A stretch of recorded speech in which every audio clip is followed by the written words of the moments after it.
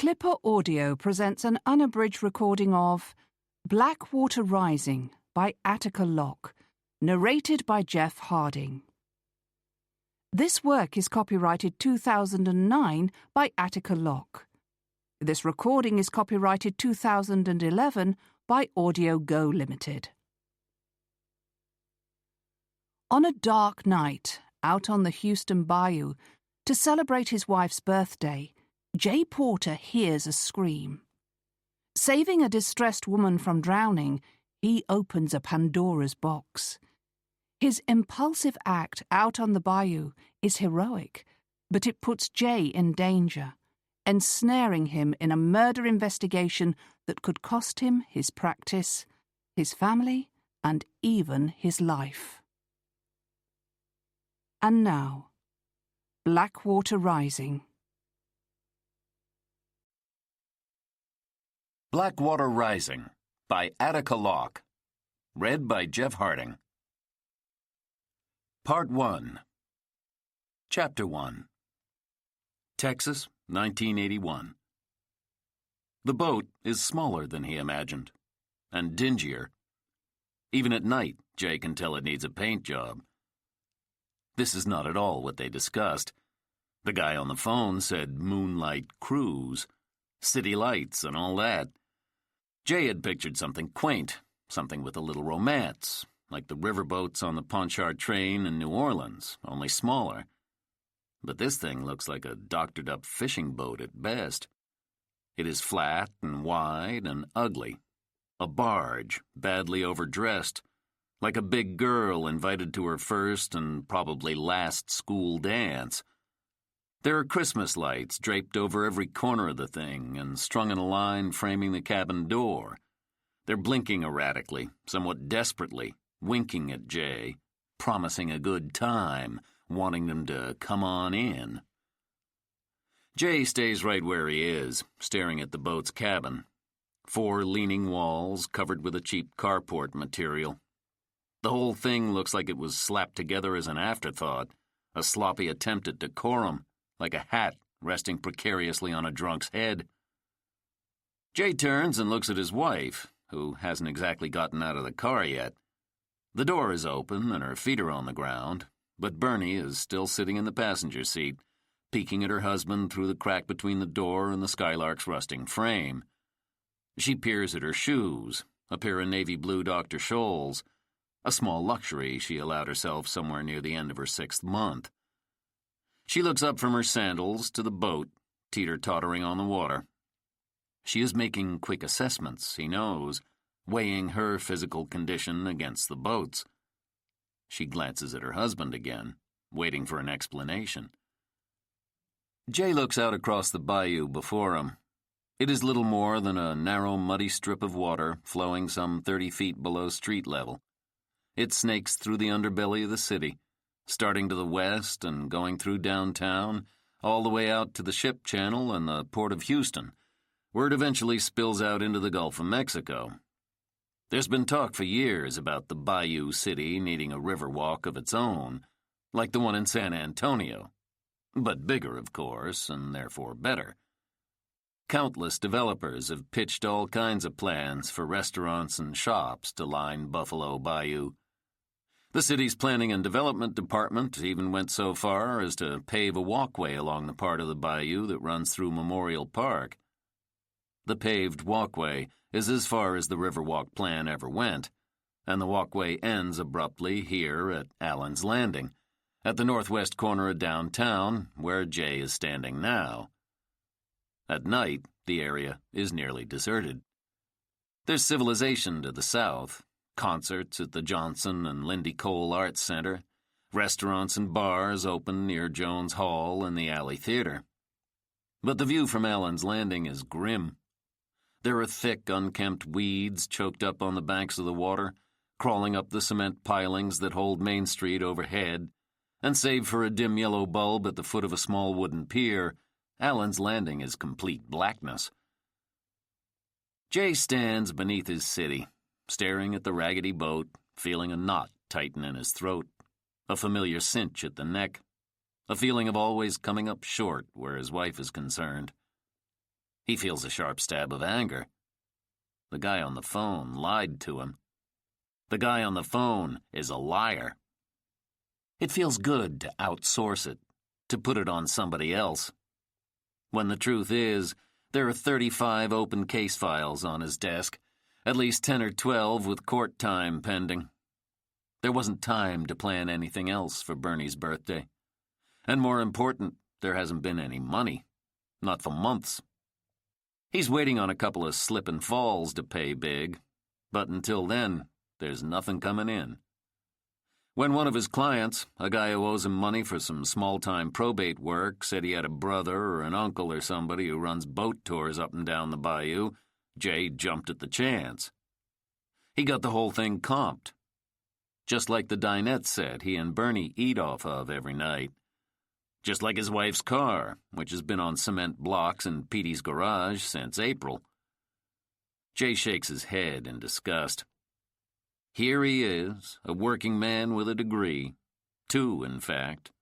And still he's taking handouts, living second-hand. He feels the anger again. And beneath it, its ugly cousin, shame. He tucks the feelings away. Anger, he knows, is a young man's game, something he long ago outgrew. There's a man standing on the boat, near the head. He's thin and nearing 70, and wearing an ill-fitting pair of Wranglers. There are tight gray curls poking out of his nylon baseball cap, the words Brotherhood of Longshoremen, Local 116, smudged with dirt and grease. He's sucking on the end of a brown cigarette. The old man nods in Jay's direction, tipping the bill of his cap. Jay reaches for his wife's hand. I am not getting on that thing. She tries to fold her arms across her chest to make the point, but her growing belly is not where it used to be, or even where it was last week. Her arms barely reach across the front of her body. Come on, he says. You got the man waiting now. I ain't thinking about that man. Jay tugs on her hand, feels her give just the tiniest bit. Come on. Bernie makes a whistling sound through her teeth, barely audible, which Jay hears and recognizes at once. It's meant to signal her thinning patience. Still, she takes his hand, scooting to the edge of her seat, letting Jay help her out of the car. Once she's up and on her feet, he reaches into the back seat, pulling out a shoebox full of cassette tapes and 8-tracks and tucking it under his arm. Bernie is watching everything, studying his every move. Jay takes her arm, leading her to the edge of the small pier. It sags and creaks beneath their weight, Bernie carrying an extra 30 pounds on her tiny frame these days. The old man in the baseball cap puts one cowboy boot on a rotted plank of wood that bridges the barge to the pier and flicks his cigarette over the side of the boat. Jay watches it fall into the water, which is black, like oil. It's impossible to tell how deep the bayou is, how far to the bottom. Jay squeezes his wife's hand, reluctant to turn her over to the old man, who was reaching a hand over the side of the boat, waiting for Bernie to take her first step. You Jimmy? Jay asks him. Nah, Jimmy ain't coming. Who are you? Jimmy's cousin. Jay nods, as if he were expecting this all along, as if being Jimmy's cousin is an acceptable credential for a boat's captain, all the identification a person would ever need. He doesn't want Bernie to see his concern. He doesn't want her to march back to the car. The old man takes Bernie's hand and gently guides her onto the boat's deck, leading her and Jay to the cabin door. He keeps close by Bernie's side, making sure she doesn't trip or miss a step. And Jay feels a sudden unexpected softness for Jimmy's cousin. He nods at the old man's cap, making small talk. You Union? He asks. The old man shoots a quick glance in Jay's direction, taking in his clean shave, the pressed clothes and dress shoes, and the smooth hands, nary a scratch on them. What you know about it? There's a lot Jay knows, more than his clothes explain. But the question, here and now, is not worth his time. He concentrates on the floor in front of him, sidestepping a dirty puddle of water pooling under an AC unit stuck in the cabin's window, thinking how easy it would be for someone to slip and fall. He follows a step or two behind his wife, watching as she pauses at the entrance to the cabin. It's black on the other side, and she waits for Jay to go in first. He takes the lead, stepping over the threshold. He can smell Evelyn's perfume, still lingering in the room. A smoky, woodsy scent like sandalwood, like the soap Bernie used to bathe with before she got pregnant and grew intolerant of it, and a host of other smells, like gasoline and scrambled eggs. The scent lets him know that Evelyn was here, that she followed his careful instructions. He feels a warm rush of relief and reaches for his wife's hand, pulling Bernie along. She doesn't like the dark, he knows. She doesn't like not being in on something. "What is this?" she whispers. Jay takes another step, feeling along the wall for the switch. When the light finally comes, Bernie lets out a gasp, clutching her chest. Inside the cabin, there are balloons instead of flowers, hot links and brisket instead of fillet, and a cooler of beer and grape Shasta instead of wine. It's not much, Jay knows, nothing fancy. But still, it has a certain charm.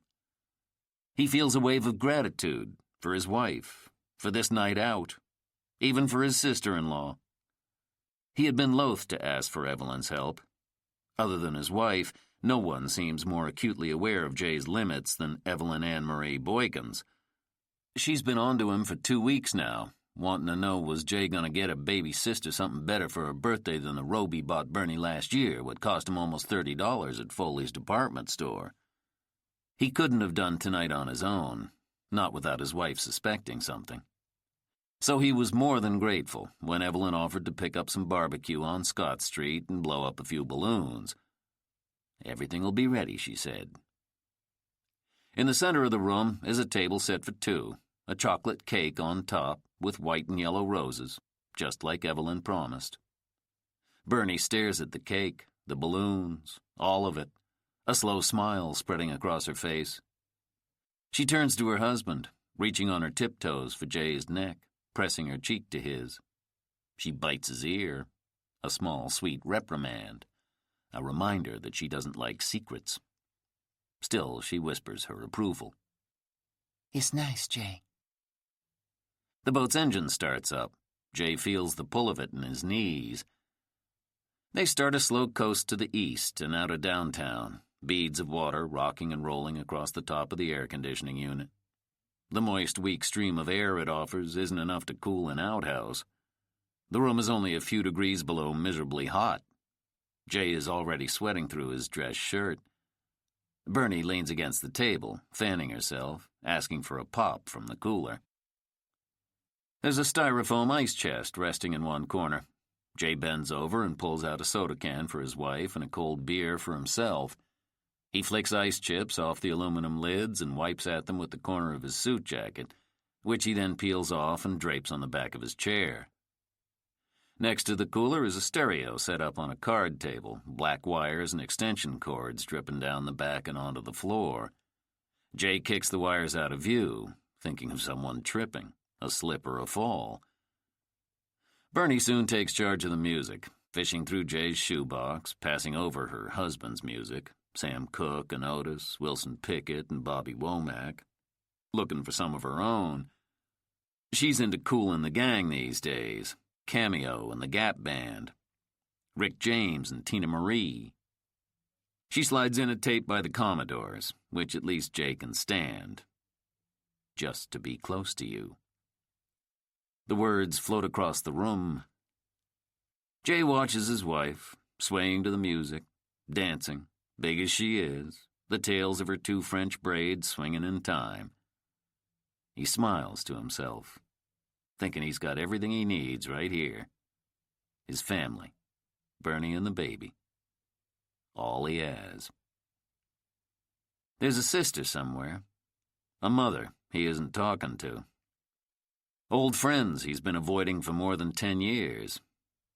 He hasn't spoken to his buddies, his comrades, cats from way, way back, since his trial. the one that nearly killed him, the one that drove him to law school in the first place. He started missing meetings after that, skipping funerals, ignoring phone calls, until eventually his friends just stopped calling. Until they got the hint. He counts himself lucky, really. A lot of his old friends are dead, or locked up, or in hiding, out of the country somewhere. They are men who cannot come home. But Jay's life was spared. By an inch. A single juror. A woman, and the only black on the panel. He remembers how she smiled his way every morning of the trial, always with a small nod. "It's okay," the smile said. I got you, son. I'm not gonna let you fall. After the trial, after he'd checked himself in and out of St. Joseph's Hospital, he learned the juror, his angel, was a widow who stayed out on Noble Street down from Bernie's church, the same church where her father, Reverend Boykins, had loaded a bus with half his congregation every morning of Jay's trial. They were women mostly, dressed in their best stockings and felt hats and cat-eye glasses with white rhinestones. They rode to the courthouse every day for 2 weeks simply because they'd heard a young man was in trouble. No questions asked. They'd claimed him as one of their own.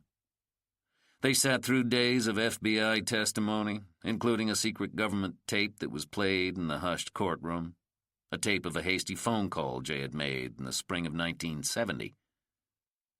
The prosecutors had him on a charge of inciting a riot and conspiracy to commit murder of an agent of the federal government. A kid like him, and a paid informant. They had Jay on tape talking to Stokely, a phone call that ran less than 3.5 minutes and sealed his fate. Jay, 19 at the time, sat at the defense table in a borrowed suit, scared out of his mind. His lawyer, appointed by the judge, was a white kid not that much older than Jay. He wouldn't listen and rarely looked at Jay.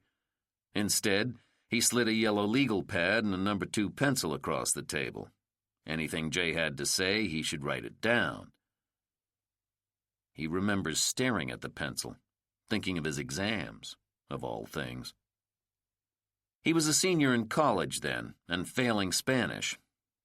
He sat at the defense table and wondered how old he would be when he got out, if they gave him 2 years or 20. He tried to imagine the whole of his life, every Christmas, every kiss, every breath, spent in prison. He tried to do the math, dividing his life in half, then fourths, then split again, over and over, until it was something small enough to fit inside a 6x8 cell at the Walls in Huntsville. Any way he looked at it, a conviction was a death sentence. He remembers looking around the courtroom every morning and not recognizing a soul. His friends all stayed away, treating his arrest and pending incarceration as something contagious.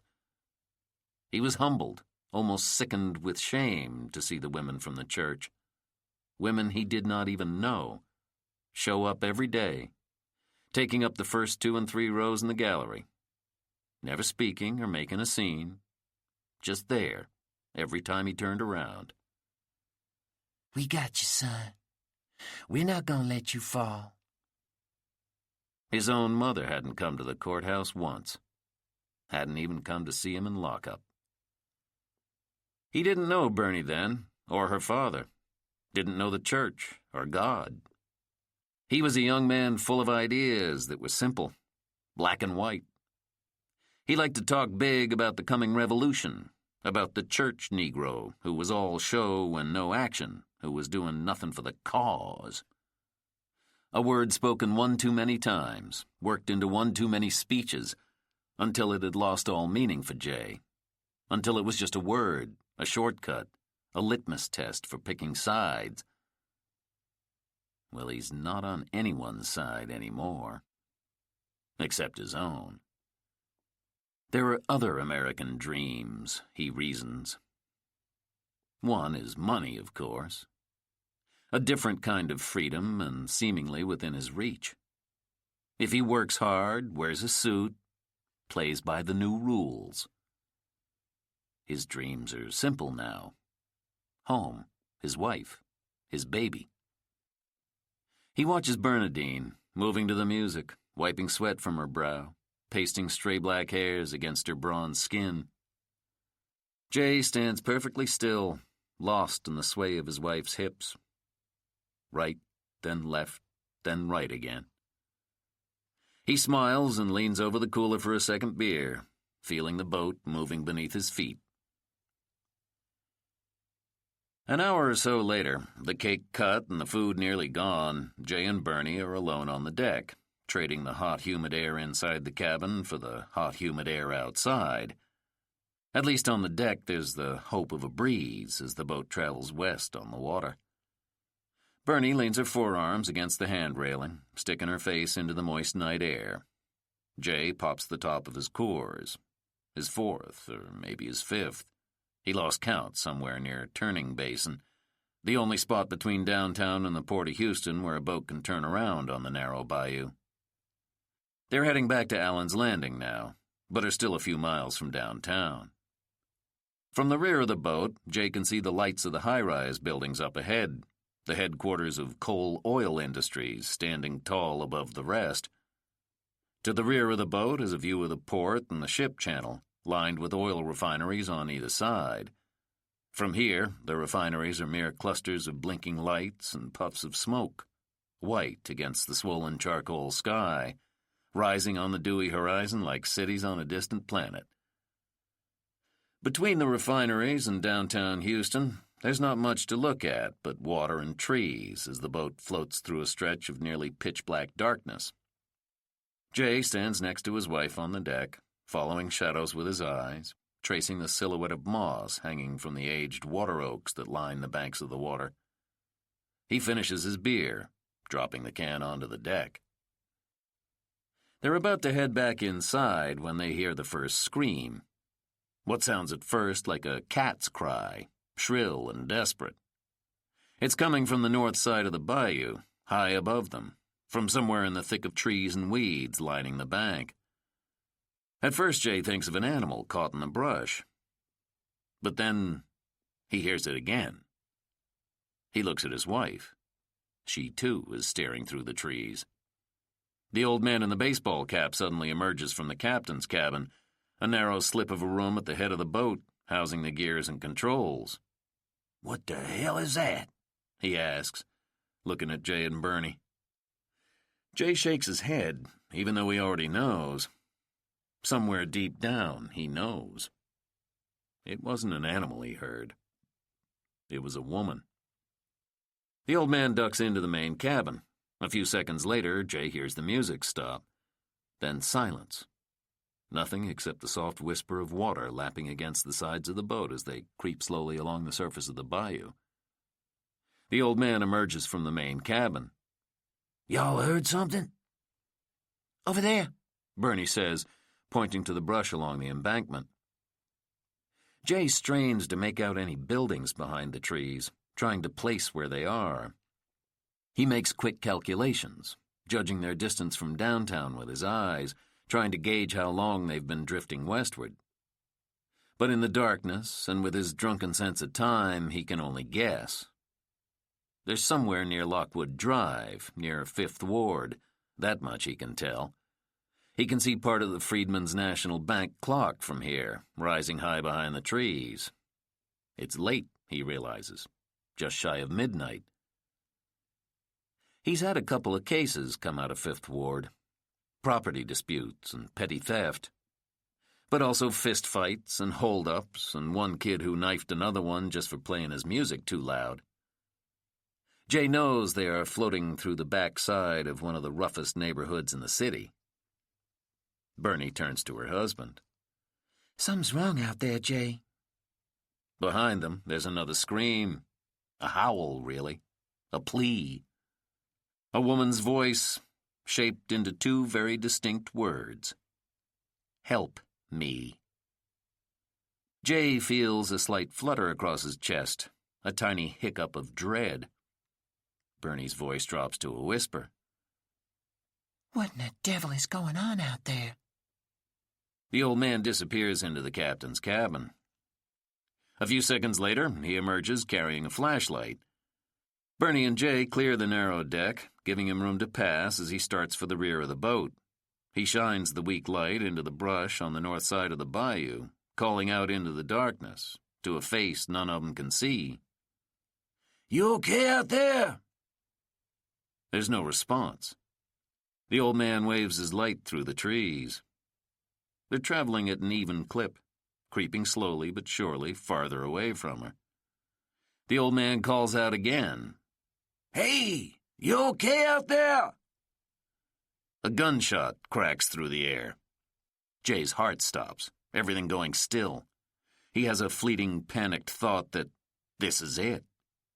He actually looks down to see if he's been hit, an old habit set off by firecrackers and bad mufflers, a holdover from his other life.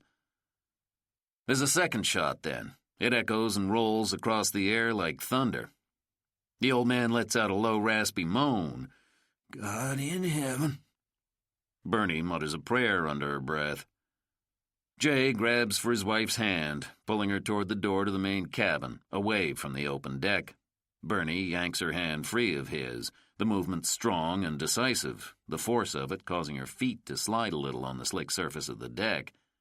She steadies herself on the railing, turning to face the old man in the baseball cap.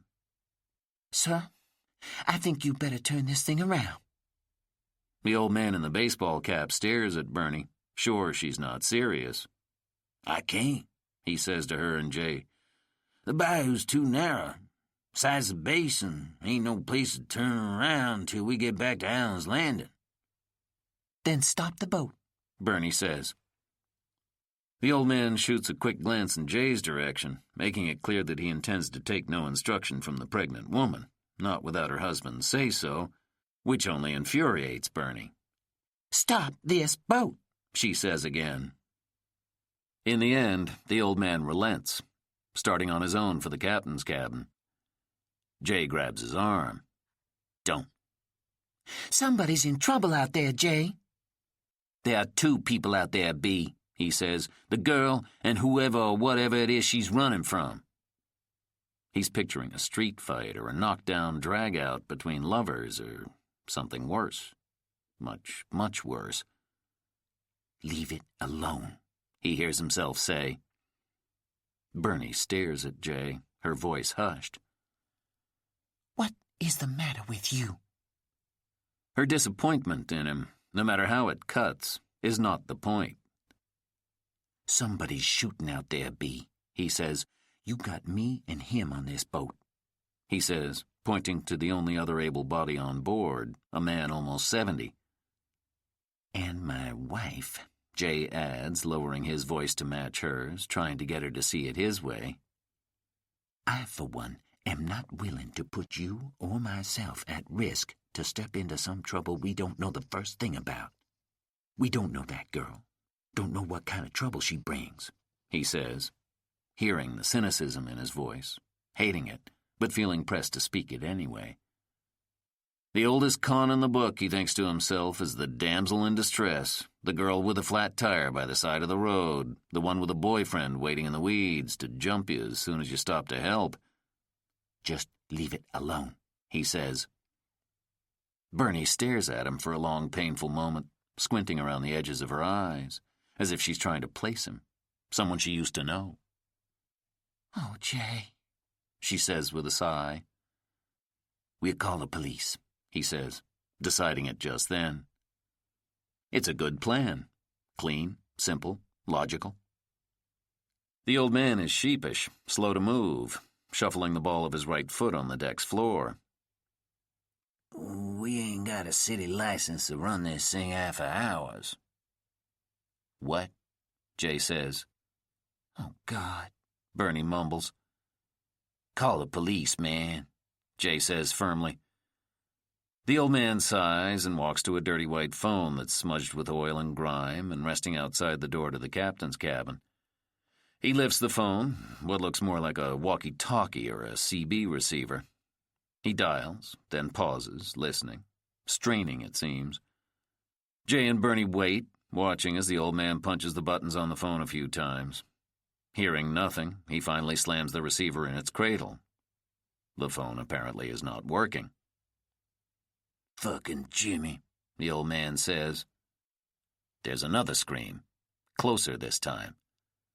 Bernie grabs the flashlight from the old man's hand, swinging the cloudy white light toward the embankment in time to see a flash of motion in the trees, a rustling in the brush. They watch as a body drops, rolling zigzag down the steep bank, bumping up against weeds and uneven soil. It rolls all the way down the embankment, then it disappears. Jay hears a quiet splash, a sucking sound, the bayou swallowing something whole. Then, nothing. For what seems like an eternity. Bernie looks at Jay. He can hear his own heartbeat, low in his throat. A moment later, a ripple breaks the still water, its waves spread like arms offering an embrace. "Somebody moving out there," the captain mumbles. There's a burp and gurgle of air. Something surfaces on the water. Jay hears splashing, then a cry, hoarse and starved for air. Bernie waits for no one's permission. She marches into the captain's cabin. The old man makes a move to stop her, then thinks better of it. Bernie can barely fit her body inside the small captain's cabin. She has to reach past her belly to touch the key sticking out of the control board, turning it to the left. The engine sputters, then falls quiet. No one on the deck moves. No one says a word. Bernie and the old man are both looking at Jay. He moves quickly, without a word being said, removing his watch, but not his wedding band, thinking to himself that this is one of those times when being a man, or rather trying to play the part to any convincing degree, trumps his better judgment. He's not exactly a big guy to begin with, and the years have softened his once wiry frame.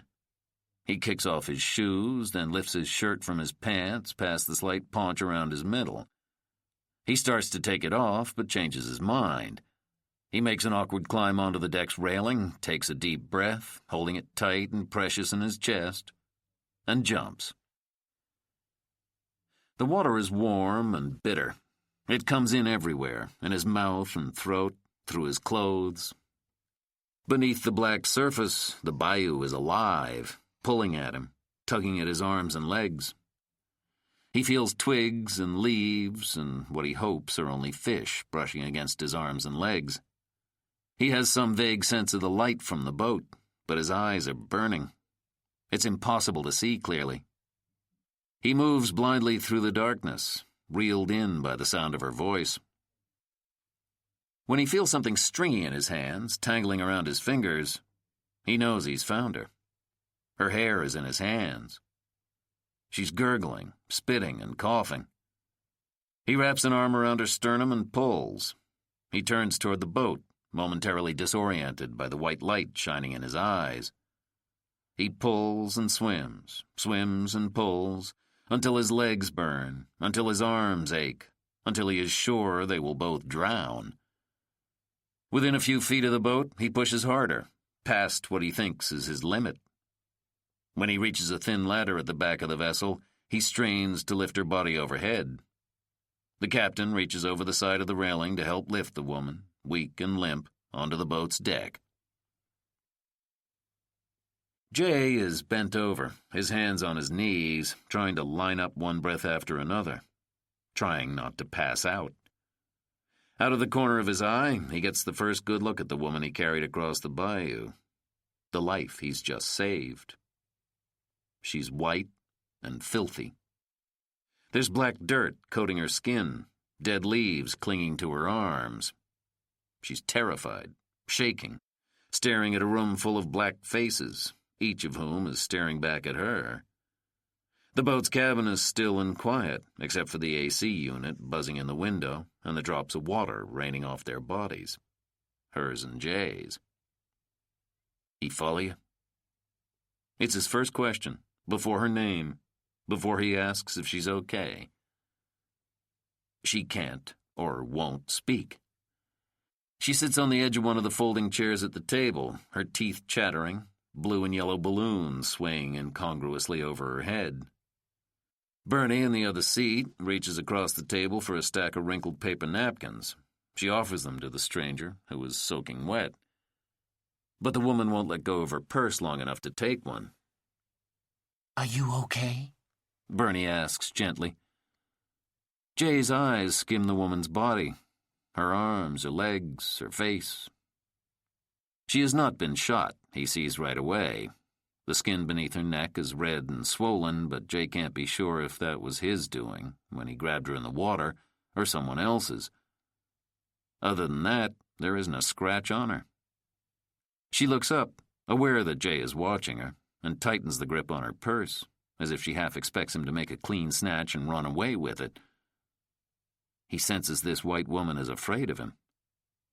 He ignores the insult, stuffing his rising anger, an emotion that will in no way serve him. Where is he? He asks. Still she doesn't speak. Where is he? Jay asks again, harder this time. I don't know, she says, opening her mouth for the first time, her voice sweet but raw, like a rusty church bell swinging on its hinge. I ran. I just ran. Jay, still thinking there's a gun somewhere close by, turns to the old man in the baseball cap. Start the boat, he orders the captain. Now! The old man slips through the cabin door, and a few moments later, Jay hears the engine start. He turns back to the woman. What happened to you? She lowers her eyes, her face taking on a hot crimson color. She is too shamed, it seems, to look him in the eye. He attack you? Jay, Bernie says softly.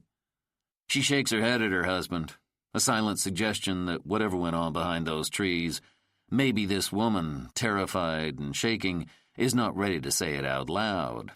In mixed company, no less. Jay nods, backing off. But he doesn't take his eyes off the stranger. She lost her shoes somewhere in the water, but Jay can tell by the cut and fabric of her dress that it isn't cheap. She's also missing an earring. Its twin is round and gold with a diamond in the center. There's a diamond on her ring finger, too. Right hand, not left. A rock 3 times bigger than the one Bernie is wearing. Her purse, the one she won't let go of, has little G's printed all over it. It's Italian, Jay knows, like the ones those rich insurance company lawyers carry into the courtroom. Eyeing the clothes and the rock, Jay asks, "Where were you?" Excuse me? The woman says, a surprising edge in her voice. "Where were you coming from?" She stares at him blankly, as if she doesn't understand the question. But Jay catches an unmistakable flash of recognition in her copper-colored eyes. He thinks she knows exactly what he's asking. What was a woman like you doing in a neighborhood like this, round about midnight, alone? She cuts her eyes away from Jay, turning to Bernie instead. Is there a washroom I can use? Bernie points to a swinging door across the room. It stops short of the floor, offering little privacy except for a small painted sign that says occupied, a smiley face drawn inside the O. Bernie offers the paper napkins again. The woman is slow to move, her body stiff like a broken doll, held together at this late hour by sheer will, as if she's afraid that any tiny motion might break her in two. And she won't let go of her purse. Bernie reaches for the handbag as if to set it on the table for the woman. But the move startles her. She lets out a small cry in protest, her eyes alight with a kind of panic. Bernie lets go of the purse instantly, and the bag tumbles from both their hands. They all watch as it falls onto the floor, landing with surprising softness. Its mouth open to the room. The purse, Jay sees, is empty. It contains nothing. Not a lipstick case or a book of matches, not even house keys or a few coins. Like her missing shoes and earring, it seems the contents of the woman's purse were lost somewhere in the bayou. Lost, or dumped, he thinks. The word occurring to him unexpectedly, lodging itself stubbornly in the back of his mind like a sharp pebble in his shoe. Bernie and the woman reach for the purse at the same time. "Don't touch it," Jay blurts. "Don't touch a thing." Just leave it alone, he thinks.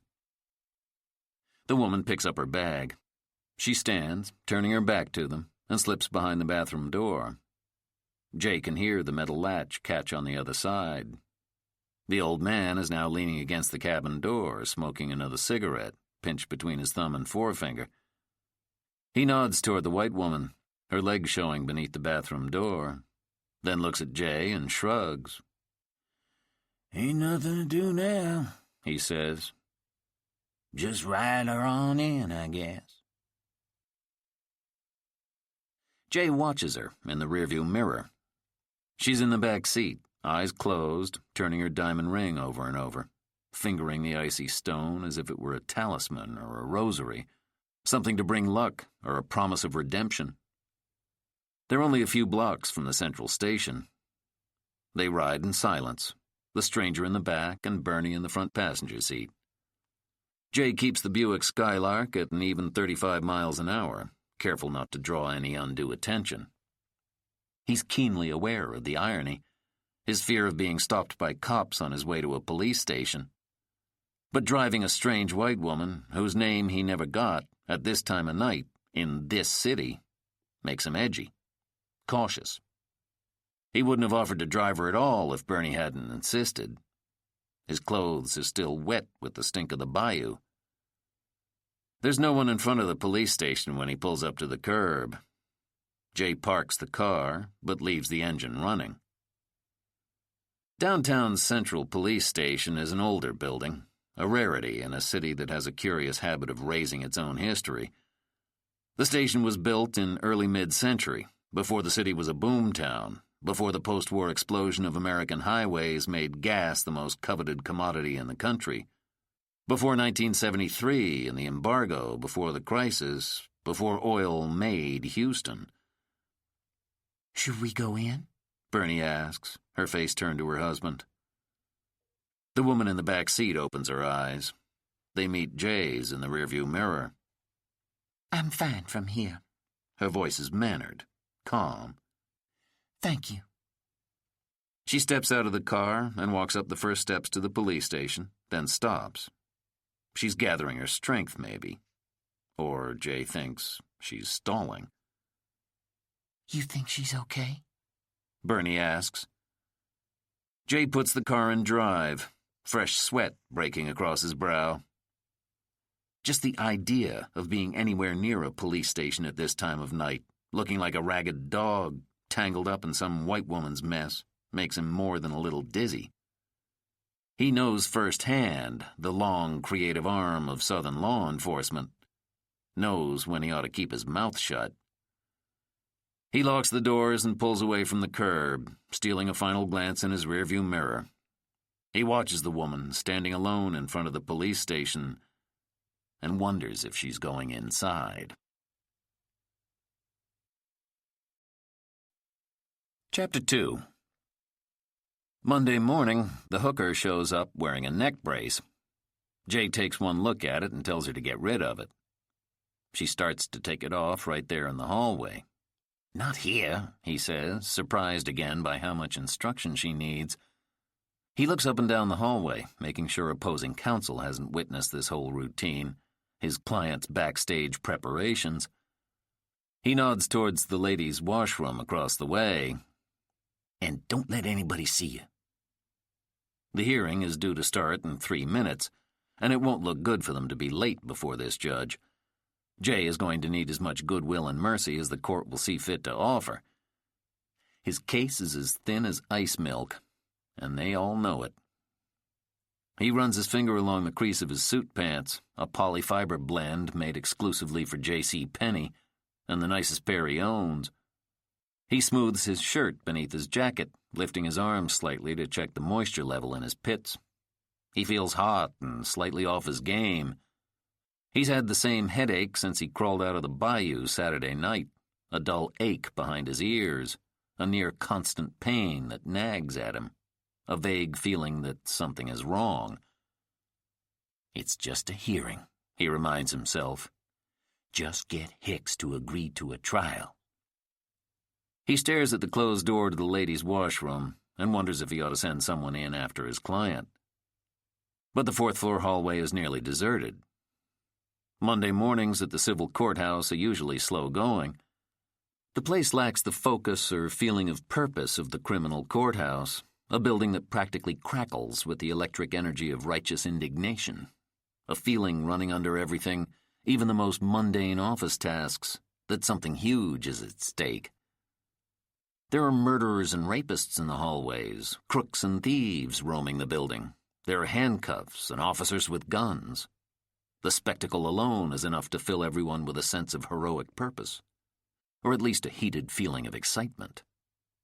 In the civil courtroom, there's only one thing at stake: money. Questions of right or wrong, who did what to whom, are stripped of their morality here and reduced to a numerical equation. What is your pain worth? What's the going rate for sorrow?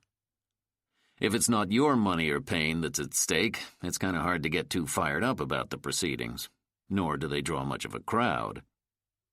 Judge Hicks's courtroom is nearly empty when Jay walks in, save for the bailiff and the court reporter and Charlie Luckman, who was sitting at the defense table in a cream-colored suit and tan gaiters, the only one in the room wearing a smile. "Where's your client?" he asked Jay. "Where's yours?"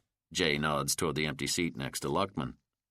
"I advise my client not to attend, lest we give these proceedings more weight than they deserve," Charlie says, twisting a gold pinky ring on his right hand just above his thick knuckle.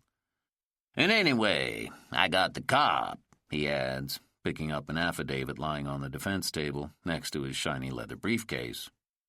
"I told Mr. Cummins not to dignify the charges with his presence. He is, after all, out doing important work for this community." Jay's papers are held together in a sagging accordion file folder. He lays them on the table in front of him. "Maybe your client should have thought about his position in the community, his wife even, before he put a hooker in his car." "What hooker, Mr. Porter?" Charlie says with a wink. The door to the judge's chambers opens. The clerk comes out first, then the judge.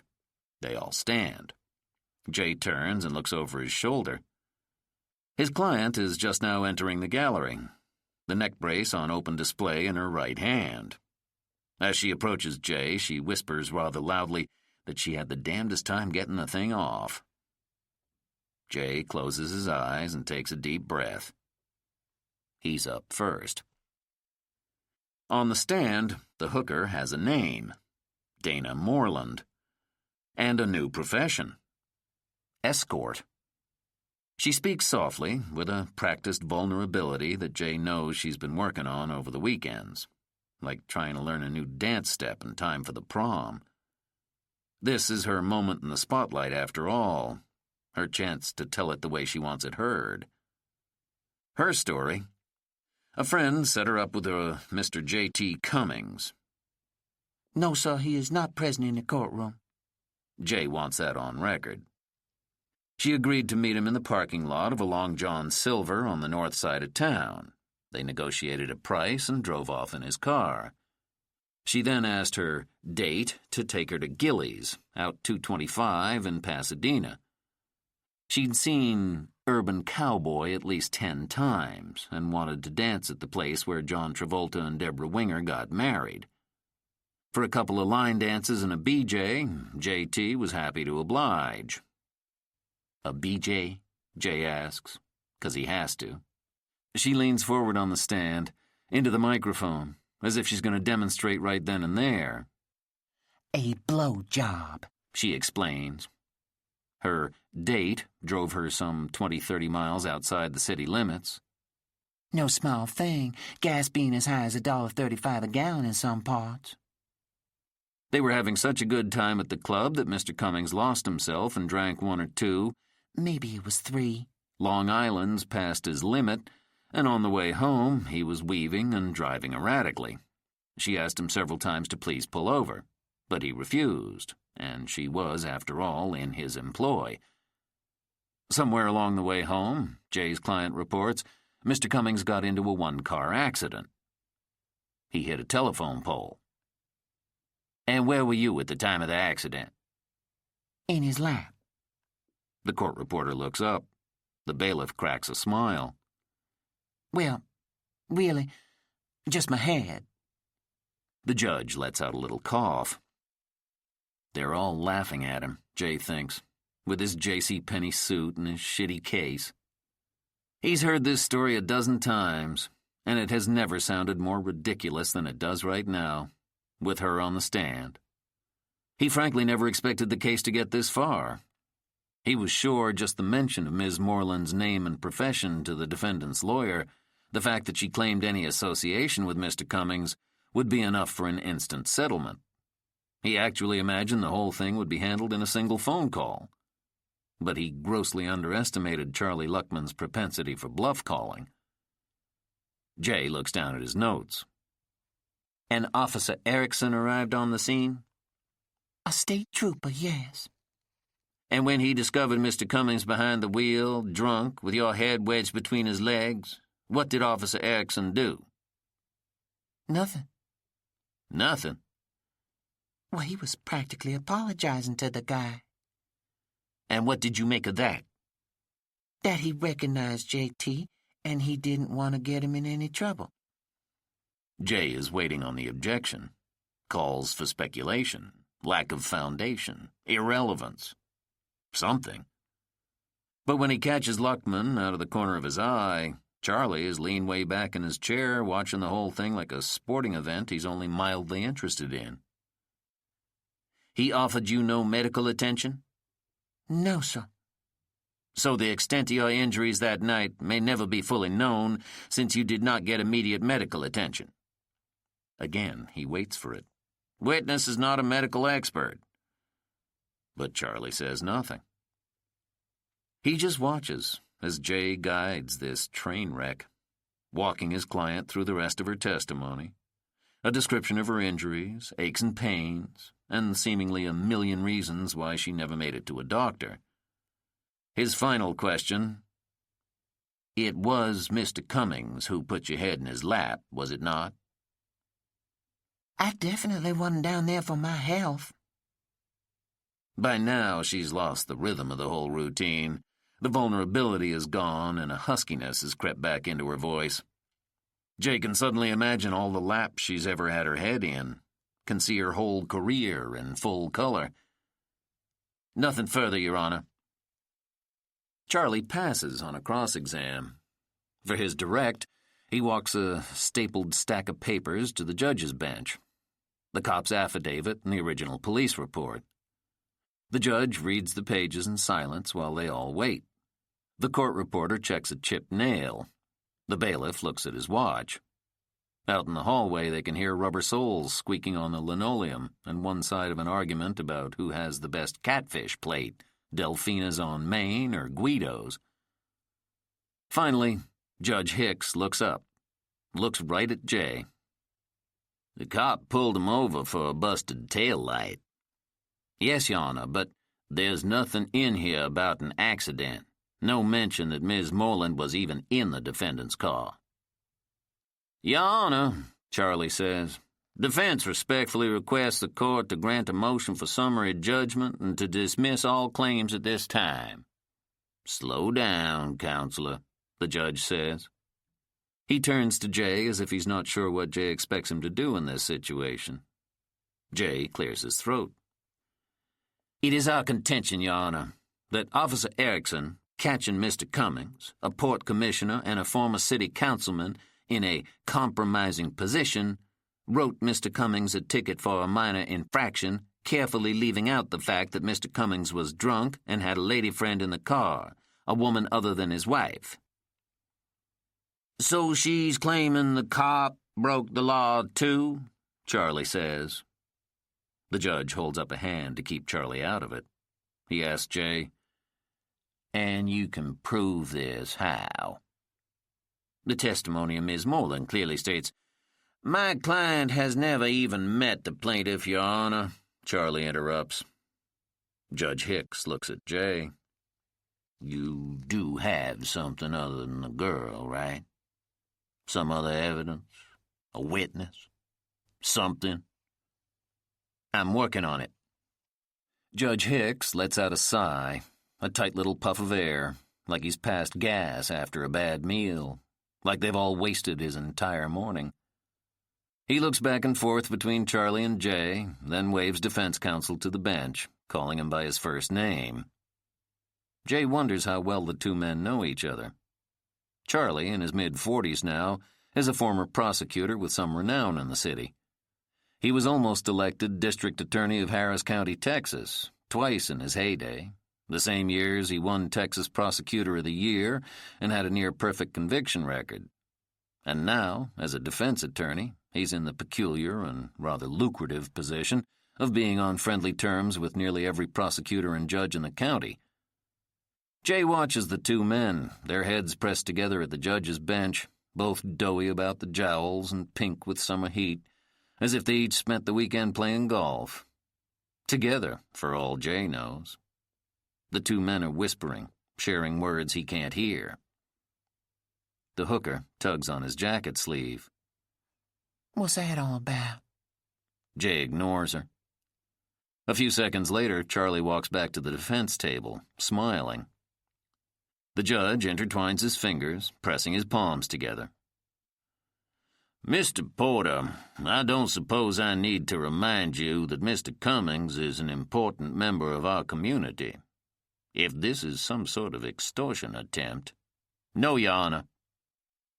And if I let this go to trial, put a man like Mr. Cummings on the stand, you better come to the table with more than you walked in here with today. Yes, sir. I'm not interested in wasting the court's time or Mr. Cummings. The judge looks down at the cop's affidavit again and the police report. He looks up at the hooker sitting next to Jay. It's her word against his. The basis of every trial I've ever come across, Your Honor. Somebody's word against somebody else's. The judge stares at Jay for what seems like an hour. Then he nods, deciding it. I'm going to let it stand. At the defense table, Charlie Luckman clears his throat rather loudly. The judge, rising from his seat, pretends not to hear him. The court reporter stretches her arms. The bailiff makes a quick phone call. The hooker asks for a ride home. Jay glances at his watch. He hasn't been to the office all day, but he agrees to the ride anyway. He doesn't need her walking and possibly picking up another notch on her rap sheet before they even get to trial. On his way out of the courtroom, he feels a hand on his back.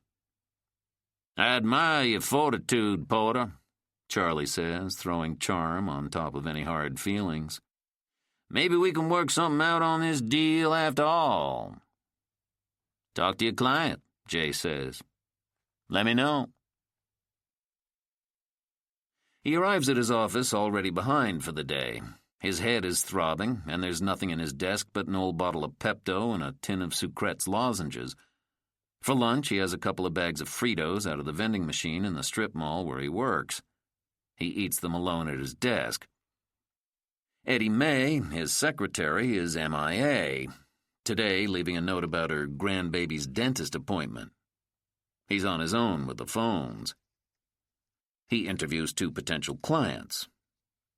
The first is a woman in her 70s who slipped on a black grape in the produce section of a Safeway mart.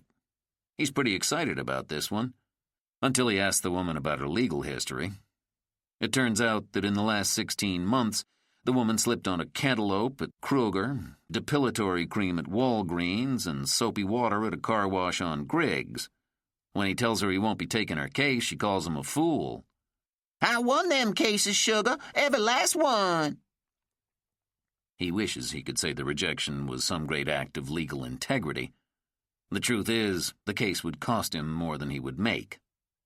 Safeway being a national corporation with deep pockets and a bevy of in-house attorneys, one for every day of the week if they want.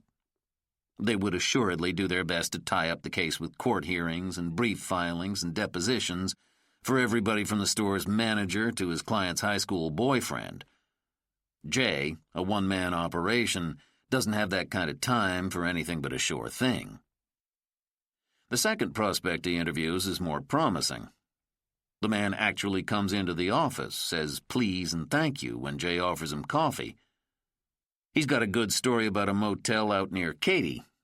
His little girl is holed up in a local hospital down that way. She got cut up pretty bad by some broken beer bottles left by the side of the motel's pool.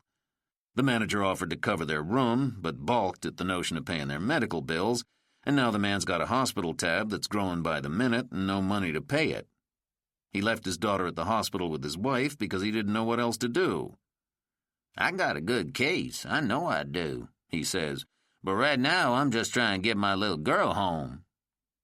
Jay sets his pen across his desk.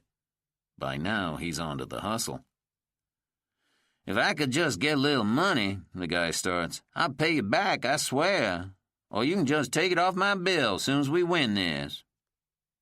Jay stands and shows him to the door. The hooker is the only bright spot on the horizon.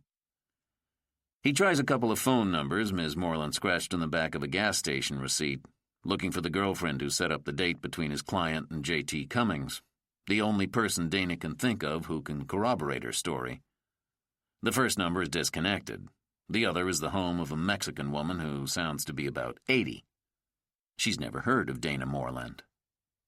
Jay leaves a note on Eddie May's desk. They've got to find the witness. He gets home late, after 8 o'clock. Bernie is already in bed, snoring. She left a plate for him on the stove. Jay takes off his tie and eats in silence at the kitchen table.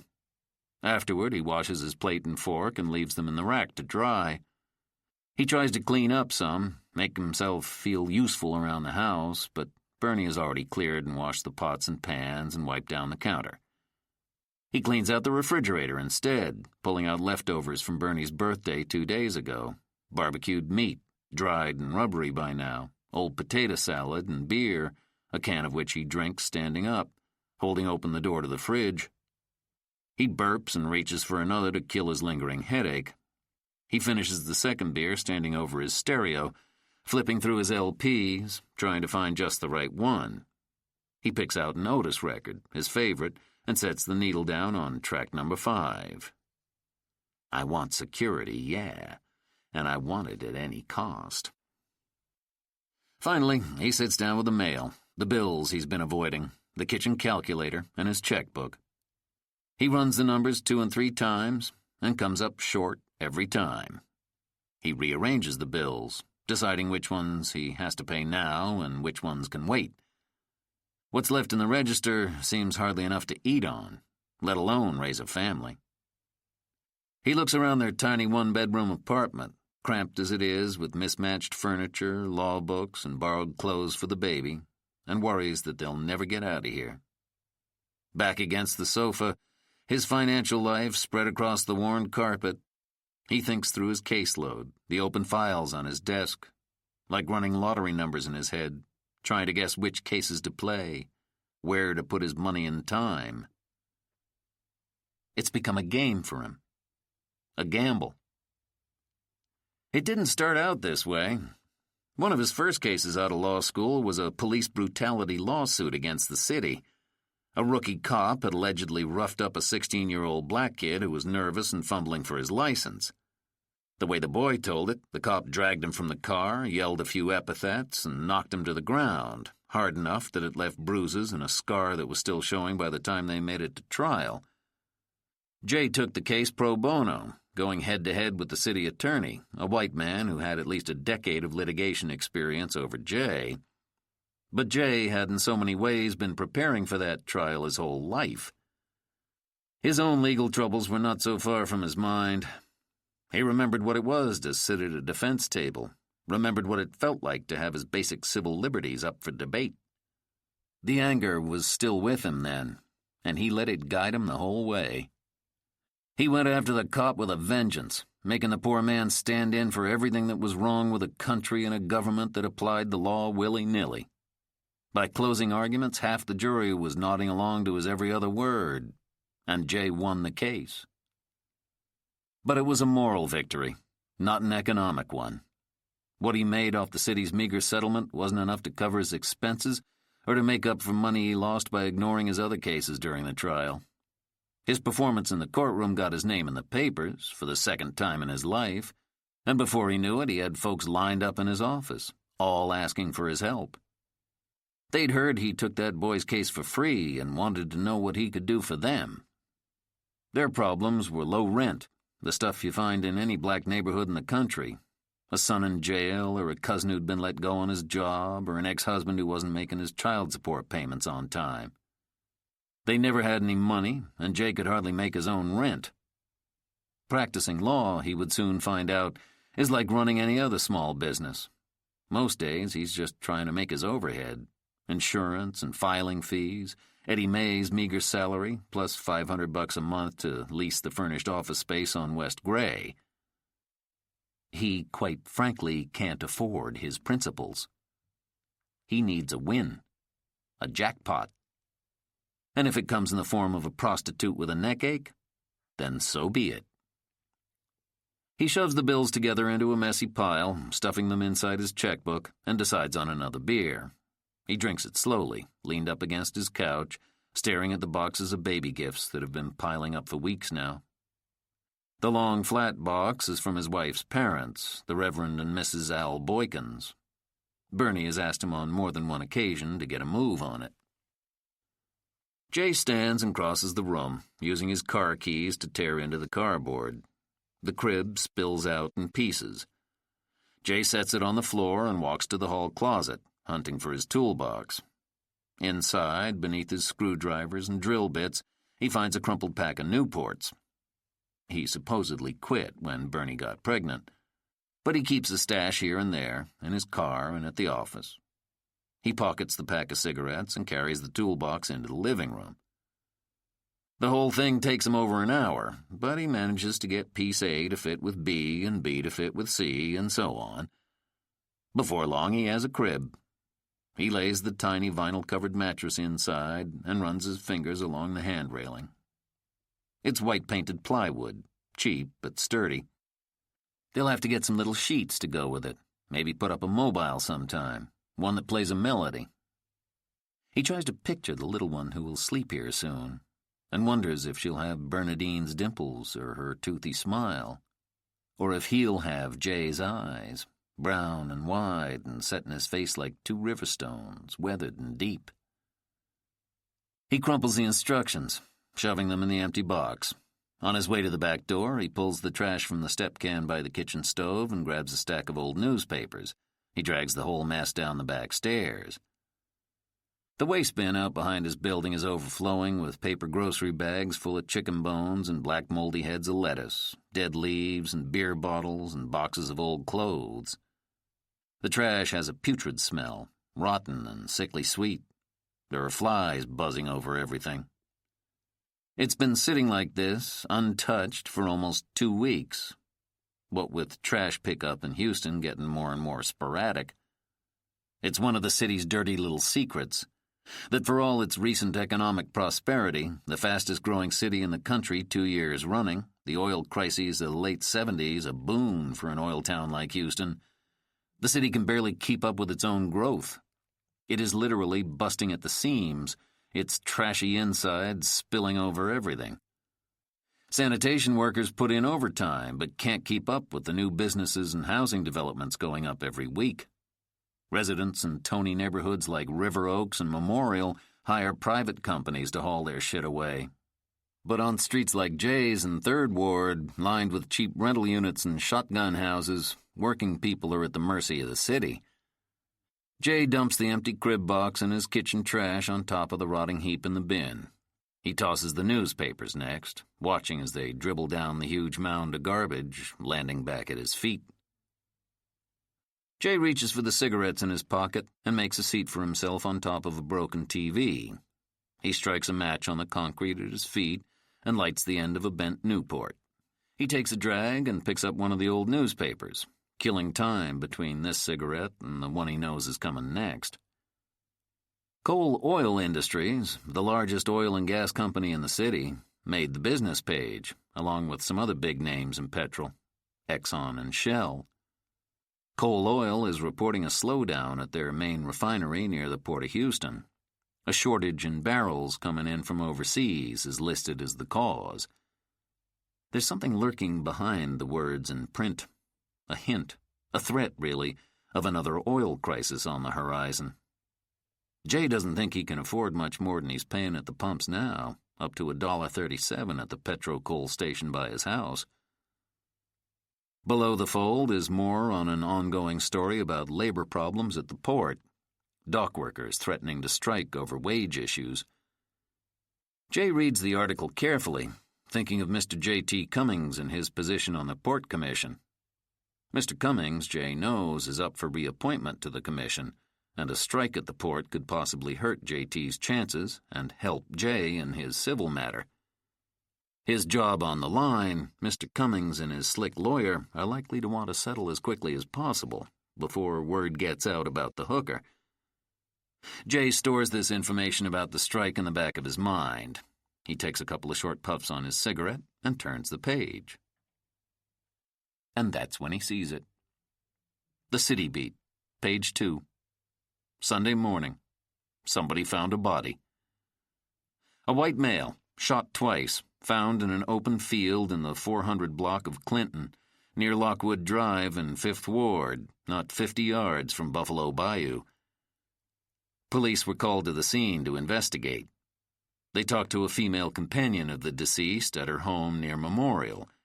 The dead man's name is not mentioned, nor is hers, only the name of the groundskeeper who found the body, a part-time worker for Quartz Industrial Incorporated, a broken concrete wholesaler whose warehouse is on Clinton.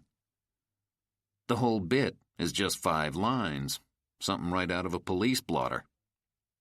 Jay, transfixed, reads it 2 more times. Buffalo Bayou, 5th Ward. White male, shot twice. His first thought is of her, the woman from the boat. He remembers the rock and roll of water beneath their feet, the screams and the gunshots, 2, one on top of the other. He remembers the taste of the bayou water, bitter and foul. They've mentioned her only once. Sunday morning, Bernie lay in bed and told him the dream she'd had the night before. They were on an island somewhere, riding around on a bus. The woman from the bayou asked the driver to stop, and when the driver said he couldn't, she opened the nearest window and jumped out.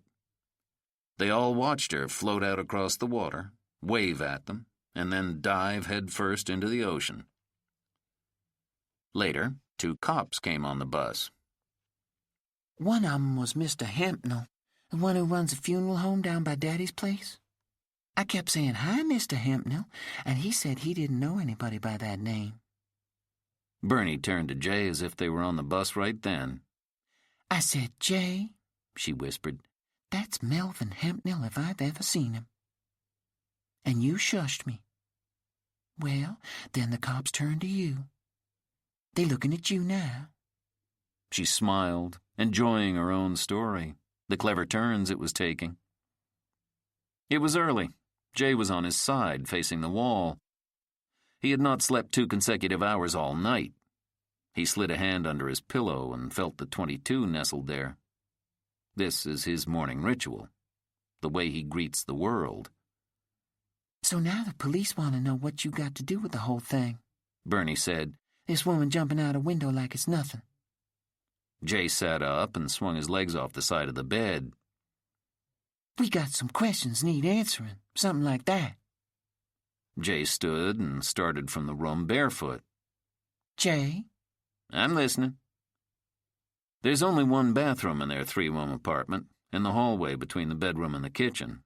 Jay left the door open. So like I said, old Hempnell is looking at you, and everybody else on the bus is staring at you too. So you get up, and this is the crazy part. You get up and go out the same window she did. Only you don't float at all. You drop like a bag of bricks.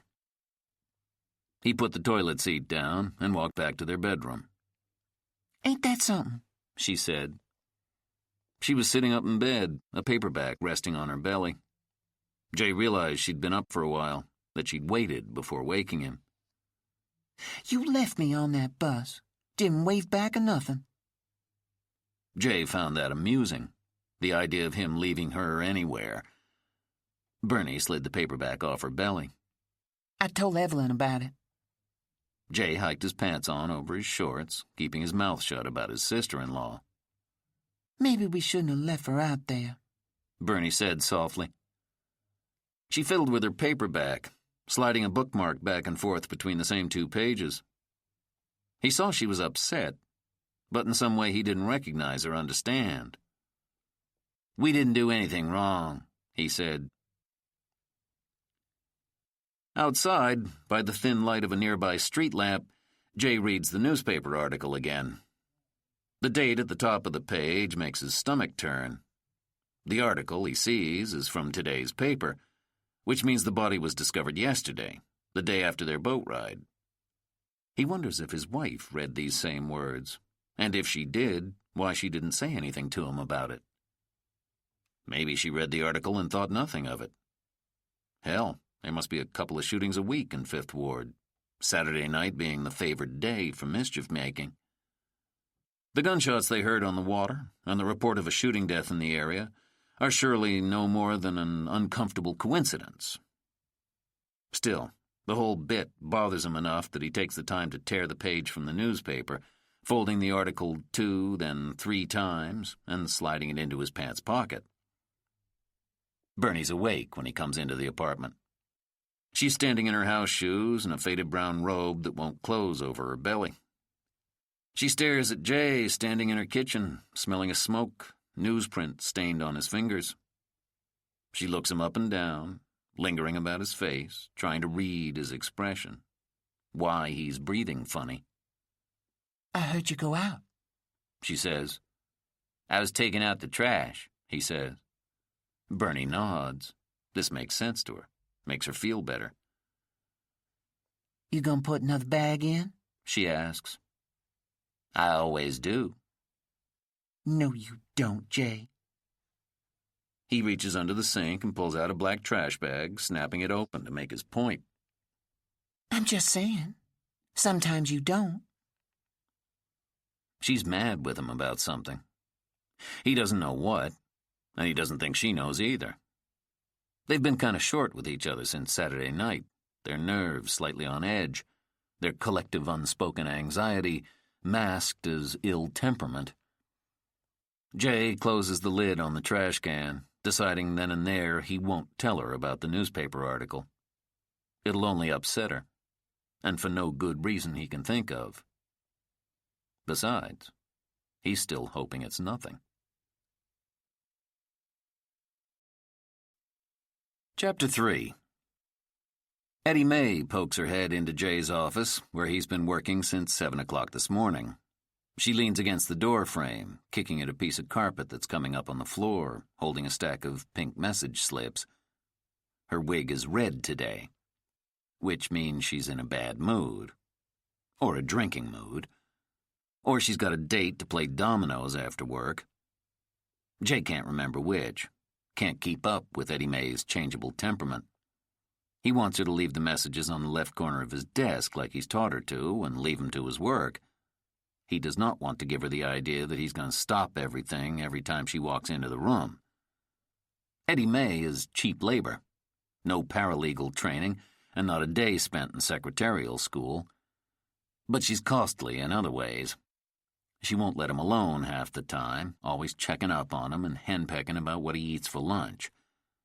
She's a black woman and a grandmother. No matter the tight polyester tops that tug against her chest, and she treats him like a son or a nephew. She seems to sense something in Jay that needs caring for. Your father's on the phone, she says. Excuse me?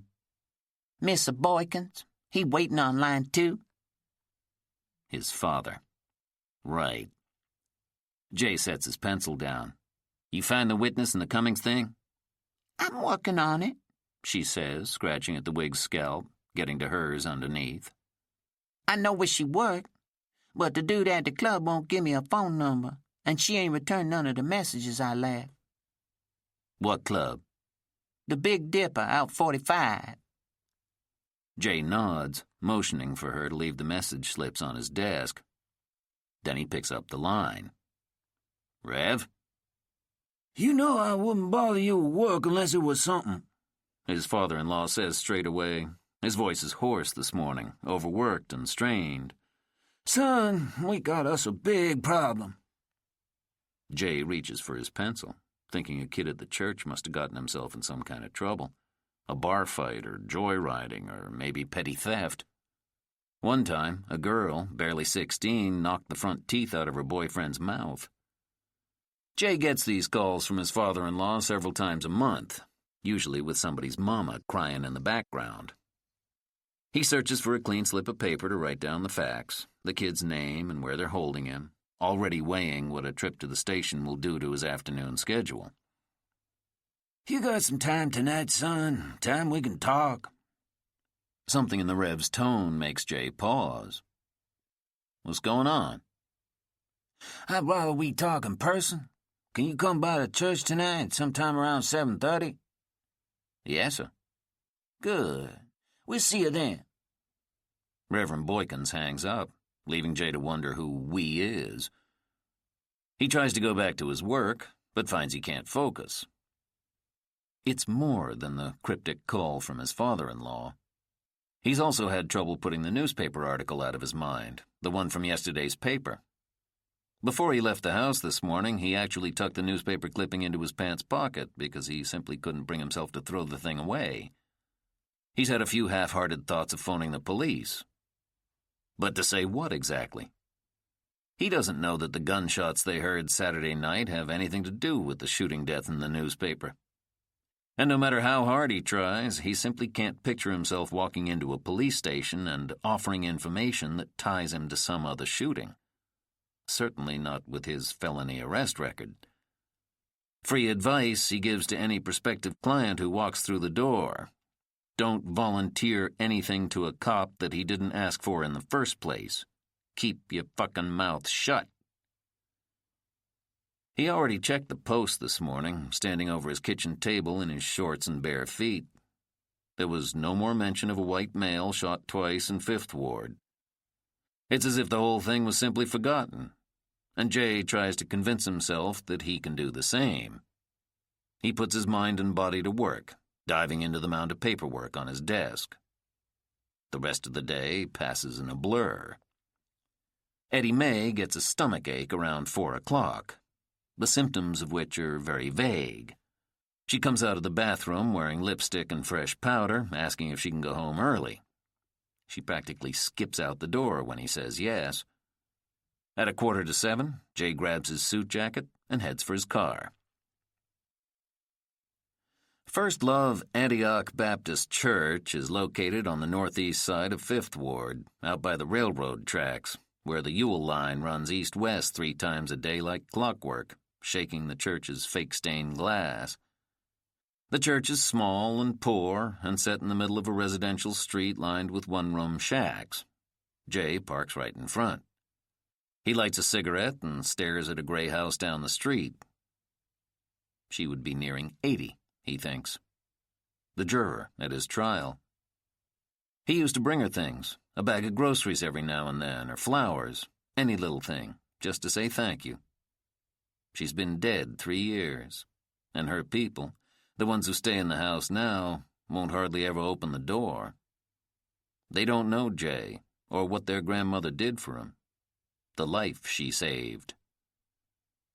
He tosses his cigarette and steps out of his Buick into the reckless path of a late-model Cadillac thumping by on the street, blasting music on the stereo, so loud the whole car shakes, rattling gold chains hanging from the rearview mirror.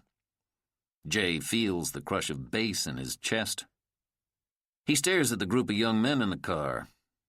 They're no more than 19 years old, brothers with do-rags mashed against their foreheads. They regard Jay with open suspicion, his pressed clothes and polished shoes. They seem to know he doesn't belong here in their neighborhood, in their time. As the car continues up the street, Jay can't help but think of where he was at 19. Marching, strategizing, planning, fighting for a hell of a lot more than gold chains hanging from a coupe de ville. He turns for the church steps, hearing the last ringing chords of Jesus Come Walk With Me on the church's aging pipe organ. Choir practice is ending, Jay thinks. Or just getting started. Inside the sanctuary, he walks down the blue-carpeted center aisle between the pews, where he walked on his wedding day. The man at the organ bench is small and thin, with a cheap, greasy jerry curl slicked against the sides of his head. He's scooping up sheet music. The woman standing next to him is packing up her hymnal. It's only then that Jay notices the men down front, filling up the first 3 rows. There's got to be more than a dozen of them.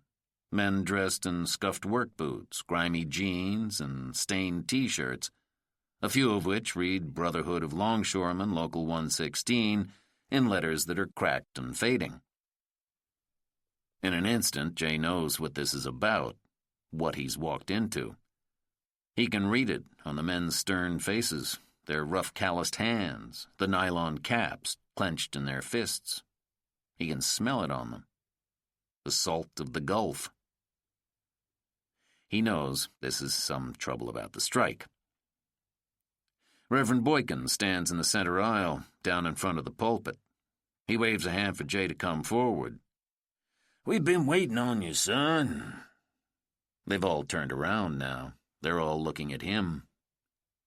In the crowd, Jay spots a familiar pair of dark brown eyes. Kwame McKelvey, who dropped Lloyd, his given name, sometime during their junior year at the University of Houston. Lloyd was a banker's name, he'd said, an establishment name.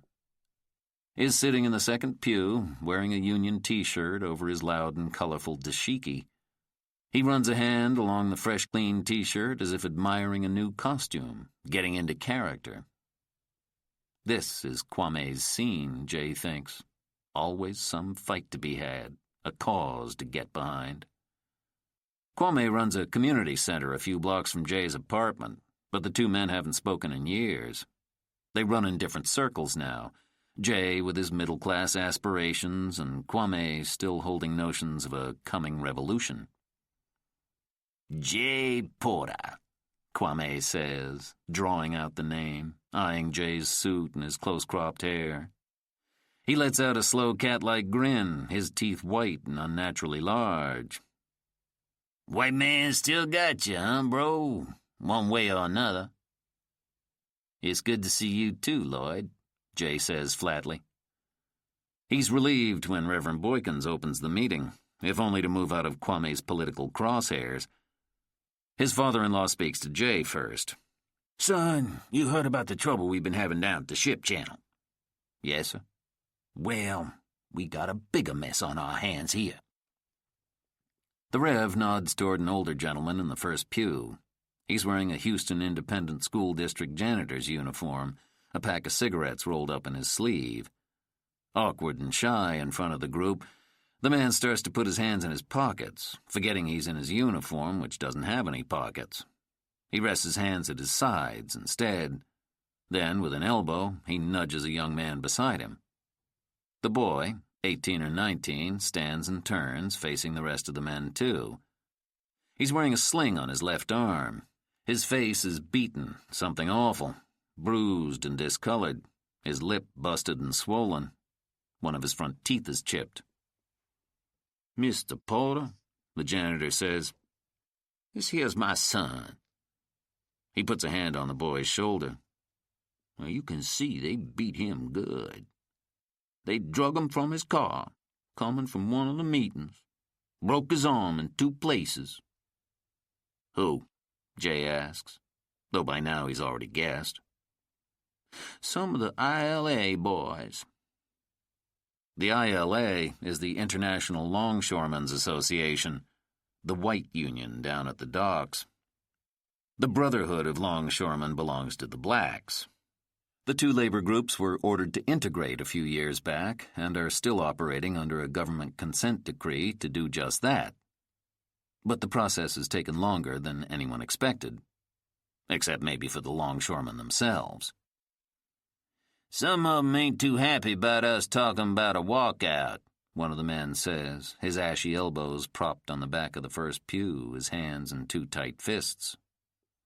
We supposed to all be brothers now, part of the same union. Government say so. If some of us strike, we all got to. ILA ain't having none of that, one of the dock workers says. From what Jay has read in the papers, talk of a strike originated in the Brotherhood's camp. The two unions technically operate under the same voting body, pay into the same pool of funds, but the black workers are routinely paid less than their white brothers, and the Brotherhood is using a new round of negotiations with the shipping companies to get more pay. They've got enough white ILA men promising to join their ranks, enough for a bona fide strike. They got some good white ones down there, one man says. But the rest of them crackers is up to no good, another man says, pulling a gnawed toothpick from his mouth. They trying to scare us out of a strike, and the police ain't doing a damn thing about it. He drove himself to the station, the janitor says. My boy looking worse than he do now. They wouldn't do nothing. Wouldn't let him fill out a report. Nothing. Even though Dan says he saw the men who did it. Police making a bigger mess out of this than it is, somebody chimes in. They're doing everything they can to make trouble for the mayor, Reverend Boykins adds. The police department has made no secret of the fact that they don't like her. We gon' strike either way, the man with the toothpick says. We're talking about walking out as early as this week, soon as we get the votes. Place wouldn't be nothing without us, an older man speaks, his chest puffed out, gray hairs peeking out of his union T-shirt. All the money they making off our backs, and we ain't seeing none of it. Folks can't put food on the table. Businesses can't sell unless we load and unload them ships. It's time they start paying us what we're worth, at least what the other boys is getting. I mean, what was all that we shall overcome stuff? Ashy Elbows says, glancing vaguely in Jay's direction. If I can't pay my rent. The men are all staring at Jay, waiting. He doesn't understand what they want from him, what exactly they think he can do about any of this. Reverend Boykin seems to read his mind. We understand you know the mayor, Jay. Kwame turns to Jay and winks. Jay feels a stream of sweat running down the center of his back. Yeah, he knows the mayor. Of course, she's been trying to forget him ever since she ran for office, paying a whole slew of consultants to bury her past. A couple of reporters tracked him down during the mayoral race, asking all kinds of questions about their days together at U of H. But Jay didn't say a thing, not one word about the fact that she joined SNCC when she was 21, then the more radical SDS a year later. He didn't say anything about the guns she kept in her dorm room, or about the marches she organized single-handedly. Cynthia Maddox was just a girl he went to college with. Maybe they'd had a class together, maybe they hadn't. Maybe they'd had a cup of coffee together one time. It wasn't for him to say. We figure, the Rev says, maybe you can talk to her. And say what exactly? We need to send a message, son. Let the city know these young men are serious about a strike. And if some of the ILA keep acting ugly, our men are going to need police protection. The mayor is going to have to get off the stick, talk to the chief, and get some uniforms down there watching these boys. You've been involved in this type of thing before, Mr. Porter, the janitor says. I've followed your other case, the one against the police department a few years back. If the city sees you representing my boy in this thing... Wait a minute. You're not talking about a lawsuit, are you? Jay asks. A lawsuit is just the thing we need, Kwame says. Blow this issue wide open in the courts. Drain the city's resources. Make them know we mean business. He stands suddenly, getting pumped by his own rhetoric. We got to take charge of this opportunity. Shut the motherfuckers down if we have to. Kwame has badly miscalculated his audience and forgotten he's in a house of the Lord. Reverend Boykin shoots him a look of disapproval. Even the sweat-stained dock workers seem turned off by the sudden outburst. They don't want a revolution. They want a bigger paycheck. "Well, now, let's hold on there, Mr. McKelvey," the Rev says. "Let Jay talk to the mayor first." "You do that for us, Mr. Porter?" the janitor asks, a hand on his son's one good shoulder. Jay looks at the boy's father, then at the Rev, the closest thing to a father he's ever had. He nods without thinking. "Yeah, I'll do it." The meeting moves on after that to talk about strategies for the strike, getting the word out to black day laborers that they are not to cross the picket line, should it come to that, and deciding whose wife or mother will make sandwiches or some chicken while they're on the line. Jay tunes out most of it. He can tell they've finished with him, but there isn't any way to leave without him seeming rude. A few minutes later, they end the meeting with an awkward prayer, the men fidgeting, uncomfortable holding hands. Jay ducks out as soon as he can, nodding once as the Rev asks, "You'll call on her, won't you, son?" Outside, Kwame stops him on the church steps, his face flushed with the heat and excitement of the meeting. "It's just like old times, partner?" Jay looks at Kwame's hand on his shoulder. "Don't touch me, Lloyd." He practically jogs to his car, hot to get out of there. There's no way out of this thing. He knows. His father-in-law made him promise. And Jay, for the most part, is a man of his word. He has no idea how he's going to get to the mayor. What's he supposed to do? Call her up after more than a decade? Just show up at City Hall? He reaches into his pocket for his cigarettes, and the newspaper clipping slides out, fluttering briefly before sinking softly in the humid air, landing at Jay's feet. He stares at the scrap of paper, the facts of a murder laid out before him in black and white. A moment later, he climbs into his car. Clutching the newspaper clipping in the palm of his hand, he kicks the engine in gear. Highway 59 to I-45 is the quickest route home, but Jay drives past the nearest on-ramp. He tells himself he's taking the long way home, but deep down he knows. He's heading for the water.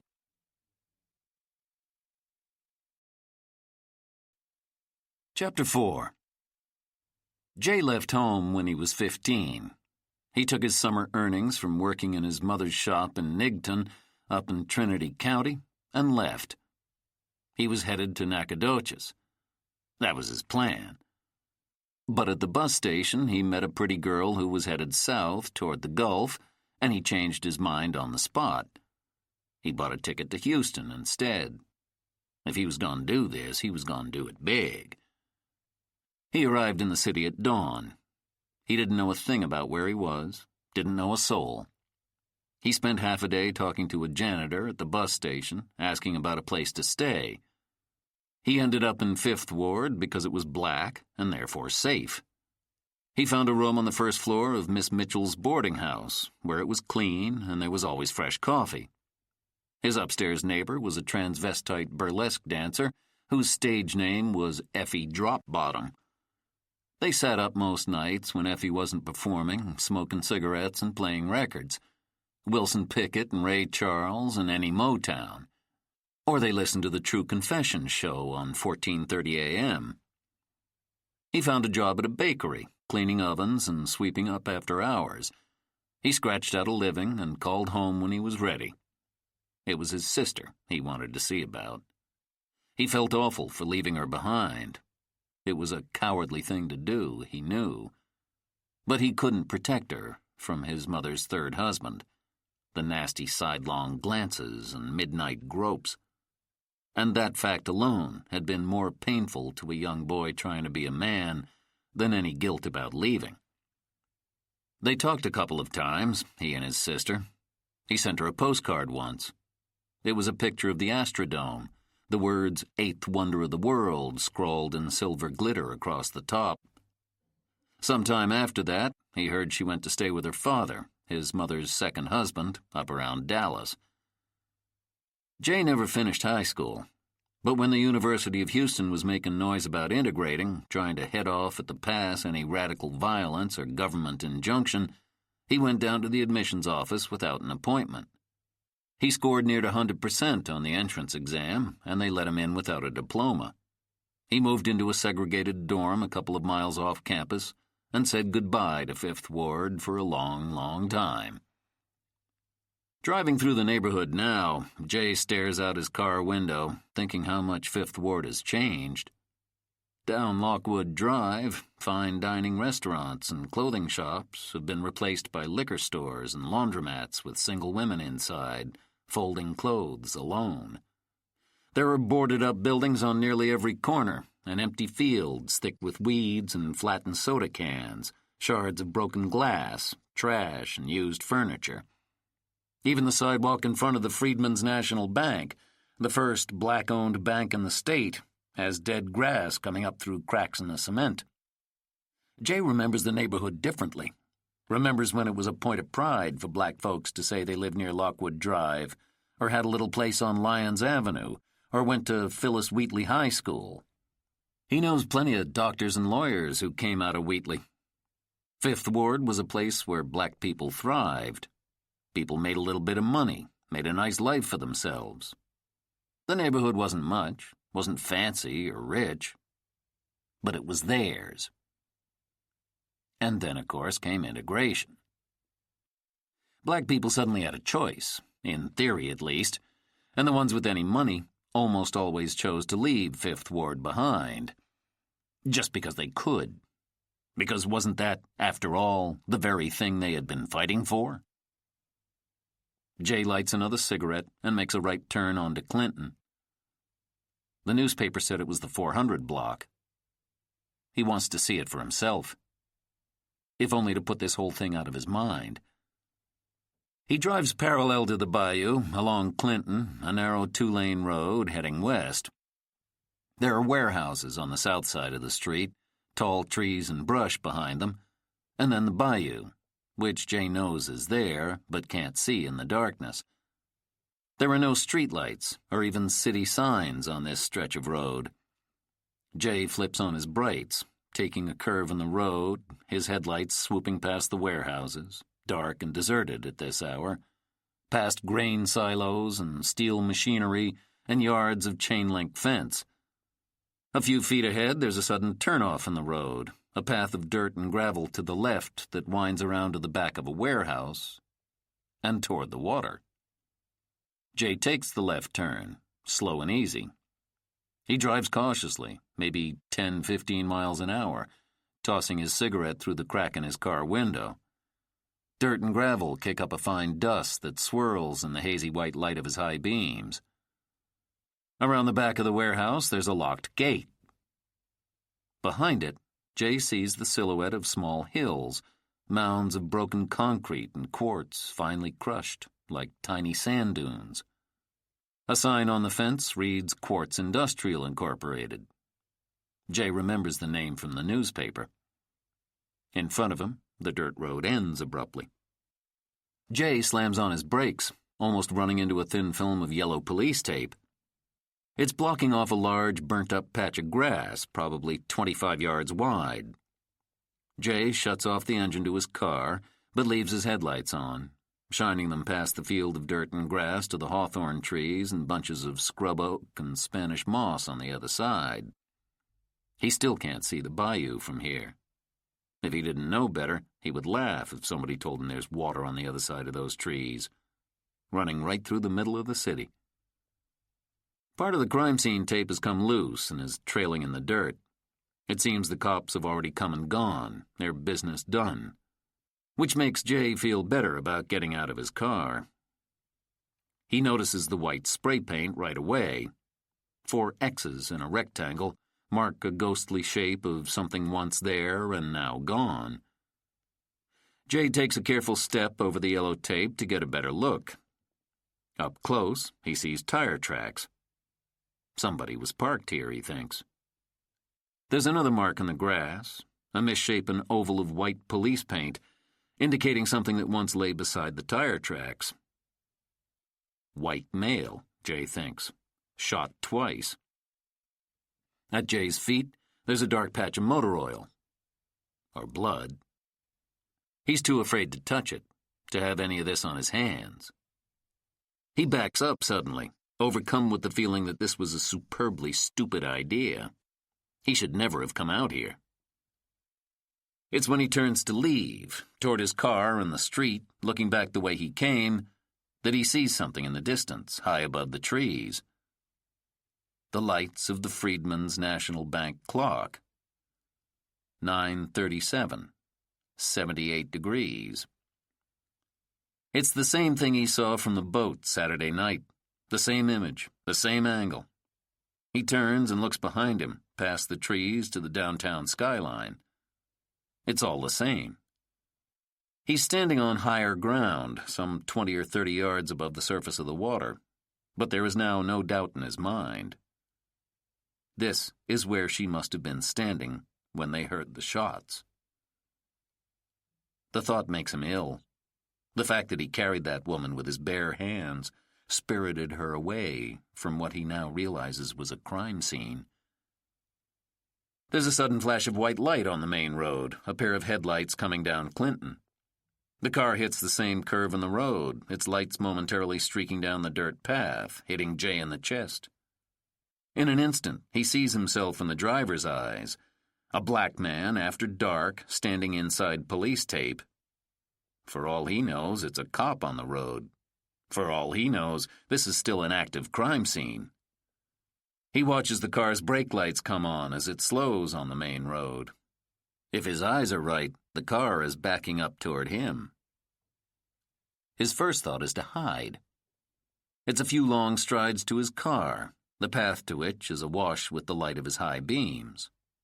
It's much easier, safer, he reasons, to step backward, out of the light and into the thick brush. He moves quickly, crouching low, pushing his body through the trees. The branches pull at his clothes, grazing his face, digging into his skin. He feels a hot sting on his cheek. Knee-deep in weeds and a fog of mosquitoes and moving by a thin stream of moonlight through the clouds, Jay tries to feel his way. His ankle turns on a piece of uneven earth and gravity seems to grab him whole. He slips feet first down the embankment. He quickly reaches for the nearest tree branch, but it breaks off in his hand, causing him to slip again on the soft earth. He manages to turn onto his stomach as he hits the ground, clawing the dirt to keep from sliding all the way to the black bottom. He can hear the bayou whispering softly, kissing the sides of the bank below him. He remembers the sound of her falling, rolling into the water. If you didn't know it was here, Jay thinks. How easy it would be to make a mistake, a wrong turn. He thinks of her, the screams, the gunshots, the confusion. A man dead and her out here alone. Someone passes by, and afraid, she hides. Just like he's doing now. Jay reaches for another branch, clinging tightly. He looks through the tangle of trees, checking for the car on the street. Its taillights are already fading in the distance. The car is back on its course, up Clinton Road and far away from Jay. He doesn't know if the driver saw him, doesn't know who it was or if they're coming back. But he's not waiting around to find out. He wants to get back to his car, to the main road, to the freeway and home. Fingernails digging in the dirt, Jay drags himself through the choke of weeds, moving an inch at a time. He hears something above him, some movement in the brush. For a tense moment, he fears a run-in with a bayou rat or a raccoon. Then he hears footsteps crunching dead leaves and twigs, and knows he's not out here alone. "I help you with something?" It's a man's voice, no doubt about that. Jay has no idea where he came from or how long he's been watching. Caught, Jay crawls through the brush, slowly, pulling himself out of the grass like a snake. He's lost one of his shoes, and his sock, soiled up to the ankle, is coming off at the heel. He scrambles to his feet, brushing dirt off his pants and what was once a clean shirt. The man, Jay sees, is older than he is, in his 60s maybe, and smaller, more compact. He's black, in coveralls smudged with motor oil and grass stains and cut at the sleeves. He's got a cigarette tucked behind his ear. He stares at Jay, his filthy clothes and missing shoe. Jay opens his mouth to speak, faster than he can think of some reasonable explanation to come out of it. He stands in the dirt, mute and slick with sweat. "You ain't supposed to be back here, you know," the man says. Jay thinks of making a run for his car, but doesn't want to make himself look any more suspicious than he already does. The man in the coveralls rocks back on his bow legs, digging his heels in the dirt. He slides the cigarette from behind his ear and uses the head of the filter to pick something from between his two front teeth. He stares at Jay, eyeing his clothes, studying his every little move, trying to settle something in his mind. "You a reporter or something?" he asked bluntly. Jay is on the verge of correcting him, but stops when he catches the fleeting glint in the man's eyes, the flash of perverse excitement. For the first time, Jay notices a wheelbarrow parked by the chain-link fence, a shovel sticking out of it. He takes another look at the man's coveralls, coated in grass stains. The groundskeeper, Jay remembers. The one from the paper. And, according to the news article, the one who found the body. "Can I get one of those?" Jay asks, motioning to the pack of Carltons peeking from the man's front pocket. He's stalling, of course, trying to buy himself some time, a moment to get his head around this. He wonders what the old man knows. The groundskeeper purses his lips, upset that he's being held to answer to some unspoken code between black men or smokers or both. He reaches into his coveralls and taps out a crumpled cigarette for Jay, tossing him a book of matches. In the man's side pocket, Jay spots the top of a liquor bottle. The man catches Jay staring at his stained coveralls and fifth of Seagrams. "This ain't my regular gig, you know," he says, as if he feels he needs to explain himself. "I'm just picking up a little extra cash right now, that's all. I come by a couple of times a week to clear out the trash, beer bottles and such. I'm keeping an eye on the place nights now. You know, since the shooting." "It was you, huh?" Jay asks carefully. "The one who found him?" The man shakes his head to himself, whistling low. "Man, I ain't never seen no shit like that in my life. And I seen some shit, let me tell you." He snatches his book of matches from Jay's hand, striking one to light his own cigarette. "You can quote me on that if you want to." He actually pauses, waiting for Jay to produce a pad and a pencil to make sure he's getting all this down. So this is his big moment, Jay thinks, his little piece of fame. The man's name in the paper and everything. More than his mama ever dreamed for him, probably. Jay, playing the part, pats his pockets. "I must have left my notes in the car," he says, trying to sound casual, jaded even, a beat reporter who's seen everything. "What happened out here?" "Hell if I know," the groundskeeper says. He takes a single lusty pull on his cigarette, sucking it nearly to the filter. He stares out across the field at the police markings, the ghostly shapes in the dirt. "It was early when I got out here Sunday morning, around 8 like I always do. I come up the walk here," he says, pointing to the dirt road, "and I set my buggy over by the fence." He points to the wheelbarrow resting against the fence now. "I stopped to get a little sip, you know, just to warm me up."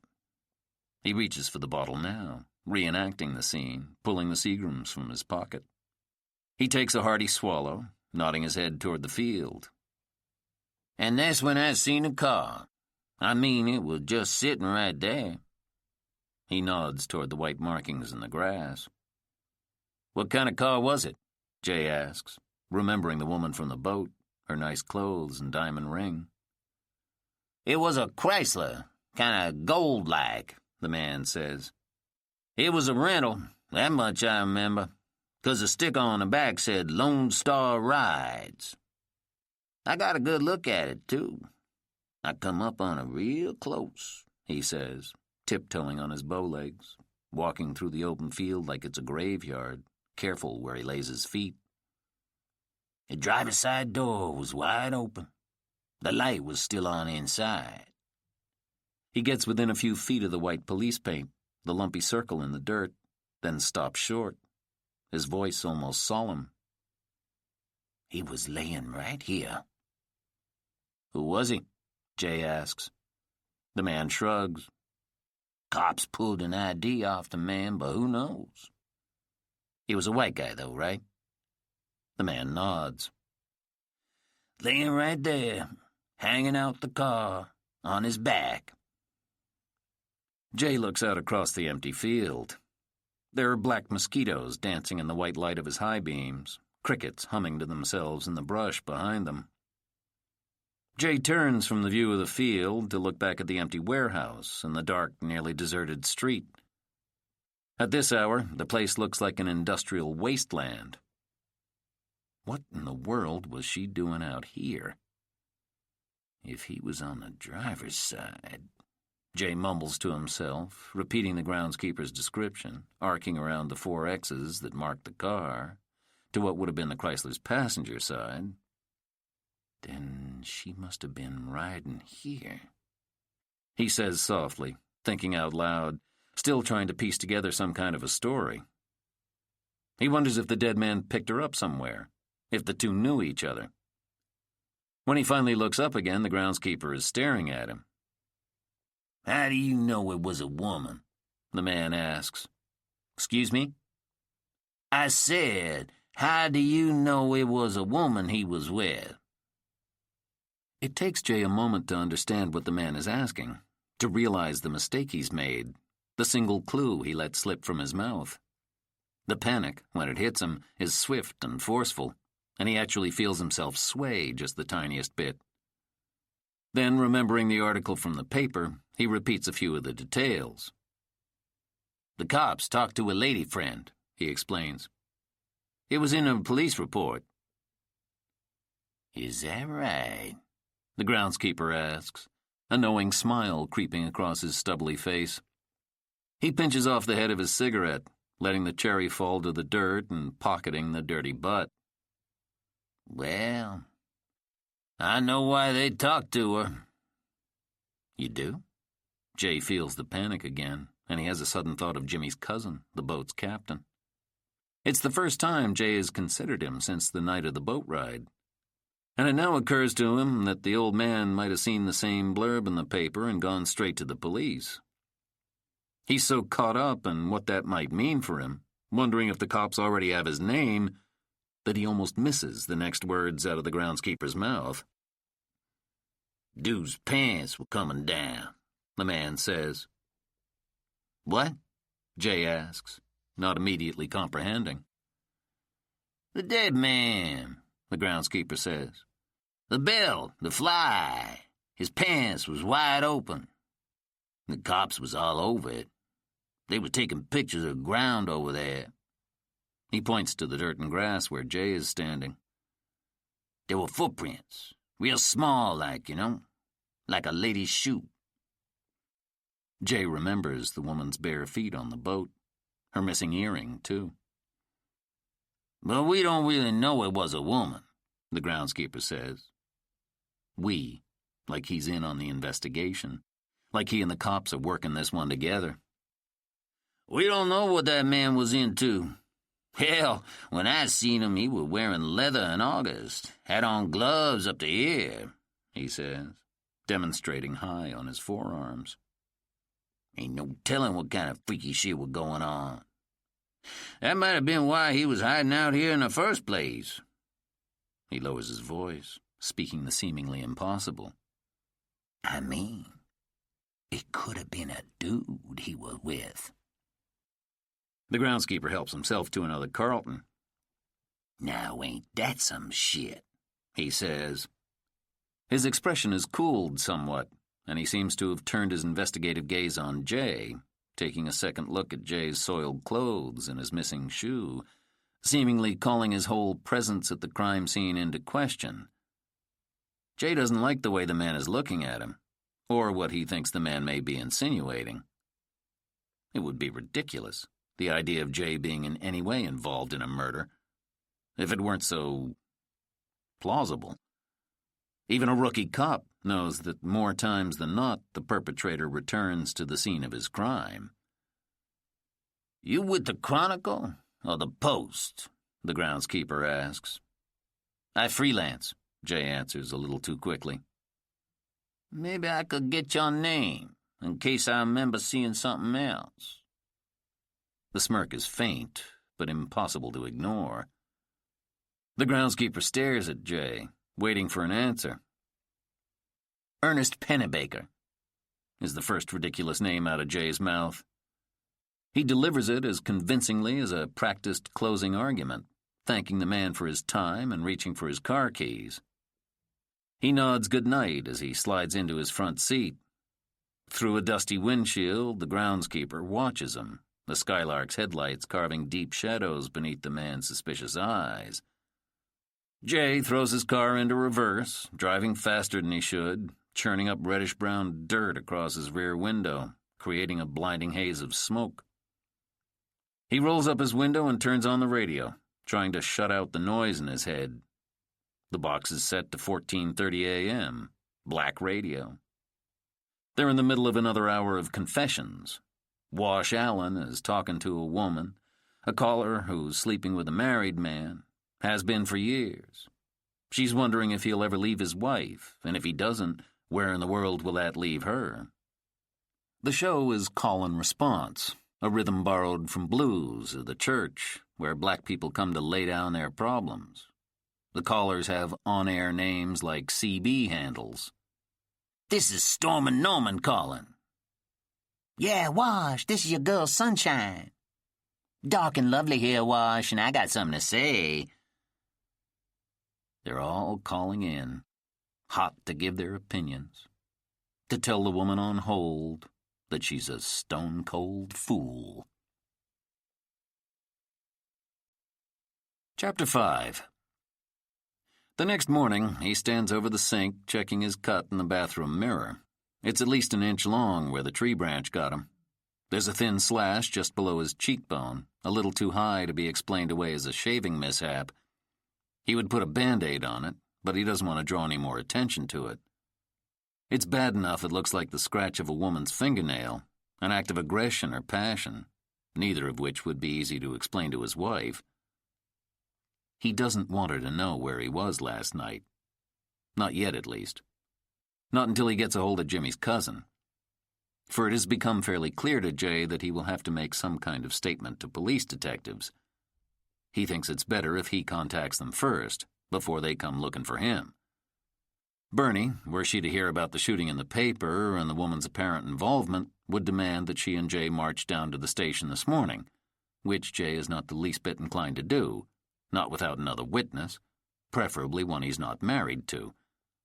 He wants someone other than his wife to testify to his fundamental innocence in this situation. Otherwise, how to explain his odd behavior? The fact that he's waited 4 days since the shooting to say a word about it? Or, more important, why he was at the crime scene last night? He feels sick when he thinks about the traces of himself he carelessly left behind, the Newport he tossed out the window as he was coming up the dirt drive, his footprints and tire tracks, and the shoe he lost in the brush. All of it just sitting out there, waiting to be discovered. He could hardly sleep last night for imagining the groundskeeper talking to homicide detectives, telling them about the stranger out after dark, sneaking around their crime scene. Jay thinks all of it can be easily explained away, but he wants to talk to Jimmy's cousin first. If the old man hasn't done so already, maybe he and Jay can make a statement together. He opens the cabinet over the sink and pulls out a tub of Vaseline. He rubs jelly into the cut on his cheek, then uses one of Bernie's compacts to cover the mark with bronze powder. He tries to make it blend in, to make himself look at least presentable, and at best credible. When he's done, he wraps a towel around his waist and picks up the .22 that's resting on top of the toilet's tank. Jay has 3 guns, a .38 in his glove compartment, a hunting rifle in the hall closet, and the nickel-plated .22 he keeps under his pillow, always within arm's reach. He's tried to break the habit of carrying it into the bathroom with him, but most days it's right by his side. Some people, when they're in the shower, imagine they hear the phone ringing. Jay imagines people breaking into his apartment with guns drawn. He lost a buddy that way.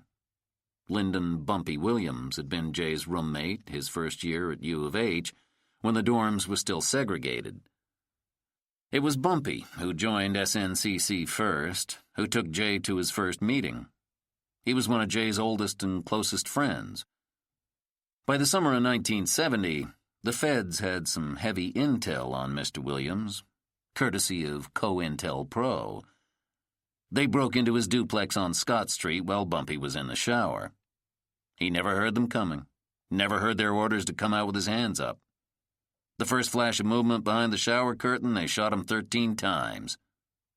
He was only 20 years old.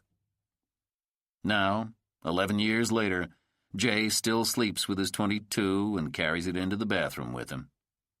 He also can't take sudden noises and won't sit with his back to the door, and several times a year he catches himself by rote unscrewing the mouthpiece of his telephone looking for bugs. Back in his bedroom, he returns the gun to its hiding place beneath his pillow and makes the bed by himself, a routine he and Bernie came up with in their first months of marriage. "I don't like guns," she'd said. "I don't want to see a gun." There's an AM radio propped on the paint-chipped windowsill. It's picking up bits and pieces of a local news show on 740. Jay dresses quickly, listening to a report about talks between the dock workers and the shipping companies. As he slips on his shoes, he remembers his pledge to call the mayor. His clothes from last night are piled on a nearby chair, where he tossed them in the dark last night. On his way out, he scoops up the dirty grass-stained clothes and rolls them into a tight ball, hiding the whole mess under his arm. When Bernie comes in from the kitchen, her robe open at her belly, she eyes the pile of laundry he's got wadded under his arm. "What are you doing?" "Going to work," he says simply, holding the soiled clothes as if they were an attaché case, a part of his usual uniform. He tries to pass her in the narrow doorway, but she does not move, blocking him with her belly, waiting for him to say a proper goodbye. When he bends down to kiss her on the cheek, Bernie screws up her nose, pulling away from him and wiping at the side of her face. She looks down at her fingertips, staring at a glob of brown jelly. "Are you wearing makeup?" "No," he says, turning away from her. "Of course not." Outside, beneath the carport, he tosses the dirty clothes into the back of his Buick, which he notices is still covered with the reddish dirt from the open field by the bayou, the location of a murder. He stops at a car wash on the way to his office. With $2 worth of quarters, he washes the Buick twice, rinsing any trace of the crime scene from his car. He uses the soiled clothes from last night to dry the soapy water. Then he pitches them into the trash. He arrives at his office late, his suit damp and wrinkled from the car wash. Eddie May has a message from Charlie Luckman saying he wants to meet for lunch. This is settlement talk for sure, Jay thinks. But the relief he feels about the possibility of a quick financial resolution to the case is tempered by the morning he's had. He knows he's being paranoid, chucking his clothes, washing his car, but he can't seem to stop himself or calm his racing nerves. He goes into his office and shuts the door, lights a cigarette at his desk, and picks up the phone. He starts with a guy named Tim. Tim was Jay's client a few months back, the one with the outstanding bill. Jimmy, Tim reminds Jay, was dating Tim's sister. Fine, Jay says. He doesn't care. He's trying to get in touch with Jimmy's cousin. It's another half hour before he's able to track down Jimmy at a bar on Calumet. There's loud music playing in the background, and it takes a while to make Jimmy understand who Jay is or why he's calling. Jimmy, who frankly sounds drunk at 9 o'clock in the morning, tells Jay he hasn't seen his cousin in days. "You got a number for him? Some way I can reach him?" "You might try his girl, please," Jimmy slurs. "He kinda in between dig right now." "You have a phone number?" Jay asks. "Well, let me see if I can find it," Jimmy says. as if he keeps a Rolodex right there on the bar top. "Here," he says a moment later. "Try this one. 789-3123. Gal's name is Stella." "Thank you," Jay says, jotting down the information. "You get a hold of him, you tell him I don't appreciate how he left my boat. He left dirty dishes on the floor. Didn't even bother to straighten up or nothing. It ain't right," he says. "You tell him I don't appreciate it one bit." "Yeah, sure." Then Jay adds, "You know if he talked to any cops recently?" "About what?" "Nothing," Jay says, thinking better of it. He hangs up the line. Stella's number is busy the first 5 times Jay tries it. When he finally gets through, the line rings some 20 times before Jay simply gives up. He thinks of calling the cops on his own, but can't bring himself to do it. He remembers his own advice. Keep your fucking mouth shut. It's a warning that lives under his skin, in his DNA. Keep your head down. Speak only when spoken to. A warning drilled into him every day of his life growing up in Nigton, Texas. Nay, Nigtown. Nay, Niggertown. Its true birth name when it sprang up 100 years ago in the piney woods of East Texas. A warning always delivered with a sharp squeeze from his mother's hand before crossing the street or going to school, and especially before going out after dark. He's not proud of his fears, but there they are, pinching at him from all sides like too tight shoes, restricting his movements, limiting his freedom. A shame, considering the real reason he marched so many years ago was to prove fear was dead, that it belonged to another time, to men like his father. Jay sits at his desk, thinking about Jerome Porter. The same image always comes to him, like a well-worn photograph in his mind, a snapshot of another time. It's an image of his mother, 18, sitting in the front seat of her daddy's pickup truck. Jay's father, 21 and strong, behind the wheel. They were newlyweds, the way Jay always heard the story. His mother, Alma, was just starting a show. They were riding on a farm road that ran behind Jay's grandmother's place, a barbecue joint and greengrocer where his parents were both working the summer after they married. Jay's father was driving his young wife home because she wasn't feeling too good on her feet. There was another truck on the road that day, riding their bumper and honking the horn, 2 white men in the cab and a loaded rifle rack in the back window. This was Trinity County, 1949, a lawless place for men like Jerome Porter. The police were white, the sheriff and the mayor, and they made it known that the countryside belonged to them. There had been a rash of poultry theft that fall and winter.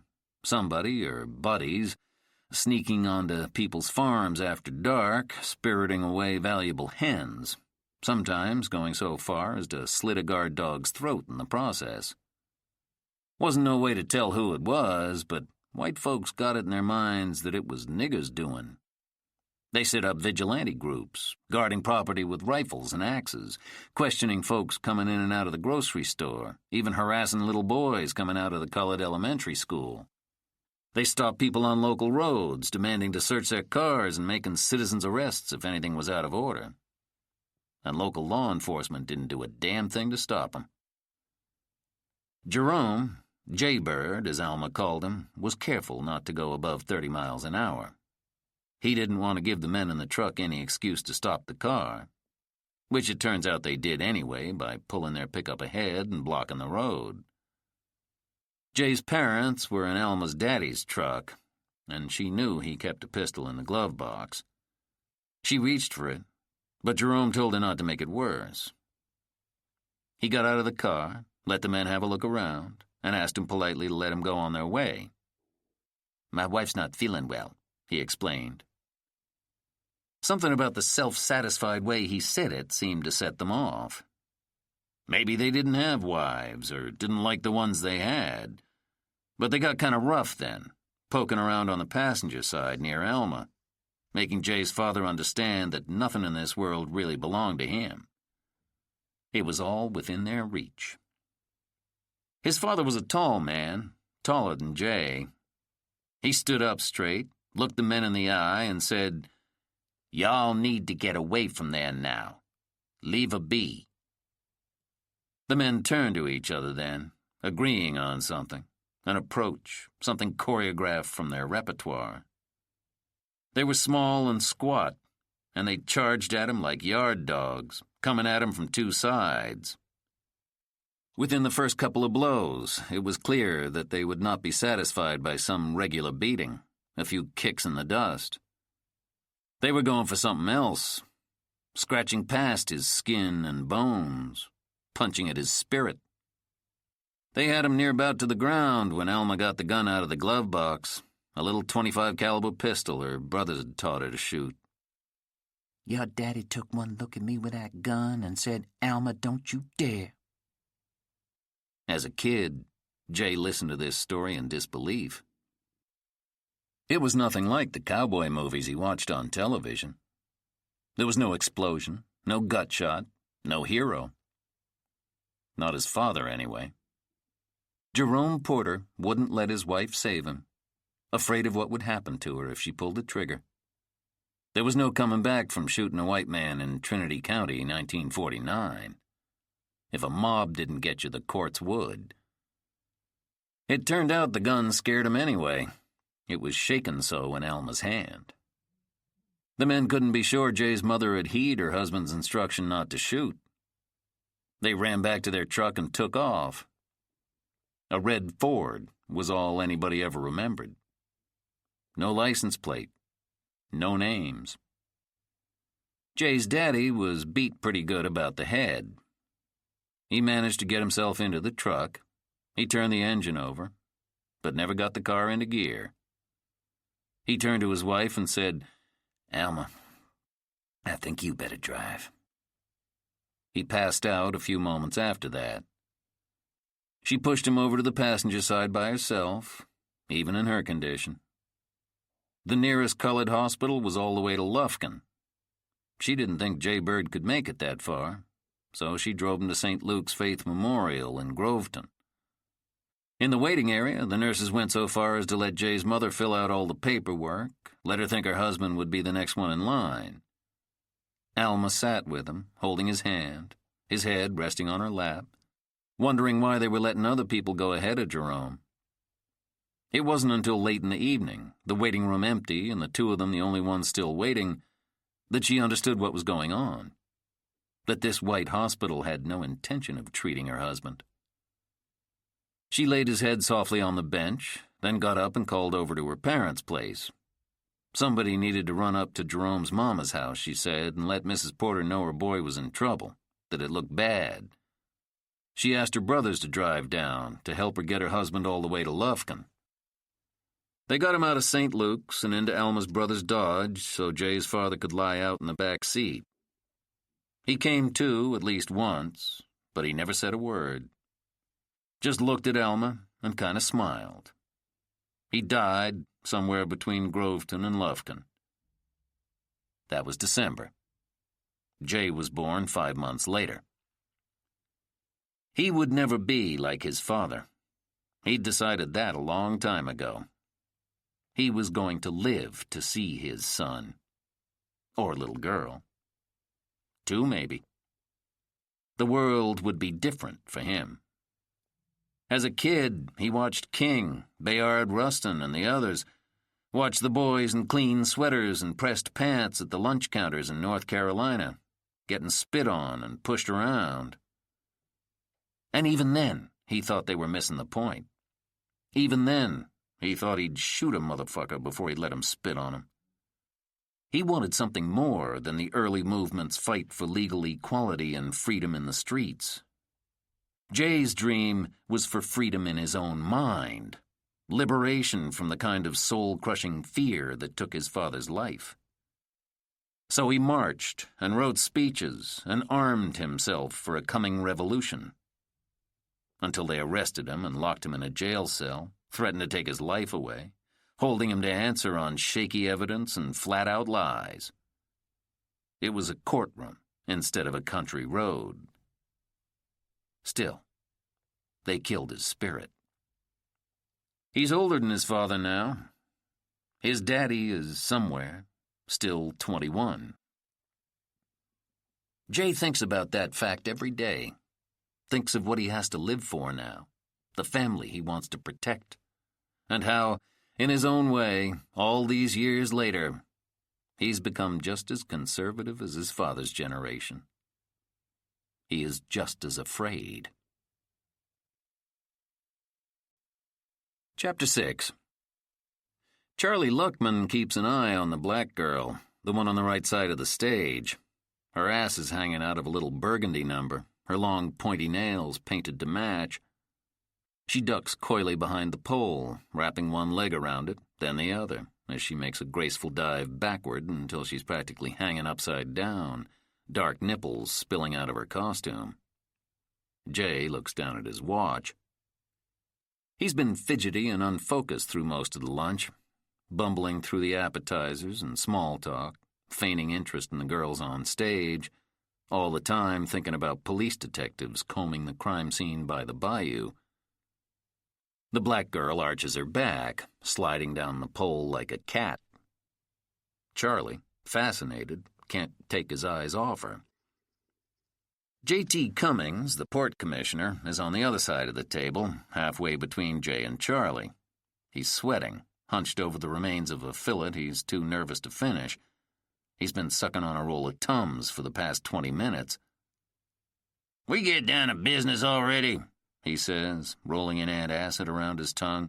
"My whole goddamn political career's on the line here, and I'd just as soon get this over and done with before I'm back at the office." Charlie glares at his client. Whatever script they worked out before Jay got to the table, J.T. is decidedly going his own way, making no secret of the fact that he's worried about a trial.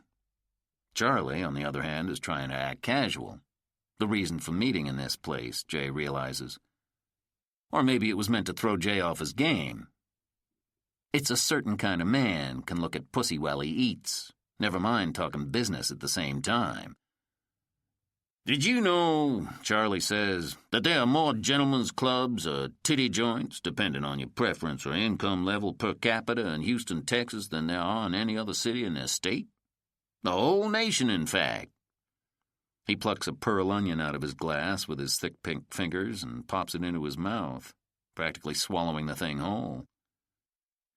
"And Lord knows I've been to my fair share. I consider myself somewhat of an expert on the local industry. And let me tell you what I know for sure. I have never seen a girl like that in a place like this." He's pointing to the black girl. "Oh, maybe at the Boom Boom Room or the Wet Bar or Pussycats, joints off the freeway, but not an upscale place like Winston's." "I wasn't aware this is a whites-only establishment," Jay says, his voice rising, Charlie's casual insult getting the better of him. He's had a couple of drinks with lunch.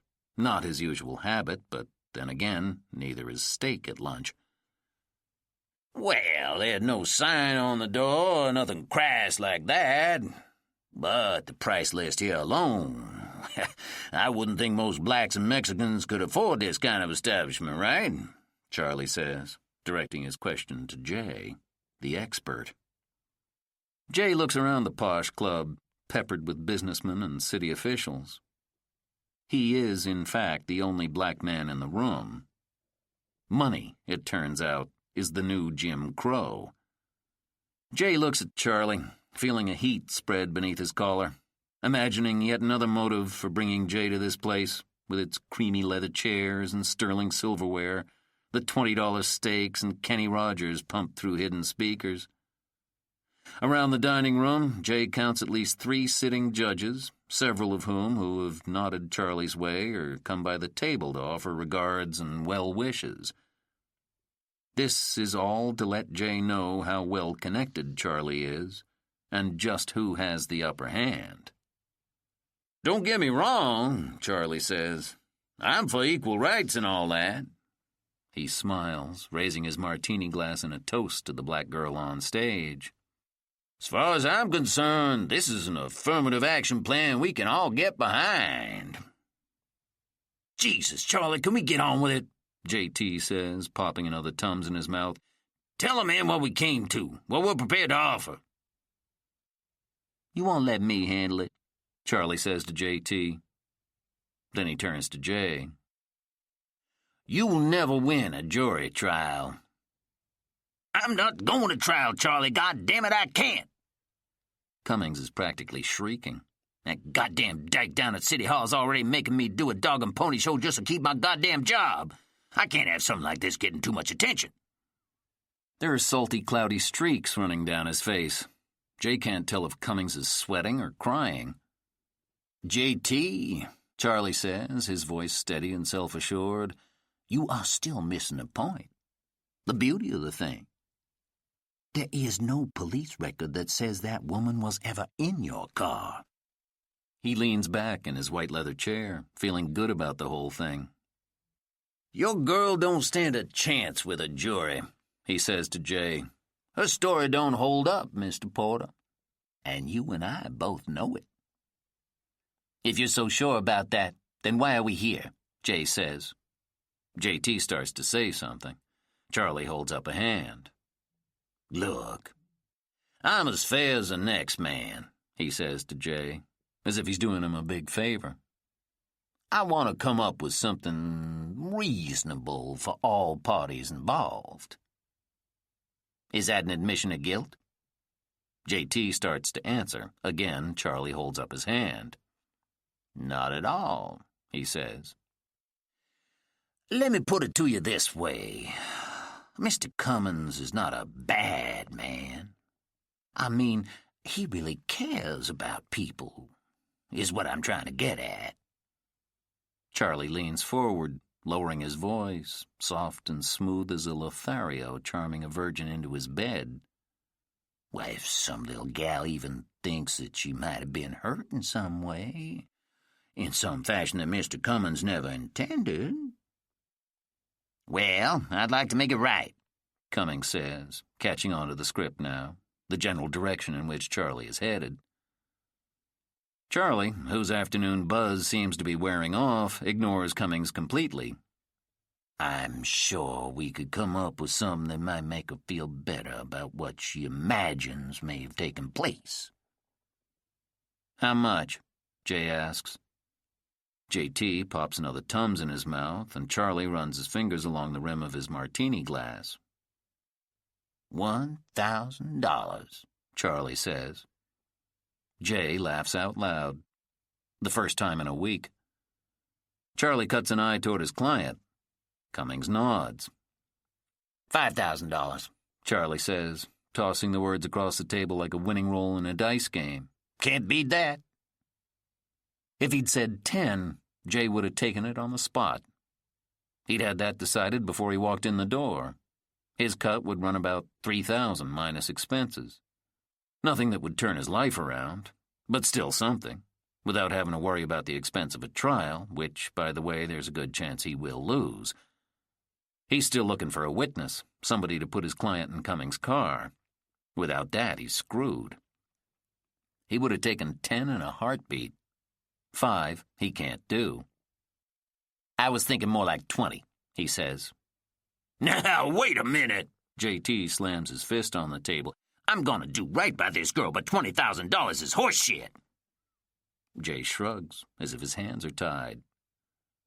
I can't advise my client to entertain this any further, to even consider such an outlandish suggestion, Mr. Porter. See you in court, then, Jay says, pushing back from the table, hoping somebody will try to stop him. $7,500, Charlie says. That gal would have lived like a queen on 5, J.T. says. Jay and Charlie both ignore him. Least you can do is put it to your client. See how she takes it.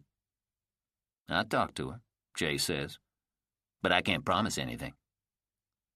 J.T. looks at the two of them, not sure if he should be pissed off or celebrating. He turns to his very expensive lawyer. That's it? He said he's gonna talk to the girl. Damn it, Charlie, I said I wanted this wrapped up today. He sounds more confounded than angry, as if he can't understand why a man of his stature should be subjected to the machinations of a low-rent call girl. It's a fucking nightmare. Your faith in me is remarkable, J.T., Charlie says. He turns away from his ungrateful client, catching sight of a familiar face across the dining room floor, a man in his early 50s wearing a gray summer suit the exact color of his eyes. "Thomas Cole," Charlie calls out eagerly. As the man turns toward their table, Jay recognizes his face from pictures in the papers. He's the CEO or some such bigwig at Coal Oil Industries, the homegrown oil and petrochemical giant started by Johnson Coal in the late 1940s and now run by his sons Patrick, John, and Thomas. The Coal name is sprinkled throughout the city and its surrounding environs. They have buildings at both Rice University and U of H, and they sponsored construction on a research wing at NASA. Lindy Cole, their mother and only living parent, has an elementary school named after her in Baytown, where she was born. The Coles are the closest thing to royalty this city has. The Coles and maybe Jerry Hall or George Bush, depending on your political sway. As Thomas Cole starts across the room to their table, Jay can see Charlie's face kind of light up at the fact. Charlie eyeballs the room, wanting to know who all is watching Thomas Cole walk over to his table. He stands as Thomas approaches, pumping the man's hand up and down. "Mr. Luckman," Thomas says, patting Charlie roughly on the back, his eyes never straying too far from the girls on stage. "How's Rita?" he asks. "You see her, you let me know," Charlie says with a frat boy's smile. "Well, they do come and go," Thomas says. He tells Charlie to expect a call from him, and then he's off, stopping at another table. Cummings watches Thomas work the room. "If the Union moves forward with this strike," he says, his voice almost a whisper, as if he's speaking the unspeakable, like cancer or a death in the family, "the whole port'll shut down. Nothing coming in, nothing going out. The whole goddamned economy'll come to a screeching halt in a matter of days, and we'll all be in a huge heap of shit. The mayor's getting pressure from both sides, but she can't decide if she's business or labor. She can't hardly decide anything except what color lipstick to wear or how she's fixing her hair this week." He shakes his head, as if he can't believe they let women vote these days, let alone serve in public office. "They're not going to strike," Charlie assures him. "You better hope you're right, Charlie. Rest of the country ain't doing so hot. You get north of Oklahoma and it's a whole different story, boy. The rest of the country's on the verge of a goddamn recession. Oil's the only thing keeping this goddamn city afloat. And we're down to $30 a barrel as it is. That's another 5 from last week. Now you throw a port strike in the mix." "Oil don't run through the port, J.T. That's not your jurisdiction. Those oil tankers up and down the ship channel dock on private land. The Coles, Exxon, Shell. They all got their own refinery workers. The longshoremen, the ones unloading little plastic dolls from China or some shit, they don't have a goddamn thing to do with oil. They can pick it all they want to." "You haven't heard the latest, then," J.T. says, smiling darkly, happy to impart bad news if it means he knows something that Charlie doesn't. "OCAW's talking about walking out, too. In solidarity." OCAW, the Oil, Chemical, and Atomic Workers Union, is one of the largest labor groups in this energy-obsessed city. "They strike, too. And this has everything to do with oil." Charlie's eyes narrow momentarily, then he breaks into a lopsided grin, shaking his head at J.T. as if J.T. had tried to pull a fast one, telling Charlie a tall tale about the Loch Ness Monster or Bigfoot, something only a fool or a child would believe. "Oh, hell, J.T. Look around you. This economy is foolproof," Charlie says, motioning to the room of wealthy white men, in case anyone needs reminding that everything is as it should be. "Do these men look nervous to you?" he asks, pointing in particular to Thomas Cole a few tables over. "He don't look nervous to me." Charlie motions for the cocktail waitress. "Have a drink, J.T. Matter of fact, have 2 drinks. You worry too goddamn much." After lunch, Jay tries Stella again from a payphone on Richmond. She picks up on the second ring. She hasn't seen Jimmy's cousin either, not for a week. He owes her $20, so she doesn't imagine she'll be hearing from him anytime soon. She tells Jay to try a lady named Mary Patterson, who stays off 288. Jay finds a street address for M. Patterson in the phone book. He hops in his car and drives back to his side of town, to a neighborhood just south of Sunnyside. The house, when he finds it, is green and white with an aged pecan tree shading most of the yard and littering the driveway with broken shells. There's a woman in her late 40s leaning up against the backside of a '67 Lincoln. She's wearing a red halter top and house slippers, a pair of shears in her hand. There's a teenage boy in front of her. He's perched on top of a blue suitcase that's sitting upright, a bath towel draped around his shoulders. The woman looks up once as Jay walks up the drive, then goes back to cutting hair, holding the boy's head still whenever he moves. "I'm not taking no new customers today," she says matter-of-factly to Jay. "This here's just a favor I'm doing for his mama." "I'm looking for Marshall," Jay says, meaning Jimmy's cousin. She glances at Jay again, his suit and dress shoes. "Me and Marshall are through." "You know how I can get a hold of him?" "I ain't the one to ask," Mary says, her expression as stoic as if she were reporting on the weather. She picks up a pink can of Afro Sheen from the top of the Lincoln's trunk and sprays the boy's head, instructing him to cover his eyes. "Marshall was supposed to be home Saturday night. Said he'd done a run up the bayou and that he'd be over as soon as he'd clean a boat. But that son of a bitch never showed." The news of which Jay finds odd. Remembering Jimmy's complaint that his cousin had left the boat a mess, dirty plates and trash on the floor. "You got any idea where he went?" he asks. "I'm guessing he went back to her." "Stella?" Mary purses her lips, refusing to speak the other woman's name. She gives the boy's fro a final pat, then whisks off the bath towel, shaking curly black hairs onto the pavement. She folds the towel, hugging it to her chest. Her voice betrays the first pinch of emotion. "I was about tired of his shit anyway," she says to Jay. "You see him. You tell him that for me, will you?" Chapter 7. That afternoon, Eddie May finally manages to get the witness for Dana Moreland on the phone at her place of employment, interrupting Jay's search for Jimmy's cousin Marshall. The woman agrees to talk to Jay, and as a favor, Bernie rides with him to the Big Dipper, out I-45, past Gulfgate Mall, almost halfway to Galveston. Bernie brings a paperback book and finds a table in the back. She orders a Dr. Pepper and a plate of French fries. Starla, the girl he's interviewing, keeps looking in Bernie's direction.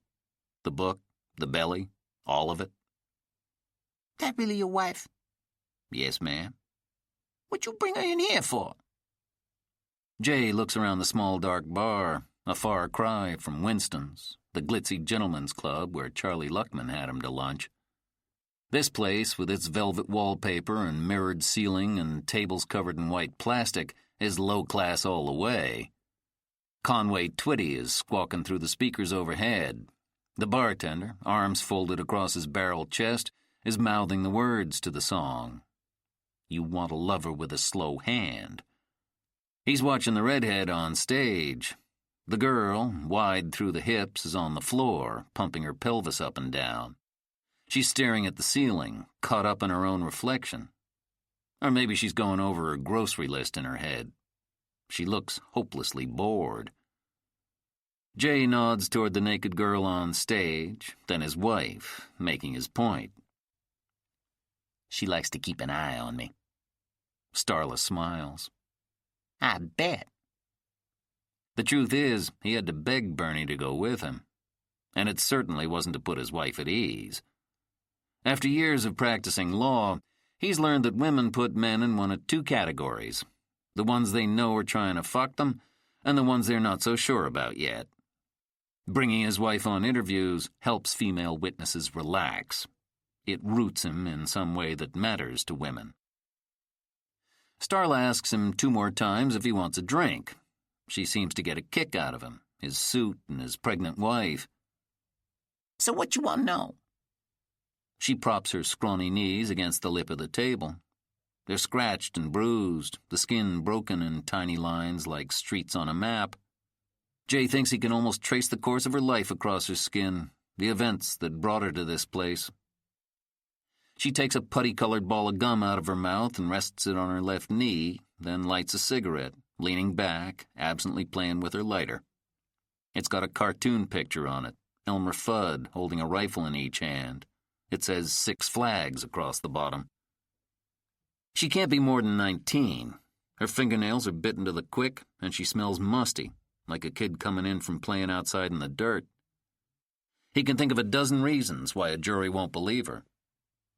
But right now, she's all he's got. He pulls a pen out of his pocket. You know a woman named Dana Moreland, that right? Look, Starla says, sitting up suddenly, blowing smoke and a girlish curl out the side of her mouth. I'm pretty much gonna say whatever you want me to, all right? I owe Dana some money, and after this, we gonna be square. So you might just as well tell me what it is you're looking to hear. Jay sighs and looks at his watch, feeling this was a waste of his time. You have any personal knowledge that Miss Moreland was on a date with Mr. J.T. Cummins on the night of June 29th of this year, other than what she told you? No. You have any personal knowledge that she was in Mr. Cummins' vehicle? No. She puts out her cigarette, then picks up the gum on her knee. She's about to pop it back into her mouth when she stops, smiling all of a sudden. But she did give me a handkerchief she got out of the old man's car. Yeah? He's skeptical, but also a little desperate. It was real silk, red with gold paisleys on it. She lifted it out of his jacket pocket. I used it in my stage show a couple nights ago. Her smile widens. That personal enough for you? He makes her write down her address, tells her he needs to see the handkerchief. When she asks him if she should wash it, he tells her no, that won't be necessary. He thanks her for her time, and is about to grab his wife and get the hell out of there when Starla says softly, almost reluctantly, Wait. She sits up in her chair again, popping the wad of gum back into her mouth, shaking her head kind of. Dana'll kill me if she knows I told you. What? Well, I'm not the only one knows she was with Cummins that night. I need a name, Jay says, inching back into his seat. There's a bouncer out of Gillies who sometimes sets up dates for a girl like me and Dana. When those roughnecks come in off the oil fields, the rigs out in the Gulf, first place they go when they get $1 is to Gillies. And the ones that ain't married got girlfriends or whatnot need a little company, you know? Girls like me and Dana can make a lot of money out that way. The bouncer is a pimp? Jay asks. Well, I wouldn't put it that way. What's his name? Clyde. Jay pulls out his pen. Clyde who? I don't know. Starla shrugs. Clyde. Jay writes down the name and underlines it. He gets kind of funny about us bringing in our own dates, you know? Starla says. He don't much like us working on our own. Dana told me Clyde threw her and Cummins out of Gillies the night they had the car accident. If he wasn't getting paid, he didn't want her on his turf. So the bouncers saw them together? Oh, yeah. Starla nods. And Dana said he was some kind of pissed. I don't understand. If this Clyde guy corroborates her story, why wouldn't she want me to know about it? Oh, Dana don't want him having his hand nowhere near a lawsuit. This is her deal through and through. She's probably afraid Clyde will try and take a cut. I mean, she already paying you, what, 20-30%, right? Right, Jay says, rolling his eyes at being compared to a pimp. Outside in the parking lot, Bernie asks, How'd I do? The Big Dipper sign is flashing over her head, next to an animated neon painted lady who's opening and closing her legs on beat every 3 seconds. You were perfect, he says. She eases her way into the Buick, balancing one hand on the car's frame. You wash a car, she says, noticing for the first time. This morning. He shrugs coolly. No big thing. He closes the car door and walks around to the other side. There's a late model Ford LTD on Jay's side, black and long. Jay is careful not to scratch it with his door. Inside the Buick, Bernie asks him to turn up the air conditioning. He makes some half-hearted complaint about gas prices, $1.37 at the Exxon on OST, but turns up the AC full blast anyway. What was that one about, anyway? Bernie asks. She's picking at a tear in the beige seat cover. Jay looks through the windshield, watching as I-45 slows to a crawl. The rusted pickup truck in front of him has a native Houstonian bumper sticker pasted across the back window of its cab. The driver is propped up on 20-inch wheels, smoking a cigarette out the window, looking at the tangle of taillights spread out before him. The traffic problem in the city has only gotten worse in the last year or two, as the city's population reaches nearly 3 million. And still the people keep coming, hundreds by the week, from all over the country, spreading out into new housing developments that pop up like mushrooms in this humid city. They come with dollar signs in their eyes and too many episodes of Dallas ringing in their heads. They come chasing oil. The guy in the truck honks his horn twice, but the traffic doesn't move. That girl back there, what was that all about? Bernie asks. She's a witness. To what? It's just a case, B. The details of which he'd just as soon keep to himself. Traffic picks up after the I-45-610 split. Jay puts on his right turn signal, wanting to ease over in time for the 59 exit that'll take him to 5th Ward, and Bernie back to her father's church, where she was typing the programs for Sunday's service when he picked her up before the interview. He looks in his rearview mirror, searching for an opening in the next lane. The native Houstonian is behind him now, 1 lane over. Jay waits for the truck to pass, then moves over to the right lane, pulling right in front of a black late-model Ford. He studies the car in his rearview mirror. At first, he can't make sense of it, why the sight makes him so ill at ease. Then he remembers the strip club's parking lot. There was a Ford LTD, black like this one, parked next to him. And now here's one again, some 15 miles down the freeway, riding right behind him. Jay rolls down the driver's side window, sending a hot gust of exhaust into the car. He adjusts the side view mirror, pivoting the glass just so, until he can, through smoke and freeway dust, make out a rough image of the Ford's driver. A white man wearing sunglasses and a tie with close-cropped hair.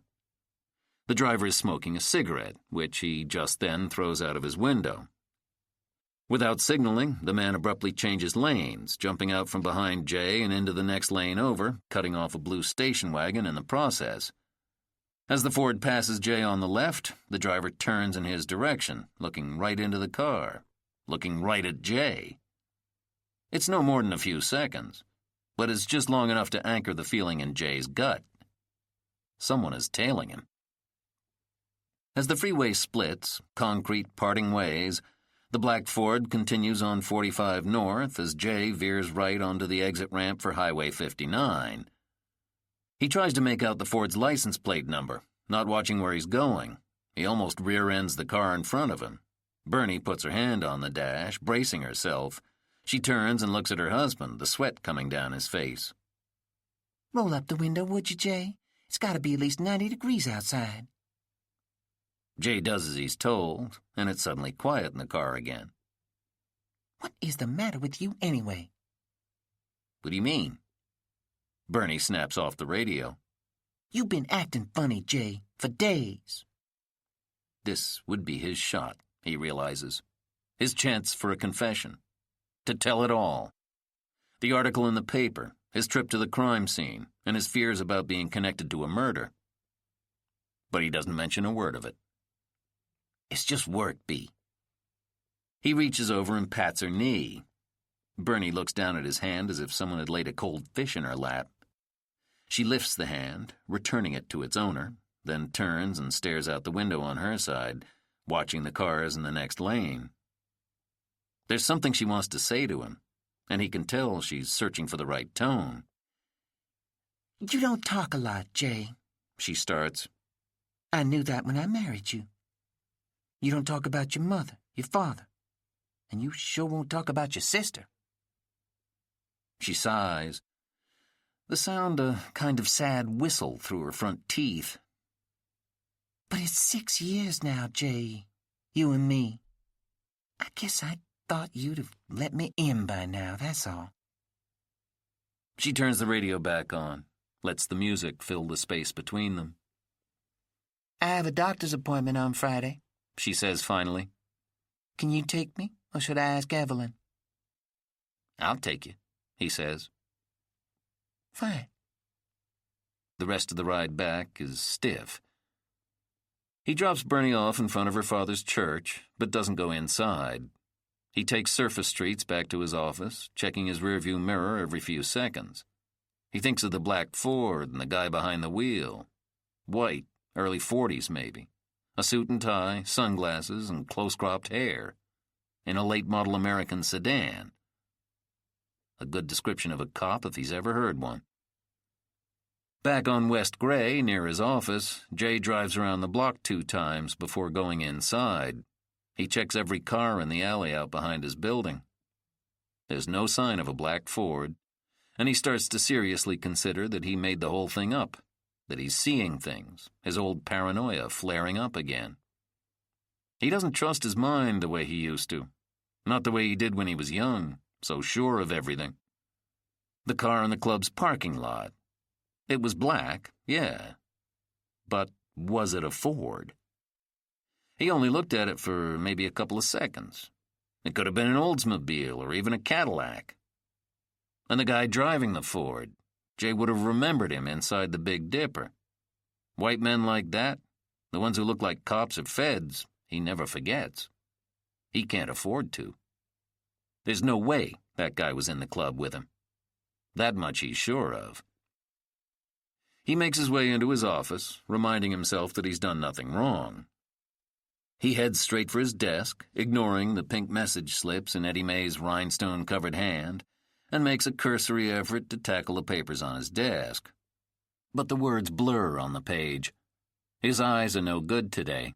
He feels another headache coming on, and because there is no other remedy at hand, he takes 2 swigs from the open bottle of Pepto-Bismol in his desk. Wanting something stronger, he opens a pack of Newports hiding in the back of the drawer. He lights the last cigarette in the pack, right there at his desk, kicking the door to his office closed when Eddie Mae starts coughing in the hall. He buys another pack on the way home, stopping at a filling station on Alameda. He's got half a tank as it is, but the prices at this Shell station are a good 10 cents a gallon cheaper than the petro coal by his house. Jay leaves the nozzle hanging out of the Buick and goes inside to pay. $7 on number 2, a pack of Newports, and a carton of milk, because Bernie called him at the office asking if he wanted macaroni and cheese for dinner. He's walking back to his car when he sees a black Ford LTD parked across the street. Jay stops cold in the middle of the gas station's parking lot, feeling the milk cool against his side, the paper bag wet and soft with condensation. There's no one behind the wheel of the Ford. Jay looks to his left and right, scanning the faces in the parking lot, looking for a white man, early 40s, suit and tie, close-cropped hair. He sets the milk on the roof of his car and crosses Alameda on foot, wanting a look at the Ford's license plate. Texas, KLR 592. There's no city seal on the vehicle, nothing to mark it as official. Jay walks along the side of the car, peering through the windows. There are paper cups and fast food bags on the floorboards, and a tape recorder on the front seat next to a legal pad. Pressing the sides of his palms to the glass to shield the late afternoon sun, Jay tries to make out the tightly coiled handwriting. What the hell you think you're doing? Jay turns and finds himself face to face with a large black man who's carrying a greasy takeout bag that smells of fried chicken and mustard greens. I know you? The man asks. Jay holds up both hands to show he means no harm. Nah, man, I don't know you, he says. Then I guess you best get the fuck away from my car. Sorry, man, Jay mumbles, backing away and into the street. almost walking into the front end of a Honda hatchback going 35 miles an hour on Alameda. The driver punches his horn. Jay staggers back to his Buick. He pulls a grocery bag with him into the car, resting the carton of milk in his lap. Through the windshield, he watches the black guy across the street sliding into the front seat of the Ford LTD, which, on second glance, Jay realizes is dark blue. Chapter 8. Sometime late, after midnight, Jay opens his eyes, sure he's heard something, a noise inside the apartment. He turns over in darkness, but can't make out the lines on the clock by his bed. He reaches for his gun. He's up and into the hallway in a matter of seconds, into the kitchen before he realizes the phone is ringing. The noise he heard. It rings a second time. Jay flips the light switch and looks at the clock above the stove. 2:37. The phone rings again. This hour, the news can't be good. He fears this is the moment he's been dreading. Jay? His wife is standing behind him in the doorway, her faded brown robe around her shoulders. She's staring at him, bloodshot eyes, hair mashed to one side, a .22 in his hand. Her look is something past concern. She actually seems afraid of him. The phone rings again. Bernie goes to answer it. Jay picks it up first.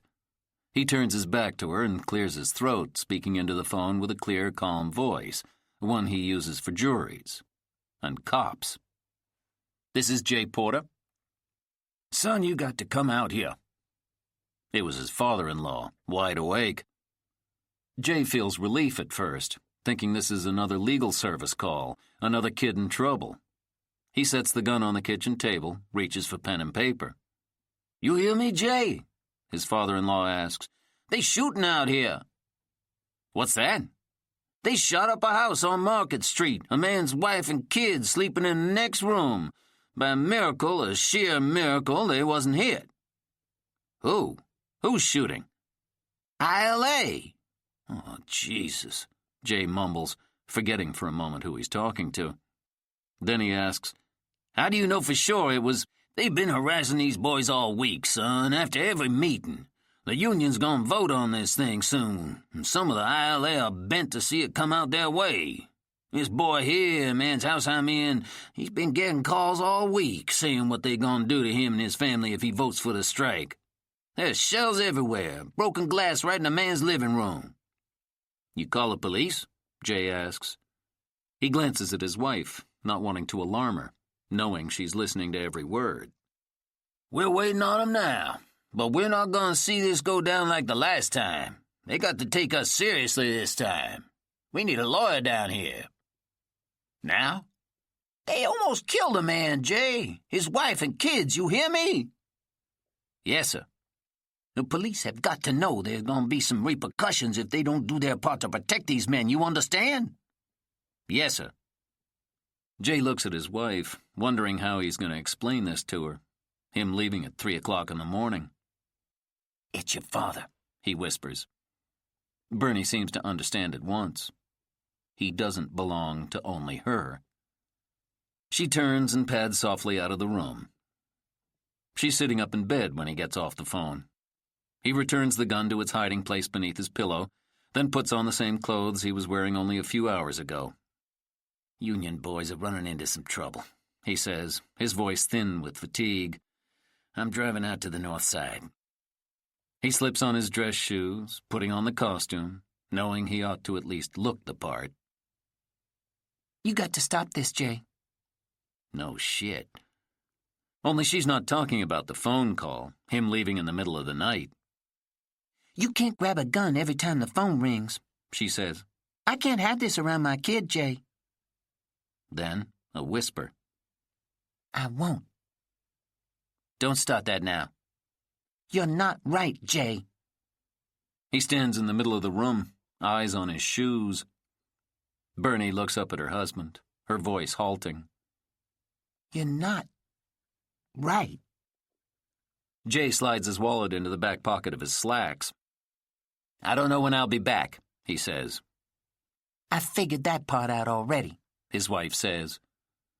he turns and leaves without kissing her goodbye. He checks the .38 in his glove compartment. It's in a small leather case underneath his registration papers, the only gun for which he has a permit. It would be illegal to have the .22 in the car, or else he might have brought that along too. Reverend Boykins said that he thought the gunmen had gone, but there is no way of knowing if they're coming back, and Jay has no intention of walking into an ambush. The late-night drive is unsettling, the air kind of heavy with the knowledge that this is Trouble's hour. Jay pushes in the car lighter and rolls down his window. He lights a cigarette and thinks about his wife. She was just a kid when they met, 13 years old when her father brought her by the courthouse, the day the verdict came down. Jay remembers getting dressed that morning, leaving his cell for the last time, either to go home or to the walls in Huntsville. And he remembers the judge's warning. There were to be no outbursts in the courtroom, no matter the verdict. Then, adding his own 2 cents, the judge said, I don't have an ounce of respect for you, boy. The nigger issue is an important one in this country, but you boys going about it the wrong way. And that's all I'm on say on it. Jay remembers looking at the jury box, at the black lady in particular, the one who stayed down the street from First Love Antioch Baptist Church. She wouldn't look at him. She was in black from head to toe, and she had her head down, hands clasped around a wrinkled handkerchief, her lips moving slowly. She was praying. Jay threw up, right there in the courtroom. He managed to get his head between his legs, so most of it spilled out across the floor. Black coffee and some chunks of white bread they'd served him in lockup. Some of the church ladies in the back stood up. So did members of the press. Reverend Boykins was sitting behind Jay with his wife and 2 daughters. He put a hand on Jay's shoulder. Jay remembers turning around. He was shaking his head, trying to say something, ready to make his bargain with God, the Rev as his messenger. But he couldn't get any words out. He couldn't speak. For days, it would turn out. He was finally out of speeches. The Rev whispered in Jay's ear. He spoke of God and faith. He's got you, son. He's not gonna let you fall. The judge made them all wait until a maintenance crew could be located in the building. They lugged buckets and mops into the courtroom, cleaning up Jay's insides in front of everybody. He was long gone by then, lost in the swamp and stink of his fears, steeling himself against what he thought was inevitable. But the verdict, when it came back, was not guilty. The judge read it twice, as if he didn't believe it either. The lady in black, his angel, was weeping.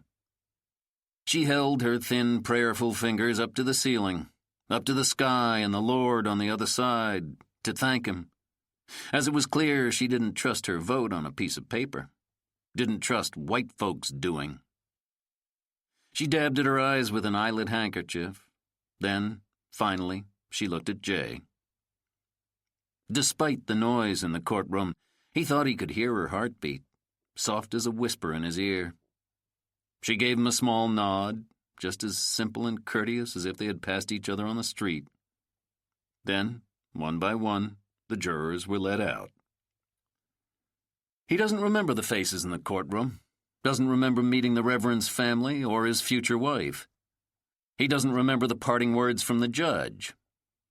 He looked in the gallery for one face, and when he didn't see it, he was ready to go.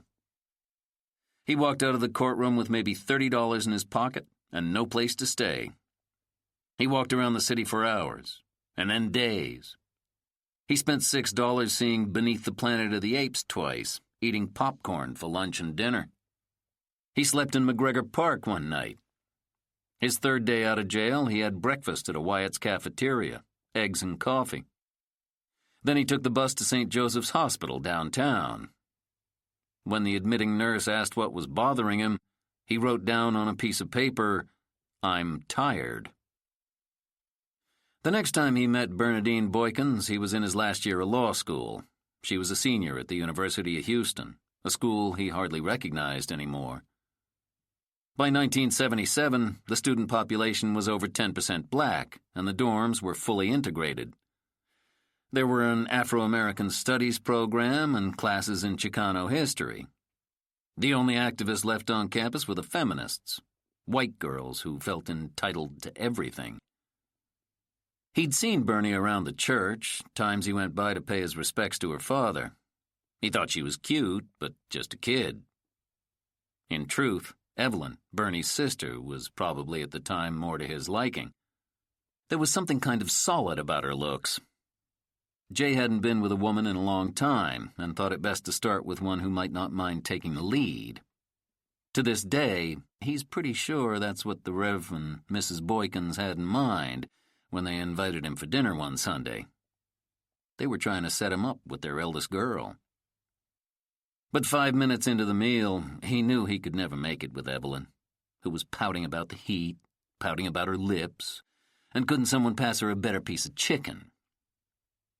After dinner, he took a cigarette on the porch, and Bernie brought him a glass of tea, floating a slice of lemon on top.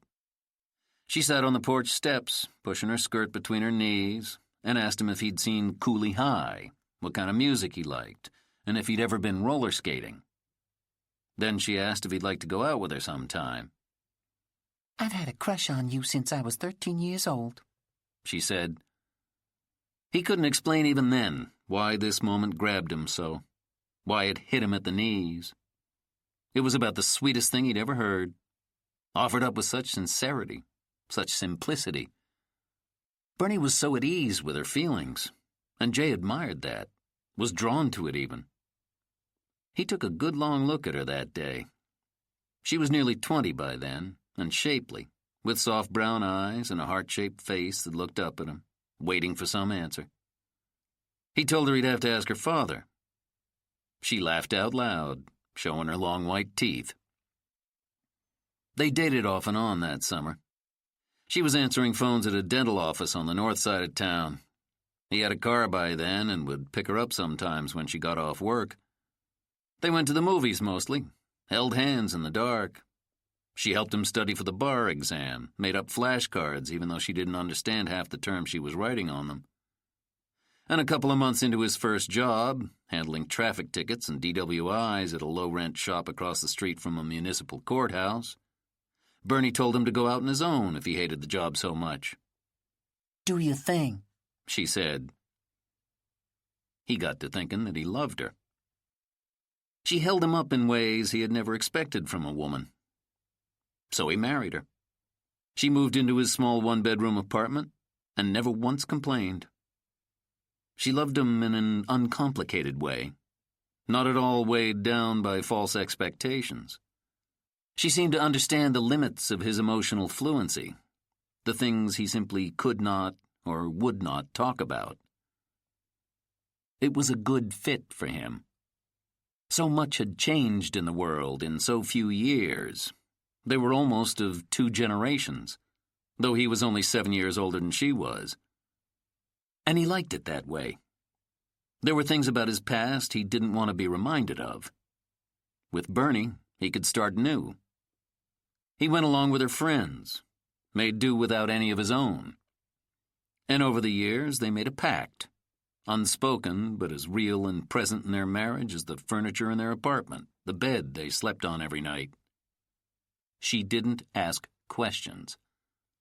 About his trial, where he got those guns, why they never saw his mother at Christmas or Thanksgiving. But lately, the baby coming and all, she seems to want something more from him. He can't bear to disappoint her, but he won't be pushed into places he's not willing to go. That was never a part of the deal. He doesn't notice the headlights in his rearview mirror right away. At least they don't mean anything to him at first. It's not until he's exiting the I-10 freeway, going south on Lockwood, that he gets the feeling again, the sour ripple at the base of his chest, the tickle in his gut.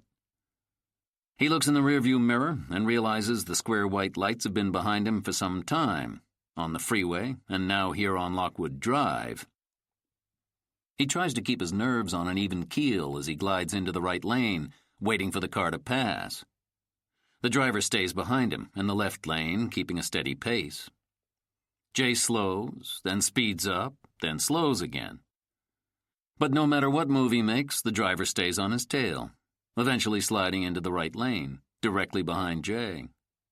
Its headlights blast through the Buick's back window, bouncing off his rearview mirror and momentarily blinding Jay. He can't tell the make or model of the other car, can't see the driver's face from here. In his mind's eye, he pictures a black Ford, a white male at the wheel, and wonders again if the guy is a cop, if he ought to pull over. When Market Street comes up on the right, Jay makes a sharp turn without signaling, his car fishtailing widely as he speeds onto Market. He cranks the wheel heavily to the left to keep from slipping into a steep ditch lining the side of the narrow road. When he finally manages to straighten the car, he looks into his rearview mirror. The square white headlights are behind him still. Up ahead, past Phyllis Wheatley High School, Jay sees half a dozen cars parked in front of a graying wood frame house. There are lights on in the neighbors' front windows, folks peeking from behind curtains to watch the commotion, the police activity on their block. There are 2 squad cars parked in front of the gray house, and uniformed officers standing on the patchy lawn. The car behind Jay stops suddenly in the middle of the road. Its headlights snap off. Jay can finally make out the shape of the car, its long, boxy silhouette. It's a Ford LTD for sure, black as the night on all sides. The driver starts to back away from the house, away from the cops and the scene on the street, pivoting on the narrow road, almost dipping into the ditch on the left side to make the turn. The driver heads east, back toward Lockwood Drive, picking up speed. Whatever his business with Jay, he does not want to handle it here, in the company of others. This only deepens Jay's apprehension. The nasty feeling in the pit of his stomach that the man in the black Ford means nothing but trouble. He parks in front of the gray house, leaving his .38 in the glove box, and steps into the red and blue swirling haze of the cop cars. He recognizes some of the union men standing in the front yard. They're smoking cigarettes and drinking out of mismatched cups. Somebody took the time to make coffee, to pass it around. This is union business now. Kwame McKelvey is standing on the cracked driveway, arms folded across his chest. He's talked to a young Hispanic woman who's scribbling Kwame's every word onto a notepad. He called the fucking press, Jay thinks. As he steps onto the grass, walking toward the front door of the house, a cop puts out a hand to stop him, landing a firm shove in the center of Jay's chest. "Who the hell are you?" the cop asks.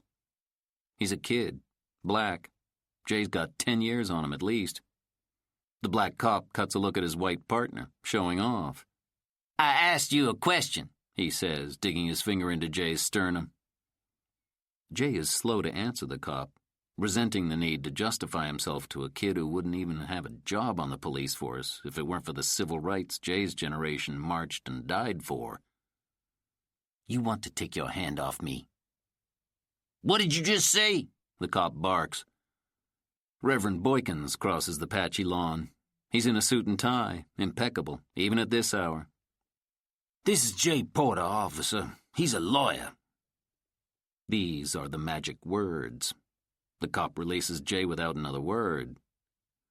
Kwame McKelvey waves Jay over to his spot on the driveway. "I got Sylvia Martinez from the Post here. You want to make a statement, bro?" "No," Jay says bluntly, and without breaking his stride. He walks up the cinder block steps and into the house. Inside, the air is a good 10 degrees hotter than it is outside. More humid, too. There must be 30 people piled into the tiny house. Union men, neighbors, kids up past their bedtime. There's a woman in a cotton nightgown crying on the couch. A man kneeled in front of her holding her hand. He's wearing nothing but blue jeans and house shoes. Jay walks to the family, speaking to the woman first. "You okay?" he asks. She doesn't look up or acknowledge where the voice is coming from. She simply nods, her eyes glazed over as she stares blankly through the hole in her front window, watching police officers pick up shotgun shells from her yard. "Mr. Porter?" The man, young for a husband and father, stands, still gripping his wife's hand. Jay recognizes him from the church meeting a few nights ago. "Donnie Simpson," the man says. "Appreciate you coming out here." Jay nods, shaking the man's hand. "What happened?" "3 shots, right through that window." "Nobody was hit?" Jay asks. "No, sir. The kids was asleep in the bedroom with us." Across the room, there are 2 little girls and an older boy in T-shirts and pajamas, sitting at a card table with a bowl of plastic fruit resting on top. They're eating Frosted Flakes out of the box, the older boy doling out equal portions to his sisters. The girls are watching the cops, the excitement in the house. None of the kids is more than 10 years old, all of them tall and lanky like their father. "They stay out here on the let-out couch usually, but late summer like this, we keep them in the back room with us, where the window unit is." Jay nods, looking at the kids, thinking the same thing as Mr. Simpson. "If they had been out here," Donnie says, his voice low. "You see who did it?" "No, sir. We was asleep." "How do you know it was the ILA?" "Like I told them," he says, nodding toward the cops. "The ILA been calling my house all week, man, talking about I better not vote to strike. And I'm not the only one, neither. Other brothers been getting the same phone calls, all time of the day and night. They trying to shut us down, Mr. Porter." Reverend Boykins and the 2 police officers step inside the house. The bare bulbs on the ceiling catch them in a harsh light, throwing deep shadows beneath their eyes, lighting up the greasy sweat running down their necks. The Reverend wipes at his face with a handkerchief. "Come on now," he says, waving a hand out across the room, trying to get the men's attention. "Let's let the gentleman talk now." He steps to the side, giving the cops the floor. All right, the white cop says. Kwame McKelvey and the brothers outside crowd onto the front porch, trying to listen in through the open front door. June bugs and mosquitoes wiggle past them, into the funk and sweat and feast of human flesh in the house. "We got a lot of information tonight," the cop says. "I want you to know we take seriously what's happened here." "Then what you gonna do about it?" one of the men on the porch asks. "Let the man finish now," the Rev says. "We'll take the information we have here and file a report at the station." "A report?" the man on the porch says. "That's it?" Donnie asks. "You gonna have to do better than that, brother," Kwame says, looking at the black cop, holding him especially accountable. "There's no eyewitness to the shooting," the white cop says. "We told you who did this," Donnie says. "ILA motherfuckers, that's who," somebody in the room says. "They beat up a kid last week." "The ILA is a big union with a lot of members, some of whom support you boys," the white cop says. "Now you want to tell me specifically who shot a gun through this house? Who's been calling you? I'll go talk to him myself." "What if we got you a list of names?" Donnie says, turning to the other men. "Come on, y'all. We all at the same meetings. We know the ones that get up in front of everybody trashing a strike, saying what they're gonna do to stop it." "Now, I want to be clear here," the white cop says. "I'm not gonna go around accusing folks without some kind of real evidence." "Isn't that your job, to find the evidence?" Kwame says. "You get us a list, we'll be sure to put it in the file," the cop says. "That's it?" one of the men asks. "Man, get the hell out of my house with that shit." "Donnie, that's enough," Reverend Boykins says. "Hey, we just trying to do a job here," the black cop says. Kwame clucks his teeth, shaking his head at the kid. The white cop passes his business card to Reverend Boykins, who passes it to Jay, who doesn't know why he's the one suddenly in charge of the thing. "Call us if something changes," the white cop says to Jay. By 4 o'clock in the morning, the men are still working on their list, calling out names to each other across the room, going over any beef they've ever had with any member of the ILA. Donnie's wife is in the back room now, trying to get the kids down for what's left of the night. Jay turns down the third cup of coffee he's been offered. He stands alone by the door. He doesn't know what more they need from him, why he even got out of bed for this. He pulls the cop's card from his pants pocket and turns it over to Donnie.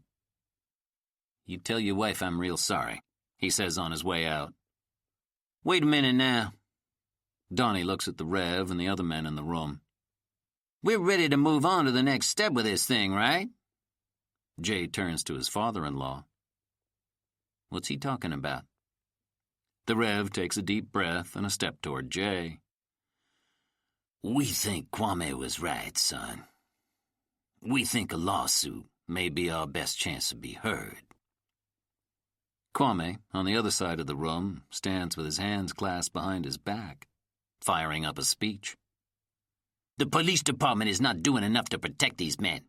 As we move forward with the strike, we need to know that the city and the mayor back their right to peaceably assemble. Jay sighs to himself.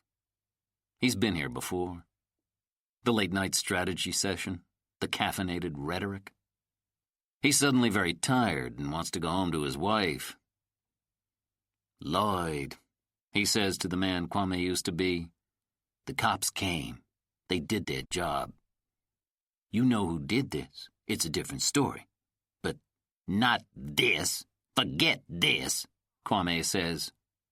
We're going with the kid. Jay looks around the room, not immediately understanding. Darren Hayworth, son, Reverend Boykin says. The young man with the busted arm. You met him and his father at the church. They beat the shit out of that kid, one of the men says.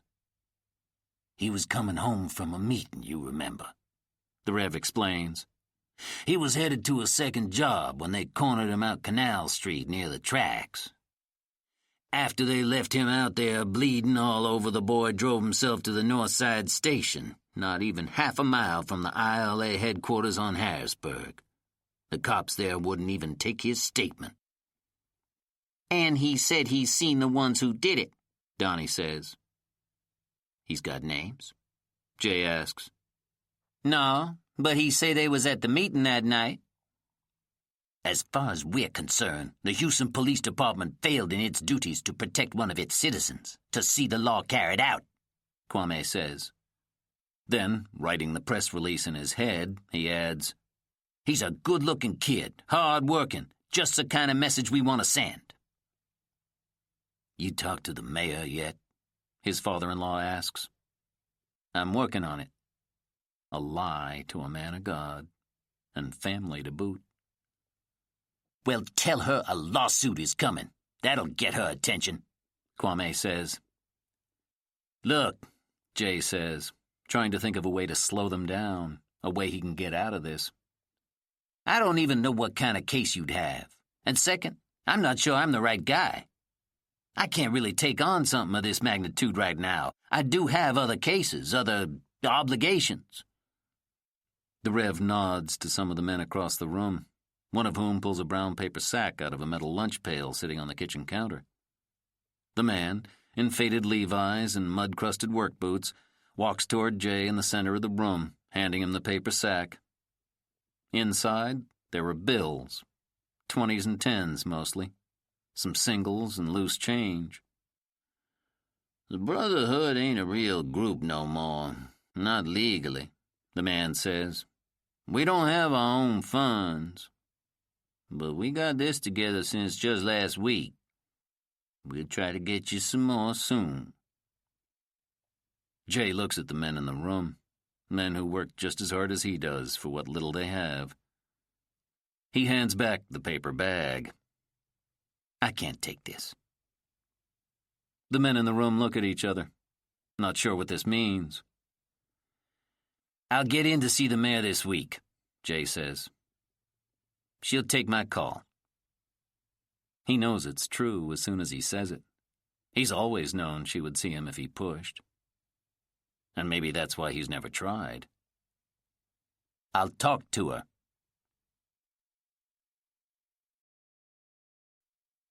Chapter 9. The morning of, Bernie lingers a bit longer than usual in the bathroom, watching him shave, the way he combs his hair, the extra time he's taking to groom himself. She's taking note of everything, filing it away. In the bedroom, Jay makes a show of not choosing his best shirt and tie. Bernie sits on the bed, rubbing at the underside of her belly. You coming by the church after? I got some stuff I have to get to at the office. He slides on his shoes. I promised Daddy I'd finish up the programs for Sunday this morning. I thought you could meet me at the church later. Jay looks up at his wife, not immediately following. The doctor's appointment, Jay? She says. Then, seeing the blank look on his face, she sighs. If you can't take me, I'll get someone at the church to drive me. She's pouting a little, cupping her belly like a schoolyard ball, turning away from Jay, as if to let him know, this is mine, not yours. She's aiming to hurt him, it seems, and he resents her for it. He didn't ask to go talk to the mayor. This was her father's idea. Just tell me what time be, he says. The phone rings in the kitchen. Bernie shuffles out of the room first. When Jay comes into the kitchen, his suit jacket folded over his arm, Bernie is holding the phone receiver, pointing it in his direction. It's for you. He takes the phone from her hand. This is Jay Porter. The voice on the line is gruff and slow. Marshall's dead. Who? My cousin. It's Jimmy calling. Jay lays his jacket across the kitchen countertop. He glances at his wife, who's buttering a slice of bread at the table. Apparently, Jimmy didn't share this news with her. His wife probably had no idea who she was just talking to. Jay lowers his voice anyway, turning away from her. What happened? They found him in a ditch on Elysian, Jimmy says, his tongue thick and uncoordinated this early in the morning. Jay can't tell if it's grief in his voice or Jack Daniels. He must have run off the road, is what they're saying. Fell asleep or had a heart attack or a stroke or something. Just run right off the road. They're saying he might have been out there 2 or 3 days. Then a sigh. My God. I'm sorry to hear it, Jay says, because he can't think of anything else. You saw him Saturday night, Jimmy says. He look all right to you? Jay glances at his wife again. Yeah. Well, Jimmy sighs again. That's what it is. What I wanted to tell you. He asked Jay for the name of a good funeral home, one that might work out some kind of payment plan. Jay claims ignorance, mainly because he wants to get off the phone as quickly as possible. He feels mildly sick to his stomach. He's nervous about going to the mayor's office for sure. But the phone call, the news from Jimmy, has also left him feeling unsettled. It's not exactly sadness he feels for Jimmy's cousin, but a vague sense of dread. When he hangs up the phone, Bernadine is looking at him, the buttered toast half gone in her hand. The doctor's appointment is at 3, Jay. He nods. I'll be there after lunch. The mayor's office is on the 3rd floor of City Hall, a squat limestone building dwarfed by steel and glass on all sides, high-rises that have come to dominate downtown Houston. In 1939, when City Hall was built, the city's dream for its future didn't reach past 8 stories. The state flag sits on top of the government building. It is several feet wider and longer than the stars and stripes flying alongside it. There's a reflecting pool in front of the building on Bagby, and across the street is a gilded archway leading to Coal Towers, twin office buildings that house the headquarters for coal oil industries. The coal name, in huge block letters, crowns the 2 towers, casting a heavy shadow across City Hall, falling at this hour right into Jay's lap. He sits beside a large window just outside the mayor's private suite, where he's been waiting for over an hour. He folds and refolds his hands across his lap, trying to keep them still, passing the time staring at the framed photographs lined end to end on the beige walls of the anteroom. Pictures of the mayor with Vice President and Mrs. Bush, Governor Clements, the state's first Republican governor since Reconstruction, even a snapshot of her with Congressman Mickey Leland, a Democrat and former political activist. Jay can discern no political rhyme or reason to the images on the walls. In picture after picture, in one pastel-colored suit after another, Mayor Cynthia Maddox is shaking hands with Democrats and Republicans, Teamsters and members of the Business League. Everyone has a hand on her in the photos, laying their claim to a woman who ran as a Texas Democrat but garnered nearly 30% of the Republican vote, a woman who spoke vaguely on the campaign trail about her commitment to civil rights, but still managed to reassure moneyed conservatives that she could keep their neighborhoods lily white. In Mayor Maddox, people see what they want to see. Jay looks at his watch for the third time. The mayor's secretary gives him a tiny shrug. "I'll let him know you're still waiting," she says, pressing a button on the intercom. Then, hearing something, she twists her torso around to look at the mahogany-stained double doors leading to the mayor's suite. She lifts her finger off the intercom button. "Oh, here. I think they're coming now." It's not until the door is open that the weight of the moment finally hits him. His face is suddenly flushed with heat, and also the bitter sting of shame. He's embarrassed to be undone by her still, all these years later. He bites the inside of his cheek until he tastes his own blood, until he remembers what senseless pain feels like, until he remembers what this woman is capable of.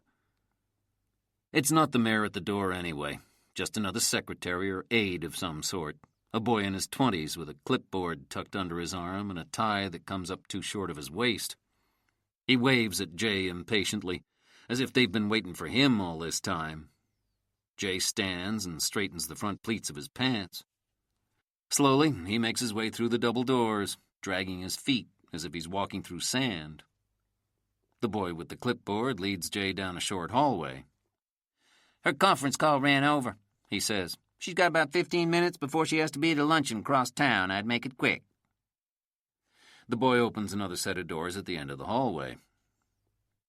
A rush of cool air, crisply air-conditioned and sweetened with rosewater perfume, hits Jay in the face, along with a lingering hint of cigar smoke, a reminder that this room, the inner sanctum, was once the domain of men. The current mayor is leaned up against the front side of her desk, dressed in a plum-colored suit, a bloom of frilly white fabric knotted at her throat as if she couldn't decide between a lace scarf or a man's necktie. At the base of her legs, covered with thick nude-colored pantyhose, she's wearing Keds. "The car's waiting downstairs," the boy says. The mayor waves in his general direction, her head tilted back. There's a makeup artist, a woman in her 60s wearing a green lame top and matching eyeshadow, whom Jay would probably not trust to put on the face he shows the world, sweeping a pencil across the mayor's left eye. It's quiet a minute, and Jay wonders who will speak first. "I want to thank you for coming," Cynthia says. Jay looks down at the thick carpet, fingering the change in his pockets. "Your support means the world to me," she goes on. The presumption irritates him. He's about to correct her, to explain that she's misunderstood his reason for coming. He is not here to let her off the hook. Cynthia keeps her eyes closed while the makeup artist pats powder the color of corn silk onto her nose and cheeks. "What's the next part, Kip?" There's a typewriter going behind Jay. The boy, Kip, types another line, then rolls the paper to the top of the page. "As this city enters the golden age of its greatest opportunity," he reads flatly. "As this city enters the golden age of its greatest opportunity," the mayor repeats with some romantic flourish. "It's organizations like yours." "You're jumping ahead. That line goes after you say the part about Houston being the fastest-growing city in the nation, the hope of a new decade." "I want to open with that. Houston is the fastest-growing city in the country, blah, blah, blah, and it's organizations like yours, the Daughters of the Texas Revolution, who maintain our heritage and tradition, our precious link to the past." That's enough, Marla, she says to the makeup artist. Cynthia stands upright then, finally opening her eyes. Jay's is the first face she sees. The smile starts somewhere behind her two made-up eyes, slowly, like a neon sign kicking on at dusk. A few sparks, then light. How do I look? To tell the truth, if it weren't for her name on the door, he would hardly recognize her. The suit is square and covers nearly every inch of the body he once knew so well, as if she is well aware of its liability in public office. He cocks an eyebrow. Daughters of the Texas Revolution. Her smile broadens, a spot of mischief behind her docile, coral-colored mouth. It's this face he recognizes. She angles her head to one side. Oh, Jay, she says. Remorse, maybe, or else pity. For him, the things he still hasn't learned. Touch it up once before you get to the podium, Marla says, lugging an alligator makeup bag on her way out the door. Cynthia nods, waving her off. Then she says to Jay, I'll have you know those ladies gave me $5,000 during the campaign. She crosses behind her desk and plops into an oversized leather chair. Jay can't help thinking she looks like a kid playing dress-up in her daddy's office. Of course, they gave the other guy 10. But I can't afford to hold a grudge. The other guy was Buddy McPherson, the mayor's challenger in the general election. A former sheriff and county commissioner, the Big Mac ran a particularly nasty campaign, one that ultimately backfired. Sure, Cynthia Maddox was probably too young to be mayor, with too little political experience. A few years as Senator Lloyd Benson's aide in D.C., then home to serve a year on the local school board and on to the comptroller's office.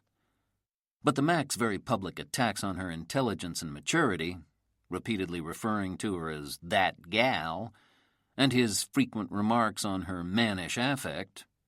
Something my granddaddy always said, son, don't ever trust an unattractive woman. They got way too much to prove. Didn't go over well with the public. And the fact that on the campaign trail Mac repeatedly brought up the news that Cynthia Maddox had never married was universally regarded as being in poor taste. Cynthia picks up the can of Tab on her desk, drinking it through a straw so as not to mess up her lipstick. She looks at Jay and shrugs. The DOTR are having their annual in Houston this year, and they asked me to speak at the luncheon, she says, picking up a plastic fork and stabbing at a boxed salad on her desk. They're not all Republicans, you know. They didn't all vote for Reagan. Did you? She looks up at Jay, mouthful of lettuce, and shakes her head. Not an answer to the question so much as a reprimand for asking in the first place. Nice picture, he says, nodding over her head at the two oil portraits hulking on the wall behind her, between the Texas and American flags. One is the governor, William P. Clements. The other is Ronald Reagan. Cynthia doesn't even bother to turn around. They came with the office. We have to get these remarks down before lunch, Kip says. You finish up, she says. You want me to leave? No, she says quickly. We're not going to be long, are we, Jay? Kip goes back to typing, reworking her speech. Jay goes back to fiddling with the change in his pocket, turning nickels over in his hand. He turns and looks out the wall of windows on the northwest side of the office. The mayor's suite is on the third floor of City Hall. Not a grand view, but high enough that Jay can see a swatch of the 45 freeway from here. It's under construction, as usual, as is almost every pocket of the city. This is a restless, adolescent city, forever picking at its pimples, never satisfied to leave well enough alone. Below the I-45 overpass are Allen Parkway and Buffalo Bayou. Jay can just make out a piece of the water from here. In the afternoon light, it looks chocolate brown, as inviting as a cup of coffee, completely harmless. He thinks of the woman on the boat. Her face comes to him, as uninvited as the night his path crossed hers. That, and the mystery of the black Ford, the man behind the wheel. Cynthia lets out a soft belch. Pardon me for all this, she says, dumping the rest of the salad into a trash can at her feet. But I stopped eating in public after Texas Monthly described me as stout in their winter profile. You read that shit? I swear I can't win. I put on weight just to stop people harping that I got in on my looks. Now I got half the city talking about my thighs. Everybody's got some fucking thing to say. She shakes her head in disgust, leaning down to open a bottom desk drawer. She pulls out a pair of black pumps, kicks off her keds, and slides on the high-heeled shoes. Kip, make sure that door's closed. It's closed, he says, without looking up from the typewriter. Cynthia reaches for a purse resting on a sideboard behind her desk. She pulls out a pack of Vantage 100s. She slides one out and lights it, then exhales, waving the smoke away from her hair, which is teased to hell in a round dishwater blonde helmet. She used to wear it long, Jay remembers. He used to have a goatee. And back then, neither of them would have been caught dead in a suit. And yet here they are. Cynthia looks at him through the smoke, maybe thinking the exact same thing. So here we are. What are you doing here, Jay? There's no simple answer to the question of why he came all this way instead of talking to her on the phone. It was a test, maybe, just to see if he could. There was a shooting a couple of nights ago out on Market Street, he says, sticking to the script he was given. That's on the north side of 5th Ward? I know where it is, she says. Anyway, I heard about it. You read it in the paper? Cynthia shakes her head, blowing a thin stream of smoke through her lips, then stubbing out her cigarette after just a few quick puffs. She points to a stack of papers on the corner of her desk. I get briefed by the police chief every morning. Every armed robbery, every rape, every shooting, I hear about it. Jay looks at the typed briefs on her desk. There must be 50 or so, going back a couple of months. Somewhere in that stack of papers is a report about the body by the bayou, maybe even word about the investigation. He wonders how much the mayor knows about the case, or if Jay's name is on one of those pages. The news this morning about Jimmy's cousin means Jay has no way of knowing what, if anything, the old man might have told police detectives about Saturday night. Crime's a big topic in this city, Cynthia says, zipping up her purse. The worst thing is to be at some function, a ribbon cutting for a grocery store or something, and have a reporter ask me about a couple of dead bodies somebody found the night before, and I don't know a thing about it. Let me tell you, it don't look good. I almost didn't make it into office on the crime issue alone. People think a girl can't keep things under control. She walks from around the backside of her desk, motioning to Kip that it's about time to go. 5th Ward is one of our hot spots, so, yeah, I heard about it. Why? The dock workers, the ones talking about a strike. They think the ILA had something to do with it. Cynthia's blue-gray eyes widen slightly. She seems to instantly comprehend what this means, the trouble it brings. Jesus. To the Brotherhood, it's an act of war. The cops told me they don't know who did it, the mayor says, hopeful. The Brotherhood has reason to believe this was stress over the strike. It wasn't that long ago when some of the ILA beat up a 19-year-old kid coming home from an organizing meeting. What? It was 3 men. The kid says he'd seen them at the ILA meeting the night he was attacked. Well, give me their names. I'll take them to the chief of police myself. She reaches for a notepad on her desk. Jay shakes his head. The kid already tried talking to the cops.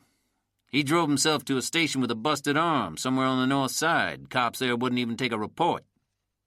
Cynthia rolls her eyes. Those unions bowl together, you know, she says. The Policemen's League and the ILA. The boys in blue were pretty protective of their buddies at the port. She goes to run her fingers through her hair, a nervous habit he remembers. But she's forgotten the amount of hairspray her groomer encased her in. Her fingers get stuck a few inches above her ear. Oh, this is a goddamn mess. If the city council would go my way in terms of who we seat on the port commission, then maybe I can push this strike situation in the right direction. What about Cummings? Jay can't help asking.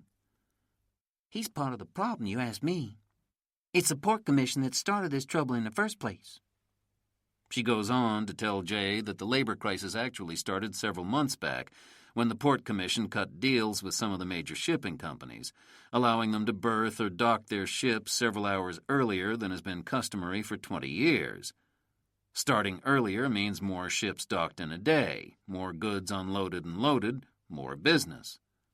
It also means extra hours of work for the dock workers, most of whom don't get overtime, a point on which the stevedoring companies refuse to budge. They're already paying plenty of overtime to their foremen, who get compensated for the extra responsibility they take on. To management, this pay scale is based on a time-honored hierarchy. The problem, Jay knows, is that the hierarchy falls along racial lines. The foremen, the men supervising, holding clipboards, dipping into air-conditioned trailers for donuts and coffee anytime they want to, are disproportionately white. The ones doing all the manual labor, the lifting and loading, are almost all brown. And the stevedoring companies are slow to promote blacks, and especially Latinos, to the more lucrative positions. I'm all for equal rights and equal pay, the mayor says, but now is just not the time for this kind of fight. There's a time and place for everything, Jay. 10 years ago, you and I would have laughed if somebody told us we ought to wait patiently for our civil rights. Wait is just another word for no, and you know it. Look, Jay, she says firmly, almost like a schoolteacher scolding a mouthy pupil. There's not a goddamn one of us can afford a strike right now. This is the second biggest international port in the country. You know that? You got any idea how much money floats on that water? Not to mention the oil. The oil, Jay. Those petrochemical workers go on strike too, and this whole country's gonna feel the effects of it. I got people calling me left and right. Business leaders, oil and gas folks, the unions. People are starting to panic, Jay, she says, shaking her head gravely. This just isn't the time. They're talking about suing the city, Cynthia. The kid's family. For what? Their position. The Houston Police Department and the city that funds and manages said department both failed in their duties to protect a law-abiding citizen and to carry out the law to the fullest extent of their abilities. Cynthia stands perfectly still, her high heels dug in the blue carpet, staring at him with those pale blue-gray eyes, hot pink flushing across her cheeks. For the first time, she actually looks angry. You're not taking the case, are you? They asked me to talk to you. That's all I'm doing. Because you can't. Then, catching herself, she says, Not that I'm in a position to tell you what to do. So long as we're clear about that, he says. I'm just saying, you don't have to do this, Jay. Just to punish me. She waits for him to say that's not what this is, not the reason he came all this way. Why would I want to punish you, Cynthia? He asks pointedly. Don't do this to me, Jay. I'm not doing anything to you, Cynthia. That's not true, she says warmly. You're here, aren't you? She gives him a wistful smile. It betrays a weakness he didn't know was there, an acknowledgement that his presence holds some power for her as well. You telling me you came all this way to talk to me about a union? Really, Jay? He looks into her eyes and tells the truth. I don't know why I'm here. The answer seems to irritate her in some way, and she makes a quick, rather graceless switch from sly courting to an outright plea for mercy. Look, I'm in a struggle with this police department as it is, and everybody in this goddamn city knows it. I'm only 8 months in. I cannot have a lawsuit against the police department. It'll be an indictment against me, proof that I can't control those men. They'll hang me, Jay. The Brotherhood just wants protection, he says.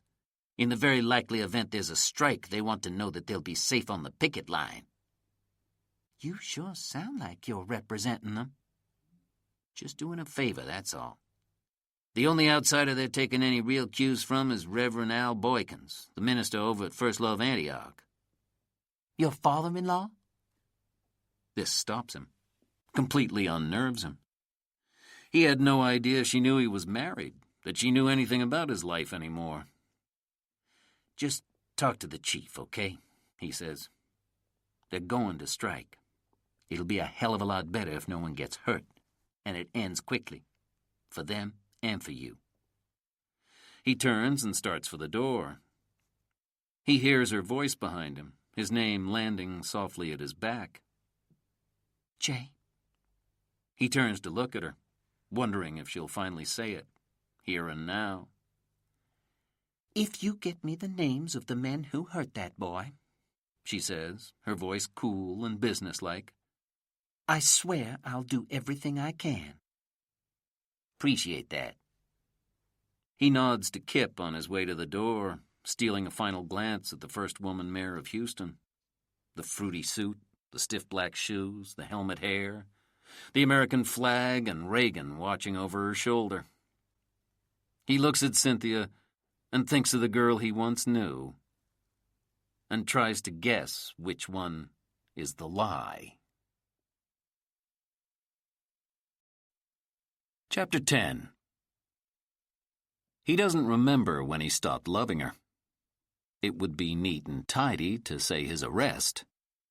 Those frantic and confused days after he turned himself in, long hours spent in lockup, trying to explain to his court-appointed lawyer what exactly had happened, trying to understand it himself, all the while waiting for her to call, to prove his worst fears wrong. He doesn't remember when he stopped loving her, or when exactly he started. They never called it anything, or gave it a name. In the beginning, she was just a scruffy kid who started coming around to meetings. He was the one who had been appointed to tell her, as forcefully as need be, to stop. They didn't want her help. Her political awakening was on her own time, not theirs. Besides, in those days, the sisters were still frying chicken and going for beer runs for the meetings, walking 10 feet behind the men at campus marches. If the brothers hadn't run her off, the sisters surely would have. No way a white girl was going to get in line first. He went to tell her in person, even though he didn't have to. He could have waited until she showed up at the next meeting at the duplex on Scott Street, where they spent most of their days, organizing marches, skipping classes, eating whatever somebody's little paycheck could scrounge up, drinking beer and fooling around with women, whoever was in the building at the time. He could have waited and made a show of the whole thing, putting down the white girl in front of everybody. But he had no desire to be cruel. This movement wasn't about keeping score or getting even, at least not for him. He really believed they could change things, and he didn't see any reason why white shouldn't be a part of that too. Hell, they had made this mess of racial inequality in the first place. Why shouldn't they have a hand in cleaning it up? His comrades, though, his brothers in arms, were for the most part leery of white folks. They didn't fool with hippies, white kids who didn't wear shoes and were always telling people to relax. And they were even more suspicious of the whites who showed up in pressed khakis and topsiders, who joined SNCC and Students for a Democratic Society, who talked the talk. Their anger was some days focused as much on pissing off their parents as it was on the president, or voting rights, or racist cops across the South. But, hey, Jay thought, at least they showed up. They went to campus marches and organized their own. Cynthia Maddox was all right in Jay's book. She got credit for just showing up. So Jay went out of his way to tell her to please stop. She took the news well. After calling him a racist and a chauvinist, a word he had to look up when he got home, she told him she thought he was the only one in his group who had any sense. She asked him if he wanted to join her for dinner, her treat. Jay, who had holes in his coat and was working on a few in the soles of his shoes, was quite grateful for the offer. They went to a barbecue stand on Telephone Road, her choice. She ordered chicken and mustard greens and pushed him toward the hot links and potato salad, since she'd never tried those before. Halfway through the meal, she was reaching across the table every few minutes to pick at his plate. All through dinner, she ran through a laundry list of things she'd been saving up, stuff she would have said at the meetings if they'd ever let her talk. How they should work the system from the inside, plant one of their own on the school's admin board, or even better, the city council. Infiltration, she said, chomping on an ice cube soaked in Big Red soda. The FBI ain't all crazy. She thought they could pull it off, too. But they would need somebody unassuming, somebody the establishment would never suspect. She licked the corners of her mouth and smiled, an indication that she knew such a person. Maybe someone sitting across the table from him right now. You may need me more than you think you do. And she had more to say, too. She claimed their meetings were disorganized, too much eating and smoking and not enough focus. She also thought the Panthers were on to something with their uniform look. Have y'all ever thought about getting matching outfits? Something jazzy, like with rainbows on the back? By then, Jay had heard enough. He mumbled something about a paper he had to write. He thanked her for the meal and hitched a ride back on his own. He, frankly, didn't think he'd ever see her again. But Cynthia Maddox was insatiable and full of ideas. She was on a full scholarship and making straight A's. She had a lot of time on her hands. She stopped coming by the house on Scott Street and started calling him up at his dorm, on the hallway phone, all times of the night, wanting to run her ideas by him. She was a member of SNCC by then, a group she'd finally talked her way into, and was starting up one of the few SDS chapters in the state. She wanted to know what he thought about this or that. Would he look at a draft of a press release she was writing, urging a boycott of the student union cafeteria, because they bought canned peas and tomatoes from a plant that didn't hire blacks or Mexicans? Could she get him to agree to give her a heads up about any marches he had planned so she could coordinate something with her groups and present a unified front to the school, the city, and the local press? And what did he really think of nonviolence? I mean, really, don't you think we're past all that? Finally, one day, just to shut her up, he asked her where she was from, where she'd gone to high school. She grew up in Katy, she said, out west, off the I-10 freeway. She'd come to college late, already in her 20s, and before that she'd spent her entire life within a 15-mile radius. To Jay, it explained a lot. She was like a spring chicken that had been running around in a too-tight cage and had finally been let loose. It was an energy he recognized in himself. They were both kids who'd grown up in the dirt in rural East Texas, itching to get past the social confines of all that open, lawless space. They kind of got to be friends that way, talking about home. Turns out Cynthia, Cindy, to everybody but him, he didn't like the name, didn't think it suited her much. Didn't know her daddy either. She had a bastard stepfather, too, a guy not even 10 years older than she was, who used to look at her funny when she was coming out of the bathroom. It was weeks before Jay would tell her his story. The soft footsteps he used to hear in the dark, his stepfather padding past on the way to Jay's sister's room. He'd always hear his mother next, shuffling on the same worn carpet in the hallway, walking into her daughter's room to stop whatever had happened or was about to. Jay, who was just a boy then and scared to death of his stepfather, the beatings that sprang up like hurricanes on the Gulf with no advance warning and no time for retreat, never did a thing to stop him. The next morning they'd all sit around the breakfast table like nothing had happened, like there wasn't a snake sitting right there at the table, sipping Sanka and sopping up his eggs with a biscuit.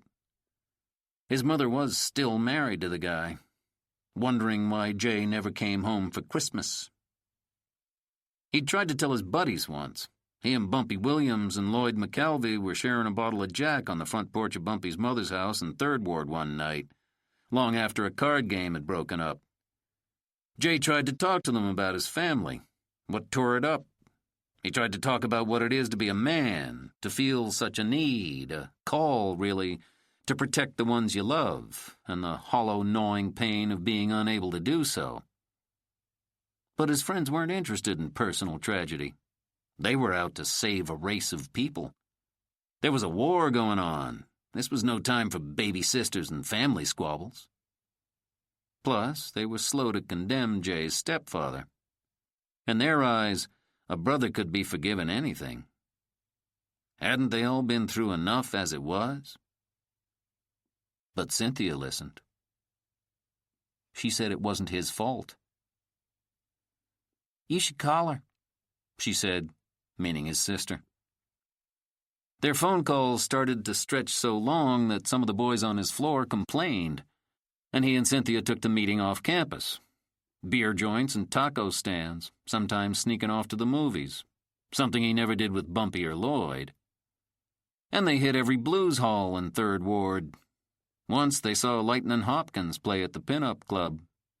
Cynthia nearly fainted from the heat, the stench of sweat and perfume, and the shots of hooch she kept accepting from a group of sisters who were having a little fun with her, playing like they were her friends, laying out sly compliments about her stringy hair and laughing at her behind her back. Jay ended up having to drive her home. It was too late to try to sneak her into the girls' dorm, so he drove in circles around town. Cynthia laid out across his lap in the front seat of her green Ford Econoline truck, waiting for her to sober up. Near dawn, he settled into the parking lot of an elementary school out in the Heights. It was Sunday morning by then, and no one was around. Cynthia came to around dawn. She sat up and looked out the window and asked where they were. Jay had taken his coat off at some point. He'd rolled up his sleeves and was smoking a cigarette out the window. Cynthia turned and looked at him. He can still see her now. Her hair was messed up and tangled, and it was stringy. She had mascara smudged under both of her eyes.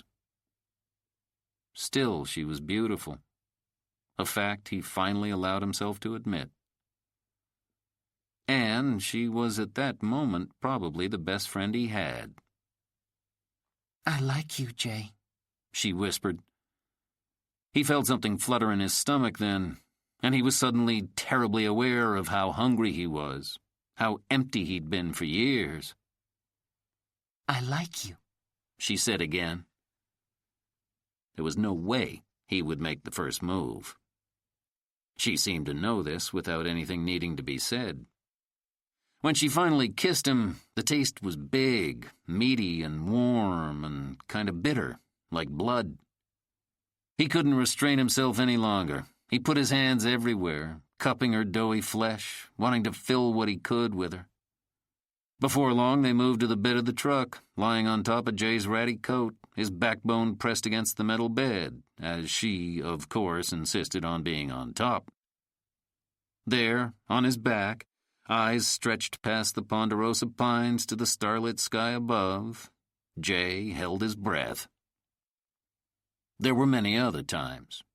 In the truck, in the basement of her dorm, and once on top of a picnic table after midnight in McGregor Park. One of the stupidest things he's ever done. He never told his friends, and she never told hers. It was just between the two of them. They met in silence most nights, reaching for each other like a salve, slick, wet kisses to wash away everything past the reach of their young arms. By the time the feds killed those boys in Chicago in the winter of '69, everyone was on the lookout for rats. The administration was cracking down. There were cops on campus, cops everywhere it seemed. The FBI and local law enforcement had moved on to new strategies. They'd grown tired, it seemed, of billy clubs and water hoses. They were just flat out shooting people now. What had started some 15 years earlier with peaceful sit-ins and boycotts had disintegrated into guerrilla warfare. Something ugly was happening around them. Dark clouds were moving in, marching in martial formation, threatening to break everything wide open. King was dead by then. Malcolm and 2 Kennedys. Death was everywhere. Cynthia asked him once about getting a gun. He feigned ignorance and told her to watch herself. He didn't want her getting hurt. SNCC was falling apart. Cynthia was spending more and more time trying to get attention for her fledgling SDS chapter, getting deeper and deeper into her own rhetoric, her ideas that they should meet fire with fire. She started speaking around campus more and more, standing on classroom chairs outside the administration building, screaming until her throat was raw, always quoting Malcolm, as if the rest of them had never heard of him. She got her name in the school paper, but the Post and the Chronicle mostly ignored her, treating her as little more than a groupie, a white girl caught up in nigger fever. as sure as if the Temptations had come to town. Chapter 11. The report to his father-in-law goes something like this. The mayor has expressed tremendous concern for labor instability at the docks, as well as compassion and understanding for the longshoremen's wage struggles. She will speak to the chief of police about getting adequate protection for the dock workers in the event of a strike. She passes on words of sympathy to the kid and his family. If he can ID the ones who jumped him, she'll do all she can to see that charges are brought. In all, the mayor is a friend to labor. It's only marginally true. But Jay can see no reason to escalate the situation by repeating verbatim any of the things she said. He played his part as the messenger boy. The end of it, as far as he's concerned. Now, wait a minute, son. We still need you on this thing. Rev, with all due respect, I'm not sure you have much of a lawsuit here. You got the mayor herself saying she'll make sure the men are caught. The problem is, you're saying the boy doesn't really know who did it. Not by name, but he saw him, Jay. Well, one of them at least. Jay sighs. The story seems to keep shifting. Meet with the boy again. Hear him tell it. What those men did to him. I can't afford to take any more time away from my business. I understand, son. But they're gonna vote on the strike this week, maybe. They're going to call it. Come out to the union meeting and let the boy point the man out.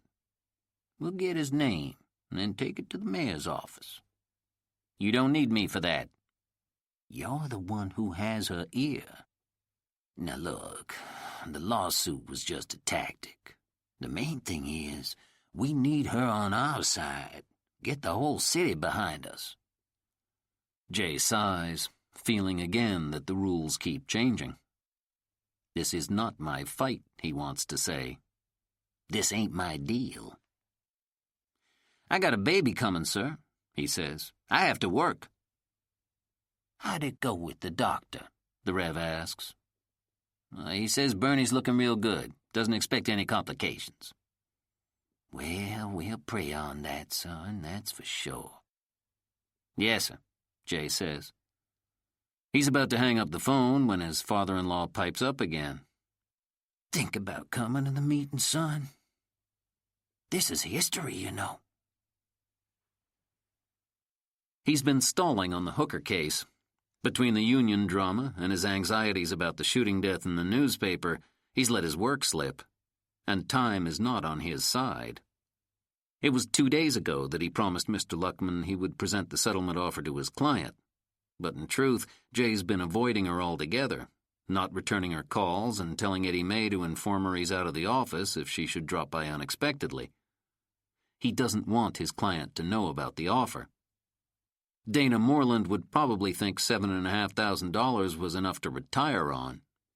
Jay is still holding out for more. If he can come up with a witness who saw JT and the girl, he thinks he can scare 5 digits out of Cummings and Charlie Luckman.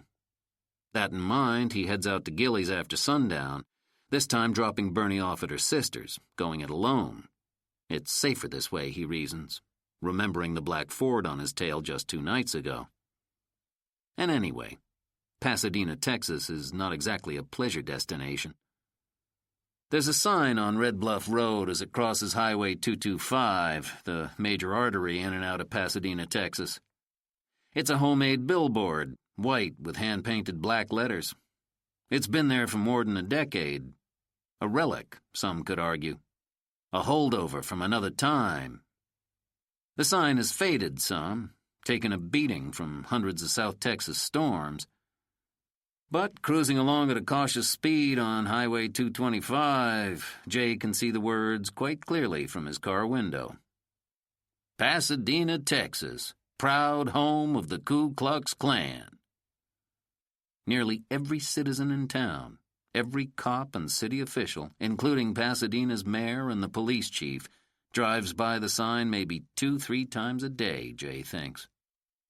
On the way to the grocery store or work, or taking their kid to the doctor. You can hardly get to City Hall without driving past it. Folks on their way to church Sunday morning see this sign every week, rising some 50 feet in the air, high above the buildings and trees. There has never been a campaign launched to tear the sign down. No arguments made in the local newspaper that perhaps this is no longer the time for such unapologetically racist fare. At least not broadcast so loudly. Hell, the city could just come in and break the sign down in the middle of the night if they were moved to. And yet here it is, eerily lit from below by city streetlights, the white of the billboards stark against the black sky. It still stands on high as the unofficial town welcome. Make sure you know where you are, boy. In an odd way, Jay finds the sign comforting. He has come to appreciate these kinds of visual clues. To see a Confederate flag flying outside someone's home or in the back window of a pickup truck is about as accurate a warning system as a man could hope for. Like the engine light coming on in your car a few miles before something may or may not blow up. It's a caution before trouble starts, offering a clean window of time in which to make a run for it. He would not be out here now if it weren't for business. There's nothing appealing about Pasadena, Texas. It's flat land, cow pastures, and overworked strawberry fields turned over for cheap housing, strip malls, and liquor stores, gun shops, and honky-tonks. And somewhere in the middle of all of it, a small-time country singer opened the world's largest nightclub, capable of holding more rednecks in one location than Jay ever wanted to encounter in a lifetime. Mickey Gilley's place made the city of Pasadena, Texas, famous. The dance hall sits on several acres, including the parking lot, which at 9:45 is filled with dozens of Chevy and Ford pickup trucks, most of which have a red and white Gilley's bumper sticker above their tailpipes or pasted in the back windows of their cabs. There must be dozens of people huddled in groups outside the club. They're getting an early buzz on, drinking beer out of coolers propped up in the beds of their trucks, listening to Waylon Jennings or the Charlie Daniels Band on their car stereos. At the front doors, there's a group of girls waiting in line, their hair feathered up to the brims of their pink and white cowboy hats. They're popping gum and sharing a can of hairspray. They glance in Jay's direction, nudging each other as he drives through the parking lot, where all eyes are on him. A black man in a crisp white button-down, no pearl buttons or tassels, no beard on his face or even a mustache, driving a Buick Skylark no less. He is clearly not one of them. Jay parks at the far end of the lot, the front end of his Buick tipping dangerously over the edge of a steep ditch that separates the gravel lot from the cars passing by on Spencer Highway. He has a sudden bothersome thought of Jimmy's cousin, an image of the old man driving off the side of the road, his body discovered in a ditch, just like this one. And he wonders, not for the first time, why Marshall told his girl he'd be home after cleaning the boat, but when Jay spoke with Jimmy, he complained that his cousin had left it a mess. He's about to open his car door when something hits the glass on the driver's side window right by Jay's ear. He jumps, thinking it's a rock, that somebody is throwing stones at his car. He turns and sees a couple of roughnecks standing outside the driver's side door, one with his arms folded across his substantial chest, the other motioning for Jay to roll down the window. The man taps the window again with his pinky ring, a turquoise stone the size of a small biscuit. When Jay doesn't respond fast enough, the one with the chest pushes his friend out of the way and taps on the glass harder. Slowly, Jay rolls down the window halfway. He can immediately smell the liquor on them, the sweat from a good day's work. The one with the chest says, "You lost, boy?" Jay rolls down the car window a little more, far enough so the men can see the .38 sitting in his lap, where he laid it about a half-mile outside Pasadena's city limits. He puts a hand on the butt of the weapon. "I believe I'm all right, boy." The one with the chest backs away first, pulling his friend with him. Jay keeps one hand on his gun, watching their retreat in his side view mirror. He takes his time getting out of the car, lighting a cigarette. Then he makes the long walk across the parking lot, keeping his eyes straight ahead. At the front doors, there's no one on duty who goes by the name of Clyde, and no one who'll tell him if Clyde is anywhere on the premises. Inside, the club is as warm as a midday barbecue, even with air conditioning going and ceiling fans whirling overhead. The dance floor, seemingly half a mile of parquet wood flooring, is a sea of cowboy hats, ducking and swaying. Jay can hear the thump and shuffle of boots across the wood floor. He counts 3 bars under the pitched roof, each with a line of cowboys gathered, dollar bills folded lengthwise in their hands, waving at the girl bartenders for 75-cent long necks of Lone Star. Jay stands in the entryway, wishing he'd at least put on some jeans or a pair of boots and pretended to be some long-lost descendant of Charlie Pride. People are starting to stare. He decides to start with the bar on his left, working his way to the front of the line. The gal behind the bar gives him a can of Gilly's beer, even though he ordered a Michelob. He imagines she didn't hear him over the music. That, or she's fucking with him. Or maybe Mickey makes all the girls push his brew. She pops the top for him, twirling the cap on her pinky finger, motioning to the next man in line. Jay sips at the beer. It's thin and not to his taste. He pulls out a $5 bill and orders a Michelob, louder this time. He tells her to keep the change. She looks at Jay anew, raising an eyebrow. From the cooler behind the bar, she pulls out 2 sweating bottles of Michelob. She opens one and slides it to Jay, pops the cap on the other, and takes a sip herself. She leans across the bar. I don't drink the shit either. She winks at him, pocketing the rest of his change. He watches her work for a while, thinking he's gotten in. She moves with grace, able to fill one order while she's taking the next, making sure the women in line get served first. Her hair is stick-straight and dirty blonde, and she wears it straight down her back like Crystal Gale. She's older than the other barmaids at her station. There's a weariness in her hips, too many years on her feet, he gathers. This is career work for her. He bets she's in here at least 5 nights a week. The next time she's down at his end of the bar, he asks her about Clyde. He's off tonight, she hollers above the music, moving back and forth between the bar top and the cooler of beer. Jay orders another Michelob. You got a phone number for him or something? Depends on why you're asking. You're not a cop, are you? From his back pocket, Jay pulls out a Polaroid picture of his client, one he took the first day she came into his office. He lays the picture of Dana Moreland on the bar top, along with another $5 bill. You seen her in here before? She a friend of yours? Something like that, Jay says. The bartender nods at Jay's wedding ring. Your wife know you're friends with a girl like that? So you know her then? I know what she and Clyde are up to, if that's what you mean. The line behind Jay is getting rowdy, pushing up against him. The bartender finishes the rest of her Michelob in 2 clean swallows. She goes back to taking $1 bills, pulling beers, popping tops. Jay tries to talk to her over the noise. You seen her in here with him? He asks, pulling out a smudged newspaper photo of Mr. Cummings, a shot of him with the other port commissioners standing on one of the public wharves. The bartender snatches the picture from Jay on her way to the cash register. Maybe, she says. He wasn't one of Clyde's customers, if that rings any bells. I said maybe. She pulls the tab off 2 cans of Gilly's beer, slides them down the bar to a couple wearing matching black and silver cowboy shirts. She crosses back to the cash register, studying the smudged newspaper photo, holding it next to the Polaroid of Dana Moreland. Yeah, all right, she says. Be sure? Jay asks. This one looks real familiar, she says, pointing at Cummings' picture. I remember him not wanting to leave so early, getting huffy with Clyde. On the night of June 29th? Yeah, that sounds about right. You saw these 2 people together? I guess so, she says, not sounding as sure as she did a moment ago. And what about Clyde? You got a number for him or something? Why? What's this all about? She leans over the bar top, smiling, her breasts mashed together under a pink and red Gilly's t-shirt.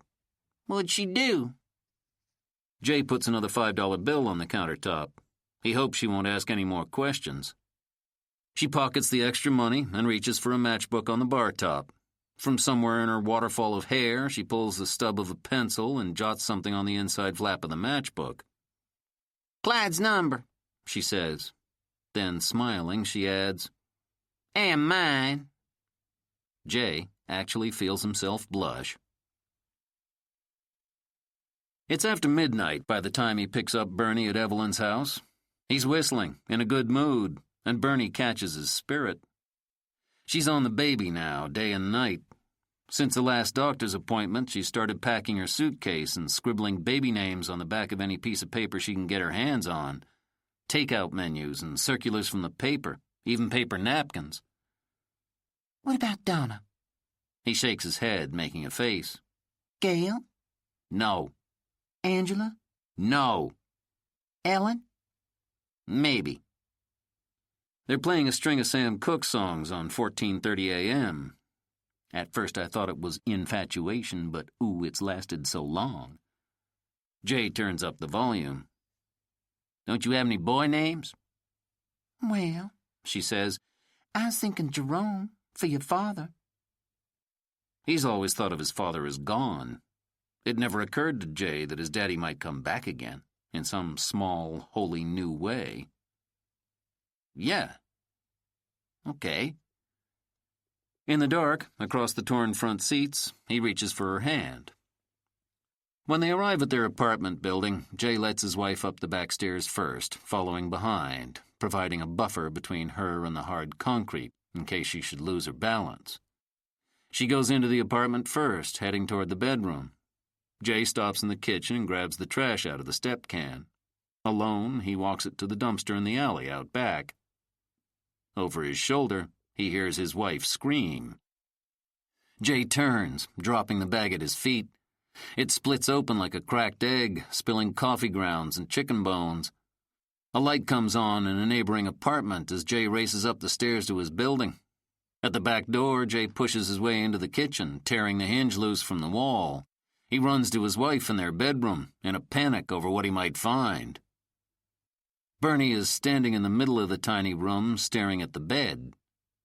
Jay immediately goes for his gun.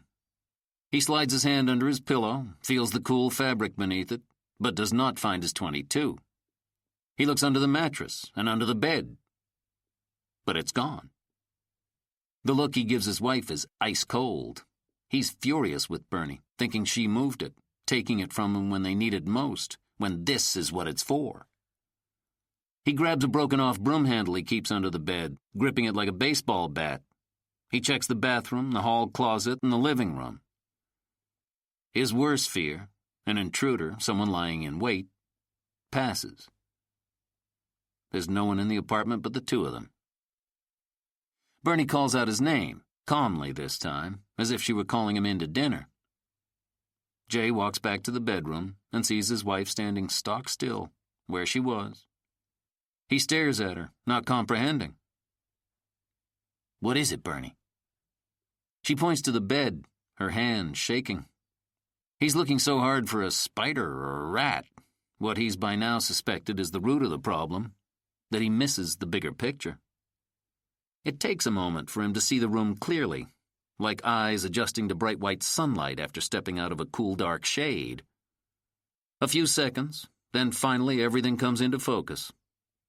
On the bed, Bernie's suitcase, the one she's been packing carefully in bits and pieces for the last few days, is turned over, upside down, the clothes strewn across the bedspread and spilling onto the floor. Someone has gone through every piece of it, her panties and nightgowns and every magazine. They even opened an envelope with the doctor's instructions in it, the name and address of the hospital. The dresser drawers are open. So is the drawer on his nightstand. A bottle of aspirin and a tin of hair grease have been fished out and thrown across the bed, along with his AM radio. The nightstand drawer on Bernie's side has been pulled clean out of its socket. It's sitting on the floor, along with paperback books and a spiral notebook that Jay didn't even know his wife kept by the bed. Bernie looks at her husband. He's sure she's about to cry. He glances over at his side of the bed and sees his overturned pillow and the empty spot beneath it. It's clear now that his wife didn't move his gun. Someone came in here and took it. Bernie walks out of the room first, carrying her notebook. He finds her in the kitchen, checking the refrigerator of all things. His checkbook is still sitting on top of the stereo speaker in the living room. The television is there, and their books. Even a basket of folded laundry Bernie had left on the couch. All of it untouched. The only thing he finds out of place is his wedding picture, one he had framed for their first anniversary. Someone had turned it face down on the coffee table, pressing their noses to the glass.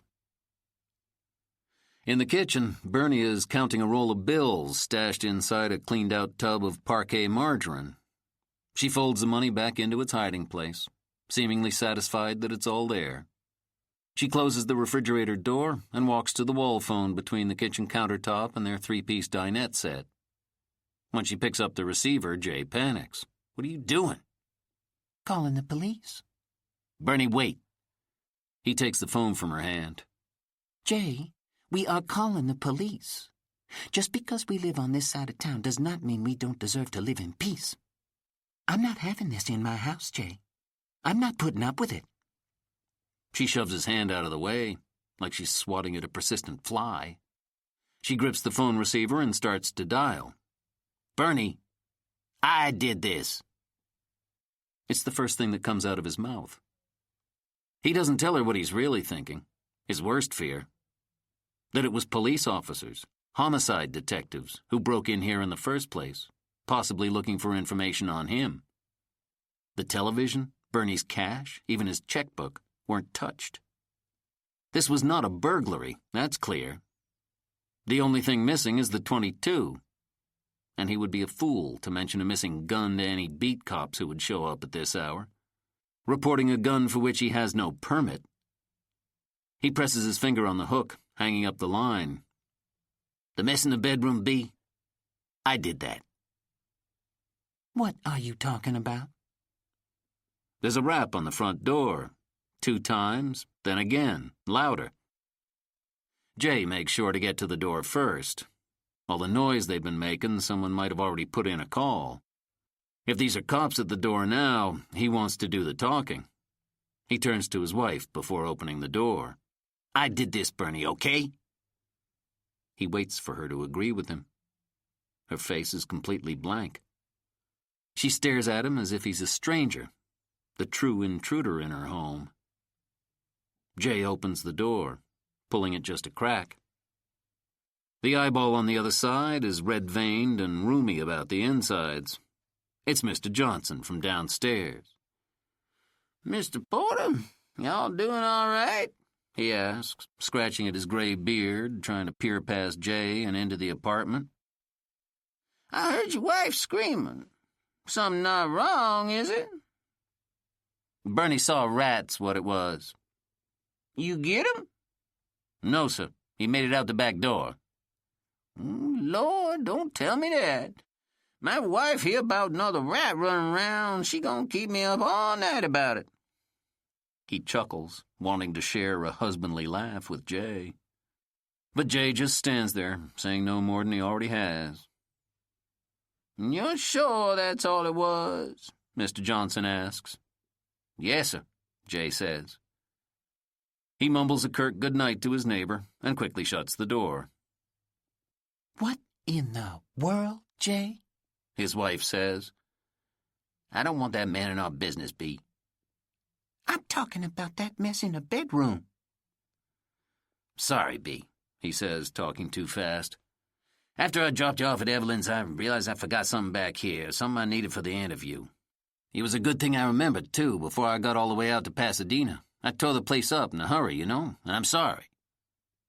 He walks past her calmly, into the bedroom, as if he does this sort of thing all the time, tearing up her things, scaring her half to death. He starts picking through the mess in the room. Bernie stands in the open doorway, leaned against the wood frame, watching him. What was it? She asks. He looks up. Pardon?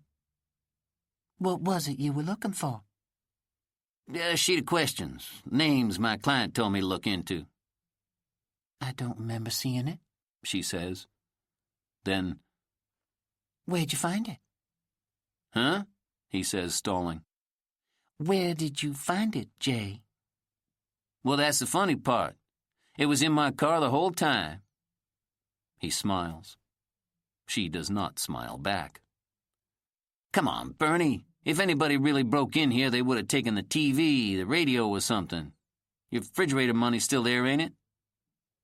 Softly, he adds, You got no reason to be scared, Bernie. I'm not scared. I'm thinking. She runs her finger inside the door jamb, fingering the cheap pulpy wood. There's a lot he's not telling her, and she seems to know it by the look on his face. I'm sorry about the mess, he says, putting the dresser drawers back. Bernie watches him for a while, then slowly joins him in the cleanup, repacking her flowered suitcase piece by piece. About an hour before dawn, he's still up, sitting on the living room sofa, a tool chest at his feet and a can of beer in his hand, trying to think of how they got inside. He checks the front door and the one in back, where the hinge is still hanging loose from when he pushed his way into the apartment. He wonders if that was the point of entry, if they kicked the door in and then sloppily tried to repair the damage, replacing the hinge. But as he hunches on his knees, refastening the screws on the brass-plated hinge, he considers what little sense that makes. Why would anyone bother? Why tear the place apart, make a show that you'd been there, then take the trouble to cover your tracks?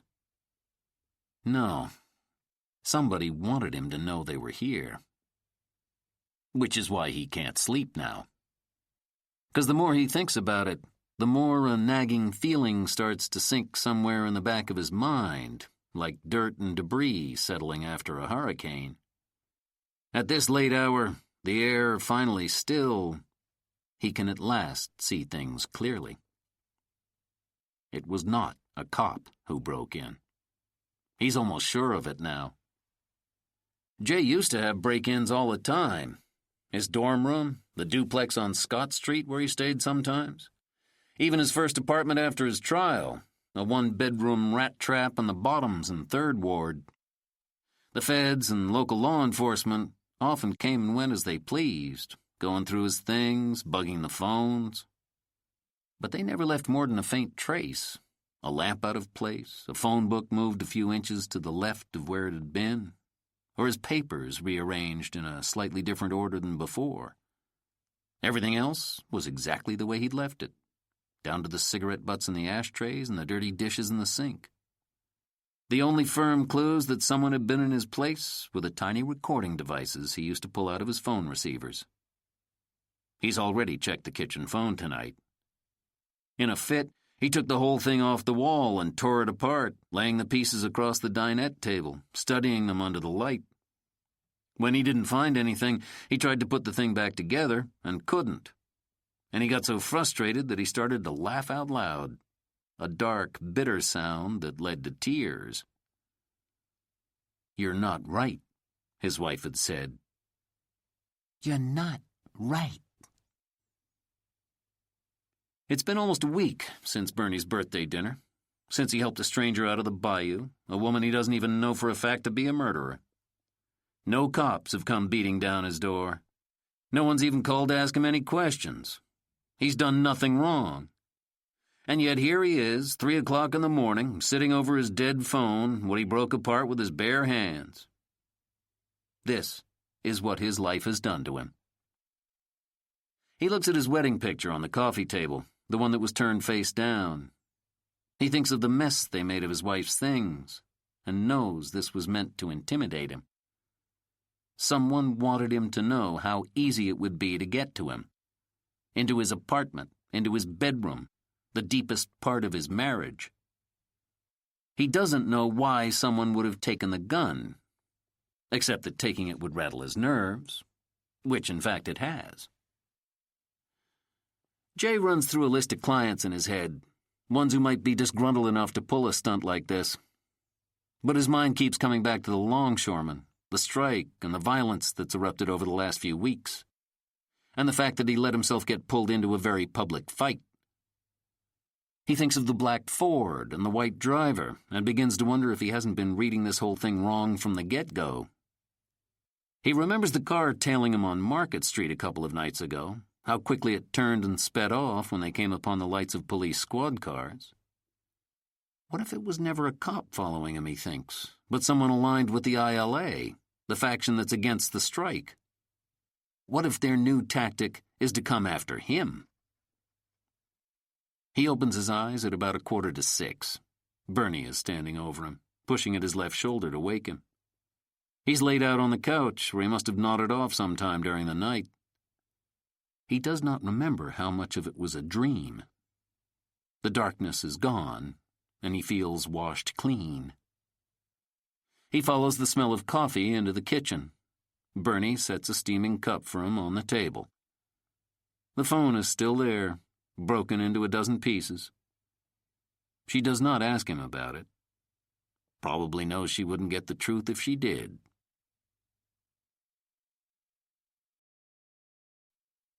Chapter 12.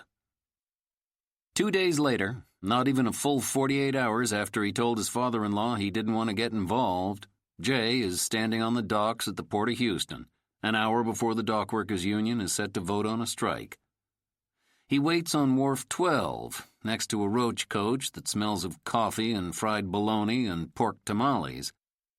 He lights a Newport and keeps his eyes peeled, on the lookout for a white man in his 40s with a buzz cut and sunglasses, the one driving the black Ford, the one he now suspects broke into his apartment. Wharf 12 is a public dock run by the Port Authority. It's sandwiched between two other docks that are considerably larger and move a lot more inventory in a day. Over the years, Wharf 12 has become a kind of de facto break room for longshoremen working up and down the ship channel. Here, the ones who didn't get a work assignment for the day wait around to see if their luck might change. They gather to get a bite or call home or play cards. The doors of the pier's warehouse are open, and a group of men sit inside, taking advantage of the shade. It's a half hour to dusk, and still it's nearly 90 degrees outside. For Jay, the sun and the salt water at the port, the smell of fishtails caked up on the shore, and the fuel from the barges all mix into a heady cocktail.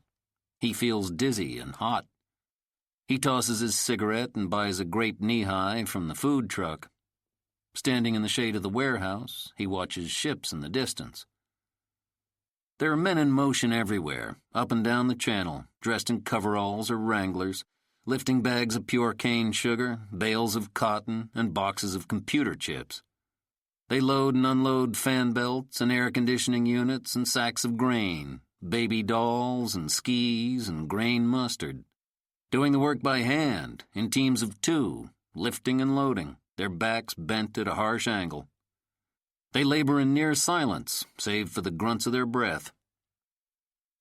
A few of the wharves operate by forklift. 2 or 3 men work the machines, which load goods mechanically into long rectangular metal containers that look like boxcars on a train. The containers are then transported onto the ships by even bigger machines.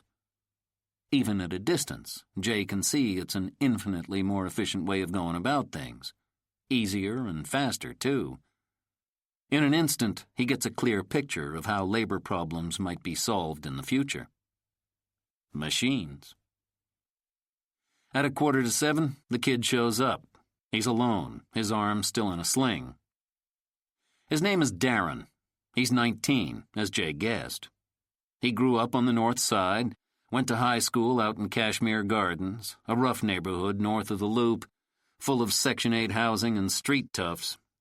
He likes football and Michael Jackson, the new stuff, and is thinking about taking a few classes at a community college in the fall. I need a job I can work if both my arms are broken. Smart boy, Jay said to him over the phone. Jay offers to buy the kid a soda.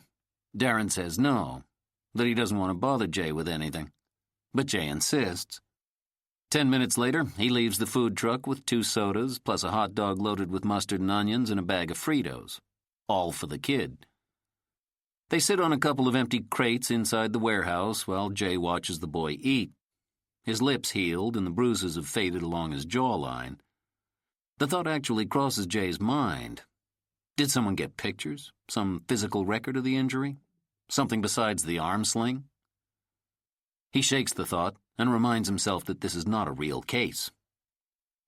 He's going to help the kid, sure, If Darren can identify the guys who jumped him, if he can provide a name or two, Jay will pass it along to the mayor. Beyond that, it's out of his hands, and he'll carefully advise his client that pursuing this any further than that is foolish. In the meantime, the kid gains some entry into ILA headquarters, and maybe Jay gets to make an ID of his own. Since the break-in last night, he's wondered more than once if the man in the black Ford and the guy who jumped Darren are one and the same. And he's ready to tell the man in no uncertain terms to think twice before he crosses Jay again. "You look good," Jay says, nodding at the healed cuts on the kid's face. Darren nods, stuffing Fritos into his mouth. "I'd be all right." He wipes grease and salt on his pants leg. "I get one of those?" he asks, pointing to Jay's cigarettes.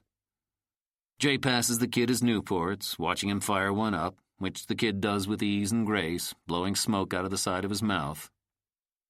"So, I guess you want to know how it happened, huh?" "You told your father and the rest of them that you were coming home from a meeting at the ILA headquarters," Jay says. "It was a week ago about," the kid says. "The union was just getting into this thing serious. Some of the Brotherhood camp was making their case about the wage discrepancy." He trips over the word, as clumsily as if he were wearing too tight shoes. Jay finds himself nodding along, encouraging him. "How many people were at that meeting?" he asks. "Couple hundred, maybe more," Darren says. "It was the first time some of the white ones came out and said they're going to stand with us if we walk." "What time did you leave that night, Darren?" Jay asks. "I cut out early, before 9 o'clock. That's when my shift at the bakery starts." Jay scratches his chin. "So you think they actually followed you out? Watched you leave, then cut out after you?" "Look that way, don't it?"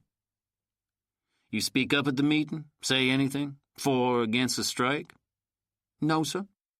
I only been in the union a year now. I can't even remember when there was a brotherhood. It's only ever been one union, far as I know. This ain't a black or white thing for me.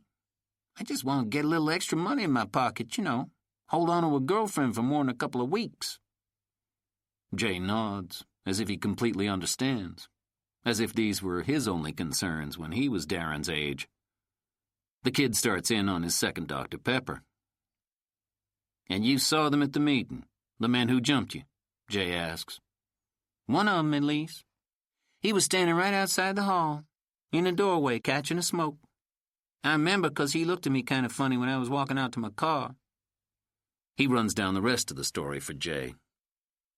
He left the meeting, must have been about 8:45, because he remembers thinking he was going to be late clocking in at the bakery. It's almost 30 minutes to get out to his second job at the Meyer bread factory.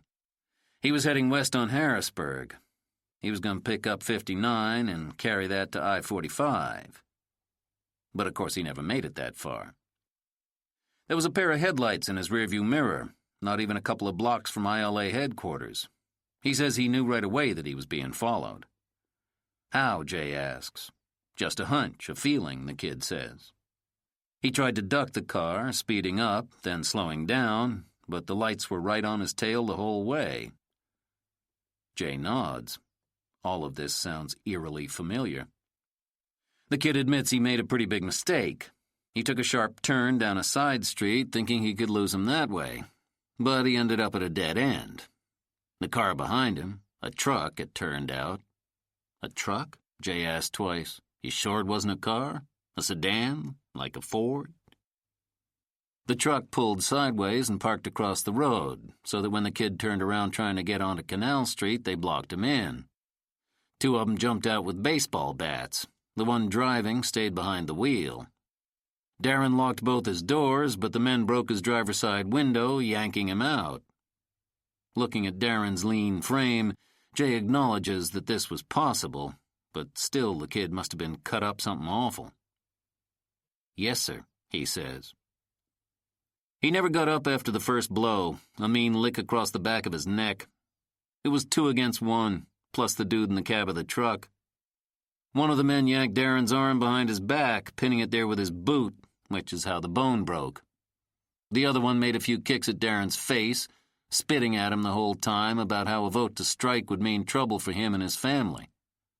From the ground, Darren couldn't see much but tar and concrete.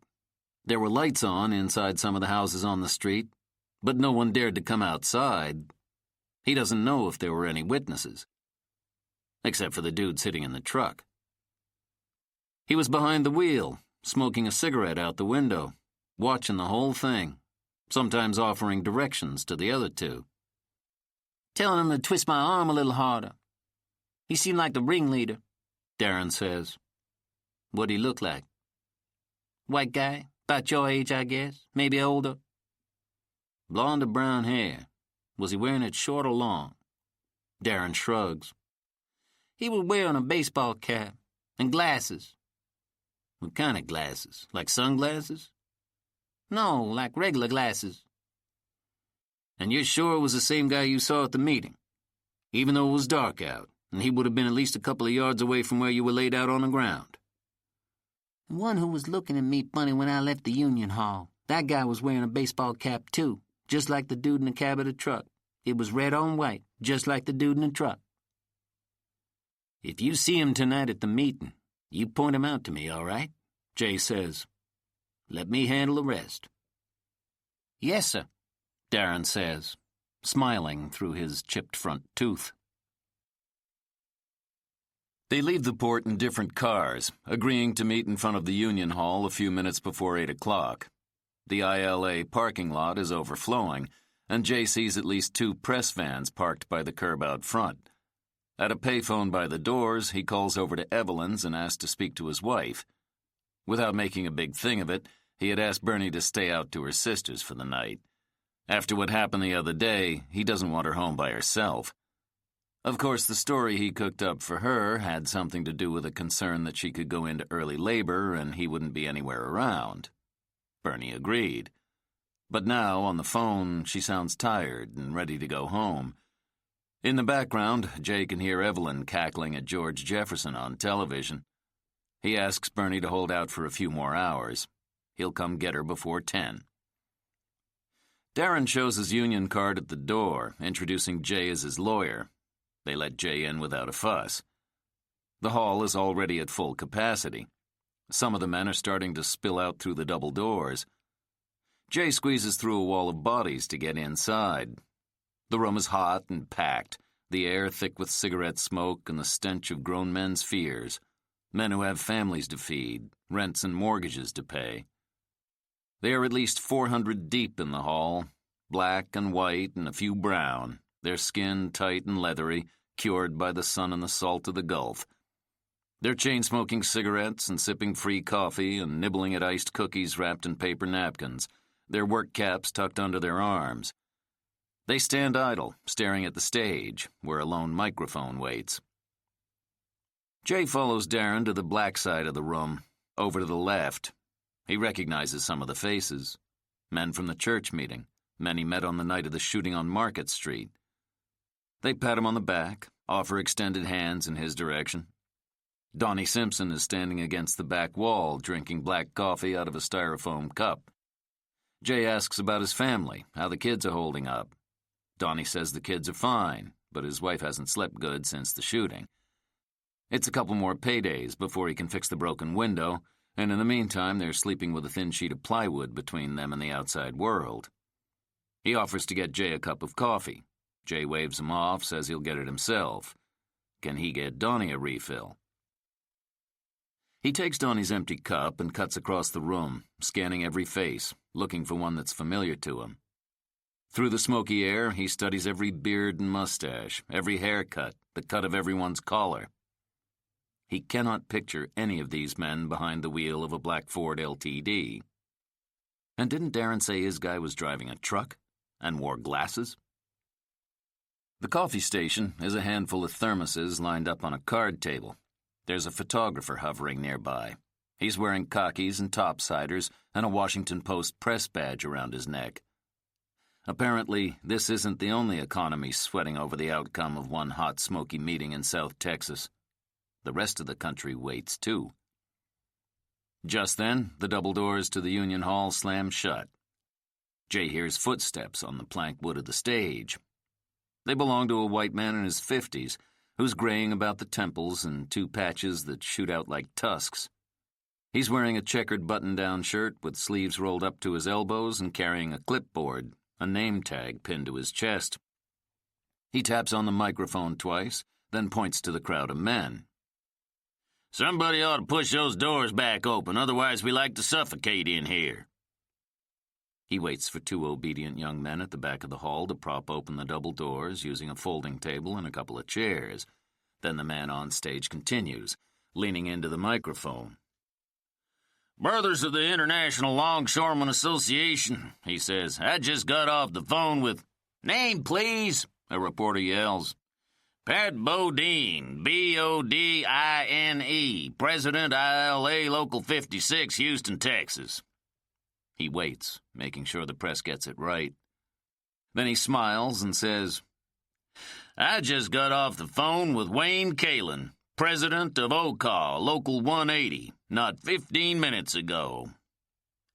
If we walk, gentlemen, the oil and chemical workers walk with us. The whole black side of the room erupts in applause, plus a good number of whites in attendance. If Jay had to guess, he would put the glee at a little over 50%, a thin but real majority. The other men in the room, the ones not clapping, hooting, or hollering, are shaking their heads to themselves or cutting eyes at each other.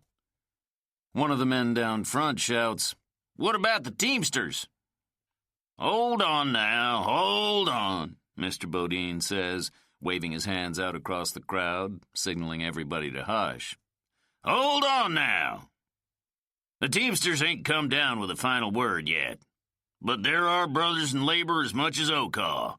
I think in the end they'll come around.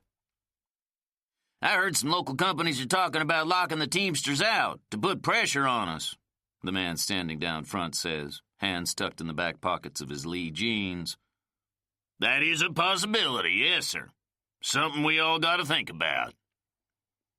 The head shakers start mumbling among themselves, slowly drowning out the pro-strikers. Their voices blend into an ugly murmur, full of piss and dissent. It spreads like a contagious disease across the humid room. Suddenly, Jay is not so sure of his original count, just where the majority lies. He takes particular note of the white head shakers in the room, looking for the driver of the black Ford. Darren, who was also scanning the faces in the hall, his eyes sweeping from the foot of the stage all the way to the back of the hall. When Jay makes it back to the Brotherhood side of the room, the kid whispers, I don't think he's here, Mr. Porter. All right, Mr. Bodine says on stage, trying to hush the crowd. We all know what we're here to do tonight, and I want to give everyone a chance to talk, them that want to. But let me start by putting my 2 cents in, speaking on behalf of the board, and also just my personal opinion on the thing. He shifts his clipboard from one arm to the other. Now look here. I love this union. I'm proud of my brothers. I've seen us come too far to let this kind of thing tear us apart. Overtime is an issue for all of us. Black, white, whatever. We cannot let the stevedores think that we're still operating as 2 unions. 'Cause if we do, it's not going to stop here. Every issue that comes up in the future, every negotiation, they're going to frame the argument in terms of race. Divide and conquer. We've got to send a message right now, once and for all. He holds up his index finger to make his point. We are one union. There is half-hearted clapping across the room, as if no one is exactly sure what being one union means. A black man with a Brotherhood cap on his head holds up his hand. And the rules got to be the same for everybody now. The pro-strikers clap for one of their own. That's fucking bullshit, one of the head shakers calls out. I don't get paid what my boss gets, and he don't get what his boss gets. That's just the way of the world. People got to work their way up. Everything ain't gonna be handed to you, he says, looking directly at the black side of the room. This ain't about no handout, one of the black workers says. I've been with Gulfport Shipping nearly 15 years now, a man in steel gray coveralls says.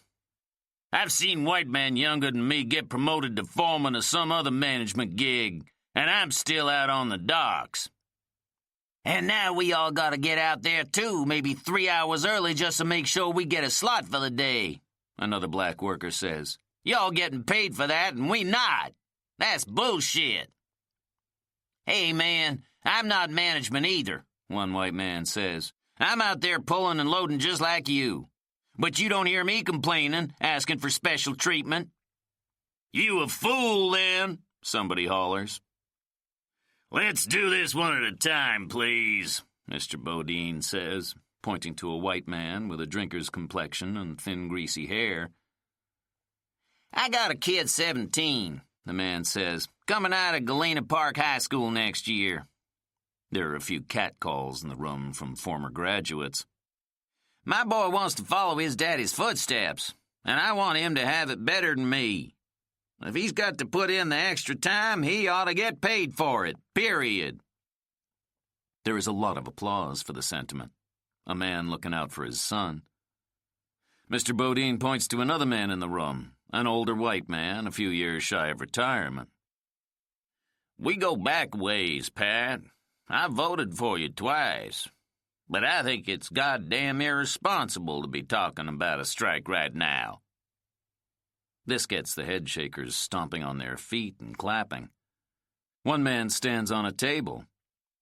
You put us on a picket line tomorrow and there'll be a couple hundred Mexicans working our jobs before noon. You mark my words. The ones that's coming over the border, they'll scab. They don't fucking care. More applause from the head shakers. Fuck scabs, the man in the back says. That ain't even hardly our biggest problem. I know you're busy up here at the union offices, Pat, but when was the last time you actually set foot on the docks? You see what's going on here? He looks out across the room. Come on, y'all. Somebody's got to say it. There are nervous faces around the room, men looking down at their shoes, biting their fingernails.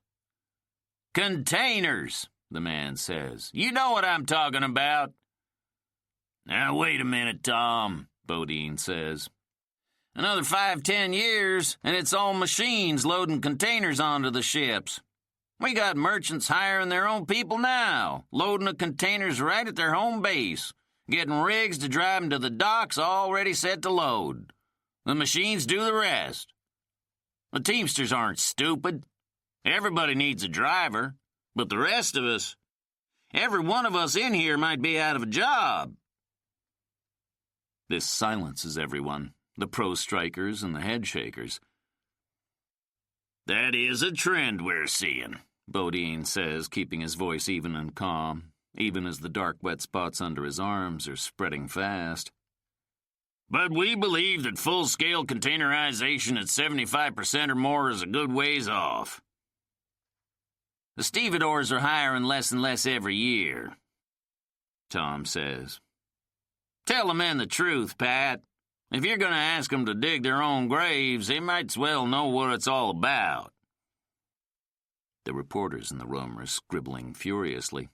The photographer from the Washington Post takes a picture of Bodine on the stage, his jaw slack and sweat on his upper lip. Tom, you're scaring these men unnecessarily, Bodine says. This is about equal wages, not the merchant shipping practices. And this thing with the containers, it's out of our control. The room goes silent a moment. The men made painfully aware of their precarious situation. The fact that their leader can't protect them. Not really. Jay looks at his watch. He's hot and ready to go home. He hasn't seen the man from the black Ford, nor has Darren Hayworth seen the man who orchestrated his beating. There is no way of knowing if they're the same person. He could stay here all night, listening to the rhetoric being lobbed back and forth. But again, this is not his fight. By about 9:15, they start passing the ballots around, even while people are still talking and arguing. A team of union officers passes around shoeboxes full of mismatched ink pens. There are 2 voting booths on the right side of the room in front of the stage. A line quickly forms. Bodine, on stage, says he'll hear from just one more speaker. He calls on a young black man who says he can't worry about containers and machines and what's going to happen in 5 years. He needs a good wage right now. Jay tells Darren he'll be in touch. The kid nods, grabbing a ballot and a Bic pen from a passing shoebox. Jay turns and leaves the hall alone. Out front, most of the reporters are at the payphones. Jay hears the words, economic crisis, a blow to Houston's golden age. Even one man asserting that there's no way they'll vote to strike. Jay lights a cigarette and waits for a guy from the Post to finish up a call. When the phone is finally free, he dials over to Evelyn's place. She not here. Evelyn says right off the bat. What? Johnny drove her home about an hour ago. Johnny Noland is Evelyn's on-and-off-again boyfriend. I told B I was picking her up, Jay says. Well, I guess she didn't feel like waiting around, and Johnny was looking for any excuse to get out of here. Jay can hear the television going in the background. She got home okay? I'm sure, she says. She call you? I'm sure she's fine. Jay sighs. He can feel himself starting to sweat again. Look, Johnny ain't right about a lot of things, but he wouldn't just leave her out on a curb, Evelyn says. I'm sure he saw her to the door. Right. What you so testy about anyway? He can hear her sipping at something on the other end, ice cubes clinking against glass. Bernadine told me you broke into your own house. You're not running some kind of insurance scam, are you? Don't you get my baby girl in trouble now. She takes another sip of whatever it is she's drinking, sucking an ice cube into her lonely mouth and rolling it around. It occurs to Jay that she is quite possibly drunk. Good night, Evelyn. He hangs up the phone, fishes another dime out of his pocket, and dials home. When his wife picks up, she's short of breath and in a sour mood. Where's that white fan? The little plastic one you brought home from the office? It's in a hall closet, he says, relieved to hear her voice. Don't fool with it. I'll get it down when I come home. He bites at the meat of his thumb. You all right, then? I'm 8 months pregnant, Jay, she says. I had the air conditioner on an hour before I saw you'd left it set to 80 degrees. I tell you every time it costs more money to cool the place down than if you just left it at 76 the whole time. It's like an oven in here. I won't touch it again, I promise. He smiles. The men are starting to trickle out of the meeting in 2s and 3s, their heads down, caps pulled low over their brows. Jay can't read their faces, only their sluggish gaits, the heavy sense that something solemn passed through this hall tonight. Bernie practically reads his mind. They gonna strike, Jay? I don't know, baby, Jay says into the phone. I don't know. He checks the rearview mirror a few times on the way home, but there's no one on his tail tonight, and he feels a familiar sense of relief at the end of a long summer day. The bright white sun safely tucked in for the night, and the black air around him cool enough to breathe. He cuts the AC to save on gas and rolls down both his windows, leaning across the front seat to reach the one on the passenger side. The air is soupy, fogging up the windshield. Jay wipes at the inside of the glass with the palm of his hand. Then he turns up the radio. On 14:30 a.m., there's a gal on the line making a breathy late-night confession. Wash Allen is holding all other calls, trying to talk her through it. I know you got something to say now. Old Wash is right here. I'm listening. I don't know if I can tell it, the girl says. She's young, maybe 18. There's a jump and shake in her voice, like she can't sit still, like a kid who's had to pee for an hour. Finally, she spills it. A sordid story about messing around with her mother's boyfriend, a man twice her age. They planned to tell her mother a dozen times, but never got around to it. It just never seemed the right time. And now, without saying a word to her about it, that man gone and asked my mama to marry him. She starts crying. I just don't know what to do. Should she confess to her mother, or take it to the grave, facing every Christmas and 4th of July and Juneteenth picnic in the foreseeable future, knowing where that man has put his hands? At first, Wash is kind of on her side, making a point that the man ought to have known better, that he had no business fooling with a kid, a girl as young and impressionable as this one quivering on the line. He's a snake, Wash, he is, she says. I told him we got to tell Mama, we got to. And he's saying if I do, he gonna tell my husband what I've been up to, clubs I've been hitting when he's out of town. Wait a minute, you're married? Wash asks. Jay turns up the volume. You ain't telling people that part. How old are you, girl? I'd be 30 come October. Oh, Lord. Wash whistles into his microphone. The phone lines are lit up for this one. The first caller to get through is a cat calling himself Mellow Yellow. That girl gonna have to clean this mess up herself, he says. She married and grown. She ought to known better. Yeah, Wash, this is Smokey here. And it's not all that girl's fault. Her mama need to look at what she ain't been doing to hold on to her man. You see, Wash? You see how they do us? The next caller asks, a woman, a frequent caller named Sunshine. The men always putting it on us.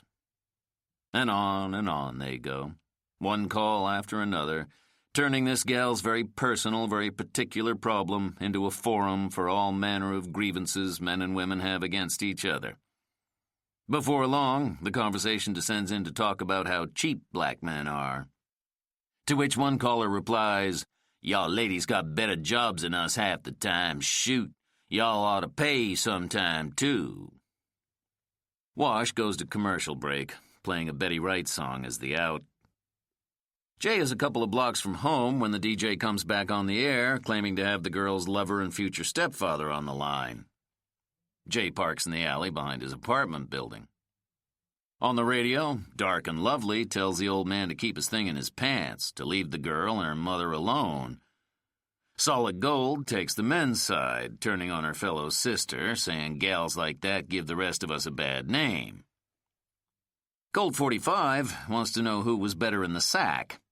The future stepfather says Mom's got some skills, but 29-year-old hips are hard to beat. Jay snaps off the radio. He sucks his Newport down to the head, then tosses it out the window, catching a glimpse of something moving in his side view mirror. It's just a flash, gone before it even registers. He looks out the window, down the length of the south side of the alley, but doesn't see anything unusual. He checks in the other direction. Beyond the lone bulb on the back side of his building, the alley is dark. From his vantage point, nothing seems out of the ordinary. Not the trash dumpsters or the broken TV that's been there for weeks, or Mr. Johnson's Pontiac. Jay rolls up the driver's side window. Then he leans across the front seat, reaching for the window handle on the passenger side. A hand, pale and hairy, reaches into the car, pressing down on the glass. Jay stops cold. He looks up and sees a man standing on the other side of the passenger door. A man in his late 40s, probably. Hair cropped close on the sides. He's wearing a white button-down and a sports coat, the start of tomorrow's beard growing at this late hour. He lifts his pinky finger up and down, tapping the glass with a rather large gold ring. I want to talk to you. He's not dressed like the longshoreman Jay came across tonight, or any he's ever seen, frankly. And the thought flashes across his mind, this guy is a cop. Jay clears his throat. You want to tell me what this is regarding? The man looks up and down the alley, then leans his impressive torso inside the car. Jay can smell liquor on his breath, scotch probably, and the faint hint of tobacco and mint. I'd rather we get someplace private, he says. You got some identification on you? Sir? Jay asks. The man from the black Ford smiles. Sure. He stands tall then, pulling back the side of his sports coat, revealing a holstered pistol, a .45 as far as Jay can tell. He makes sure Jay gets a good look at it, that he's made himself perfectly clear. This is all the identification he needs. Jay feels his stomach sink. This is dirty. Nothing about this feels right. The fancy threads, the gold ring, the scotch. You're not a cop, are you? The man shakes his head.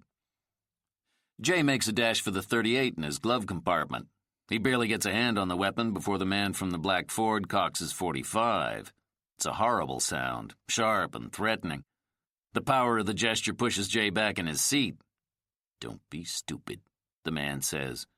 "I just want to talk to you."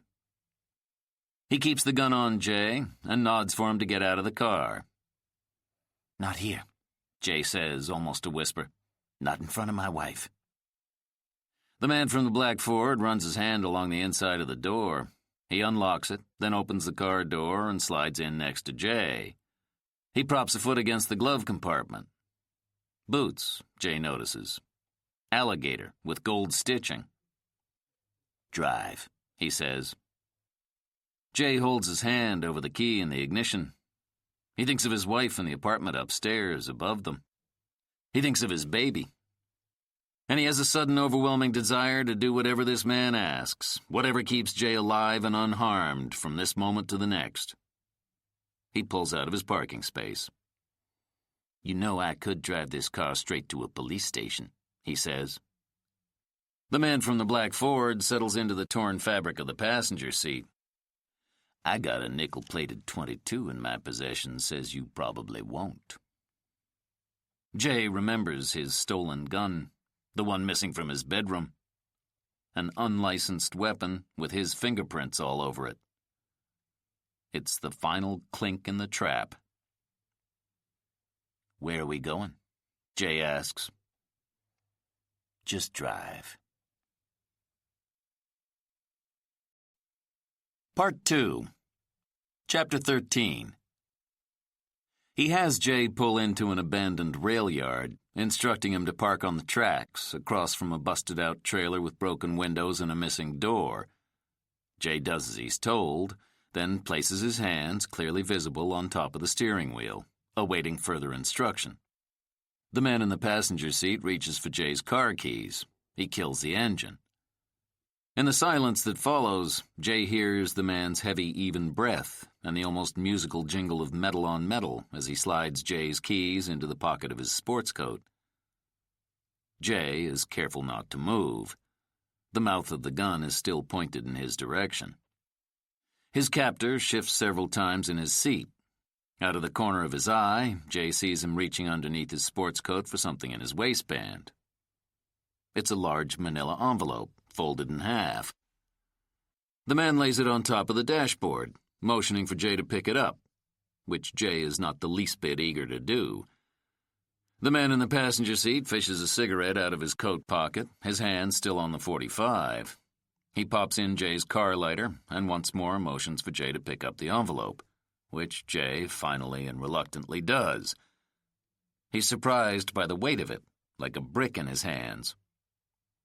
"Open it," the man says. The car lighter pops out. Jay jumps in his seat. The man smiles, enjoying this. He lights the cigarette. "Open it." Jay unfolds the envelope in the darkened car, fumbling with the fastener. Inside, he sees stacks and stacks of $100 bills, each bound neatly by a rubber band. "It's yours," the man says.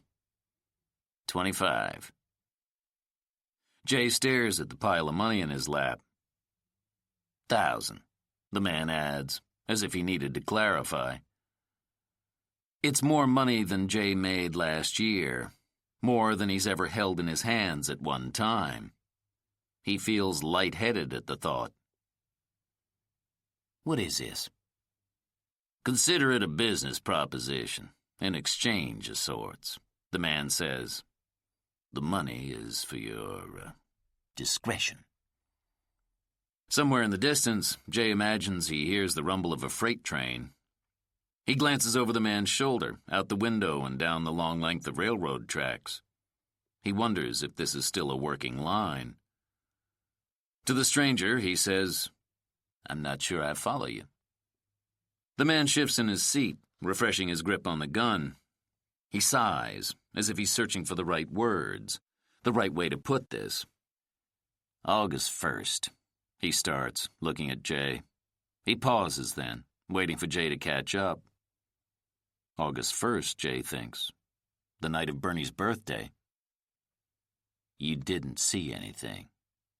Understand? The man says, lifting the gun slightly. You follow me now? I think I do. Good, the man says. The money is just a show of my appreciation. I can't take this, Jay says. He folds the envelope in half and lays it back on the dashboard. I don't want it. The man from the black Ford laughs. Again, Jay is sure he hears the rumble of a train on the tracks. $25,000 is a lot of money, Mr. Porter, the man says. But I suppose if I have some show of good faith from you, if I find I can trust you, I suppose there might be more down the line. I'm not negotiating, Jay says. I don't want the money. His voice cracks on the last word. A sour note hits so strongly that it echoes inside the car. It betrays a feeling he didn't know was there. How good the money felt, the weight of it in his lap, nestled so securely there. Who are you? He asks. Not important. Why should I go along with this? I don't even know who I'm talking to. I think the why is fairly obvious, the man says, gun still in hand. Over the man's shoulder, Jay can see a pinpoint of light down on the tracks, maybe a half-mile in the distance. It could mean only one thing, a train coming. Jay holds out his hand. Give me the keys. I need some assurance that I've been heard here, the man says. Do we have an agreement, Mr. Porter? Give me the keys now. Relax, Jay. I'm not trying to hurt you. I believe this is a solution that benefits you greatly. You could have gone to the police already, but I know for a fact that you haven't. I'm offering to pay you to stay out of something you don't want to be involved in anyway. I'm not sure I see what the problem is. The train is coming from the northeast, headed right in their direction. Still only a light in the distance. There's still time. Jay puts his hand on the door handle. He pulls the lever, ready to jump. The man in the passenger seat grabs his arm, twisting the skin, making it burn. Do we understand each other? The light of the train is growing brighter by the second, coming closer.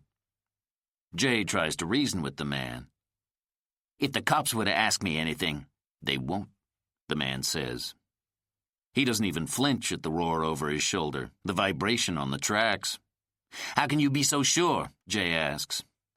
I wouldn't propose a deal to you, Mr. Porter, if I didn't have my end of it squared away. Your part is simply to keep your mouth shut. She must have told him about the boat, Jay realizes. She must have told him everything. The late-night rescue, Jay and his wife out on the water. He wonders if the guy posed as a cop and thinks how easy it would have been to get Jay's name and address from the boat's captain.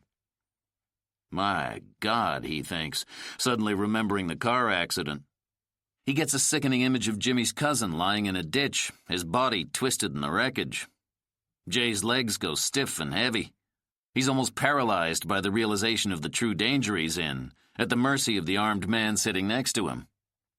He manages to speak, his voice low and etched with fear, the words a near whisper.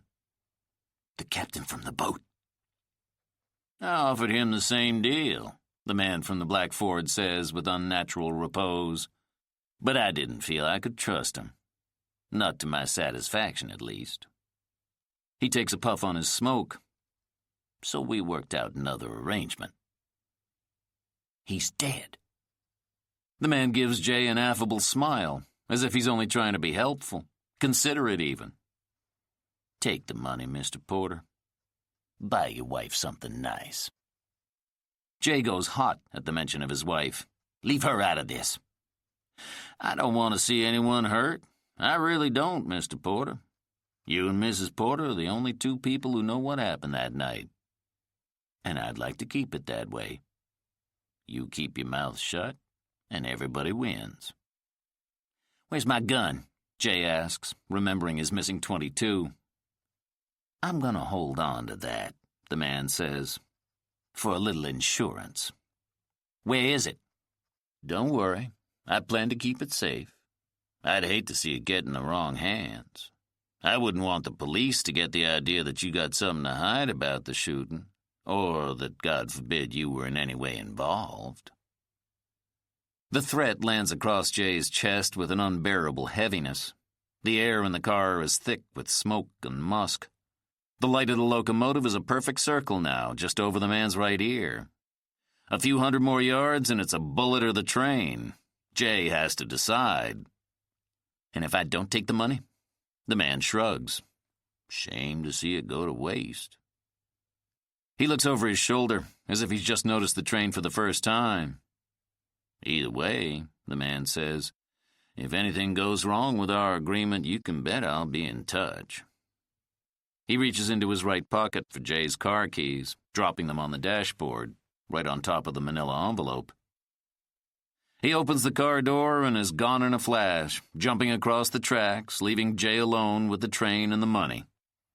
The white light of the train's front car has encircled the Buick, burning across Jay's face. His arms are leaden with terror, his fingers numb and thick. He fumbles with his car keys, nearly dropping them before he manages to get them in the ignition. The train sounds a horn, a shrill warning. Jay makes a quick decision to dump his car and save only his life. He pushes open the driver's side door, moments from the greatest leap of his life. But he can't bring himself to leave the money behind. He glances back at the envelope on the dashboard and makes a quick grab for the money, pulling the envelope by a corner. It unfolds in the middle, sending the money, stacks of $100 bills, spilling across the floor of his car and rolling underneath his seat. Jay feels along the carpeted floor for the money. He looks up at the coming train and makes an impulsive decision to start the car. The engine coughs and starts on the first try, an unimaginable blessing. Jay throws the Buick in reverse, backing it over the tracks at 50 miles an hour, getting only a few feet to safety before the train rumbles past, shaking Jay's car like a leaf in a late summer storm. He's halfway home before he stops the car, pulling into the parking lot of an all-night food mart. There are two brothers sitting on milk crates out front, one of them shaking something in his hand that Jay takes for dice. His heart still racing, Jay locks the doors, then bends over to scoop up the money. He stuffs it back into the envelope, fastening the clasp, folding it over again in half. He knows he can't keep it, but he can't bring himself to get rid of it either. In this envelope is Jay's first house. A down payment, maybe, with money left over to pay off his car and the loan he took out to start his practice. In this envelope is a front yard for his baby, and money so Bernie won't have to go back to work in a couple of months. It's a way out of the tight spot he's in. All just for keeping his mouth shut. Which, hell, he was planning to do anyway. But it's a fool's dream, he knows. There's no way he can spend this money. Or turn it over to the cops. Like it or not, he's stuck with $25,000. He's too skittish to stash the money in the apartment, so he buries it in the trunk of his car, beneath a box of legal pads.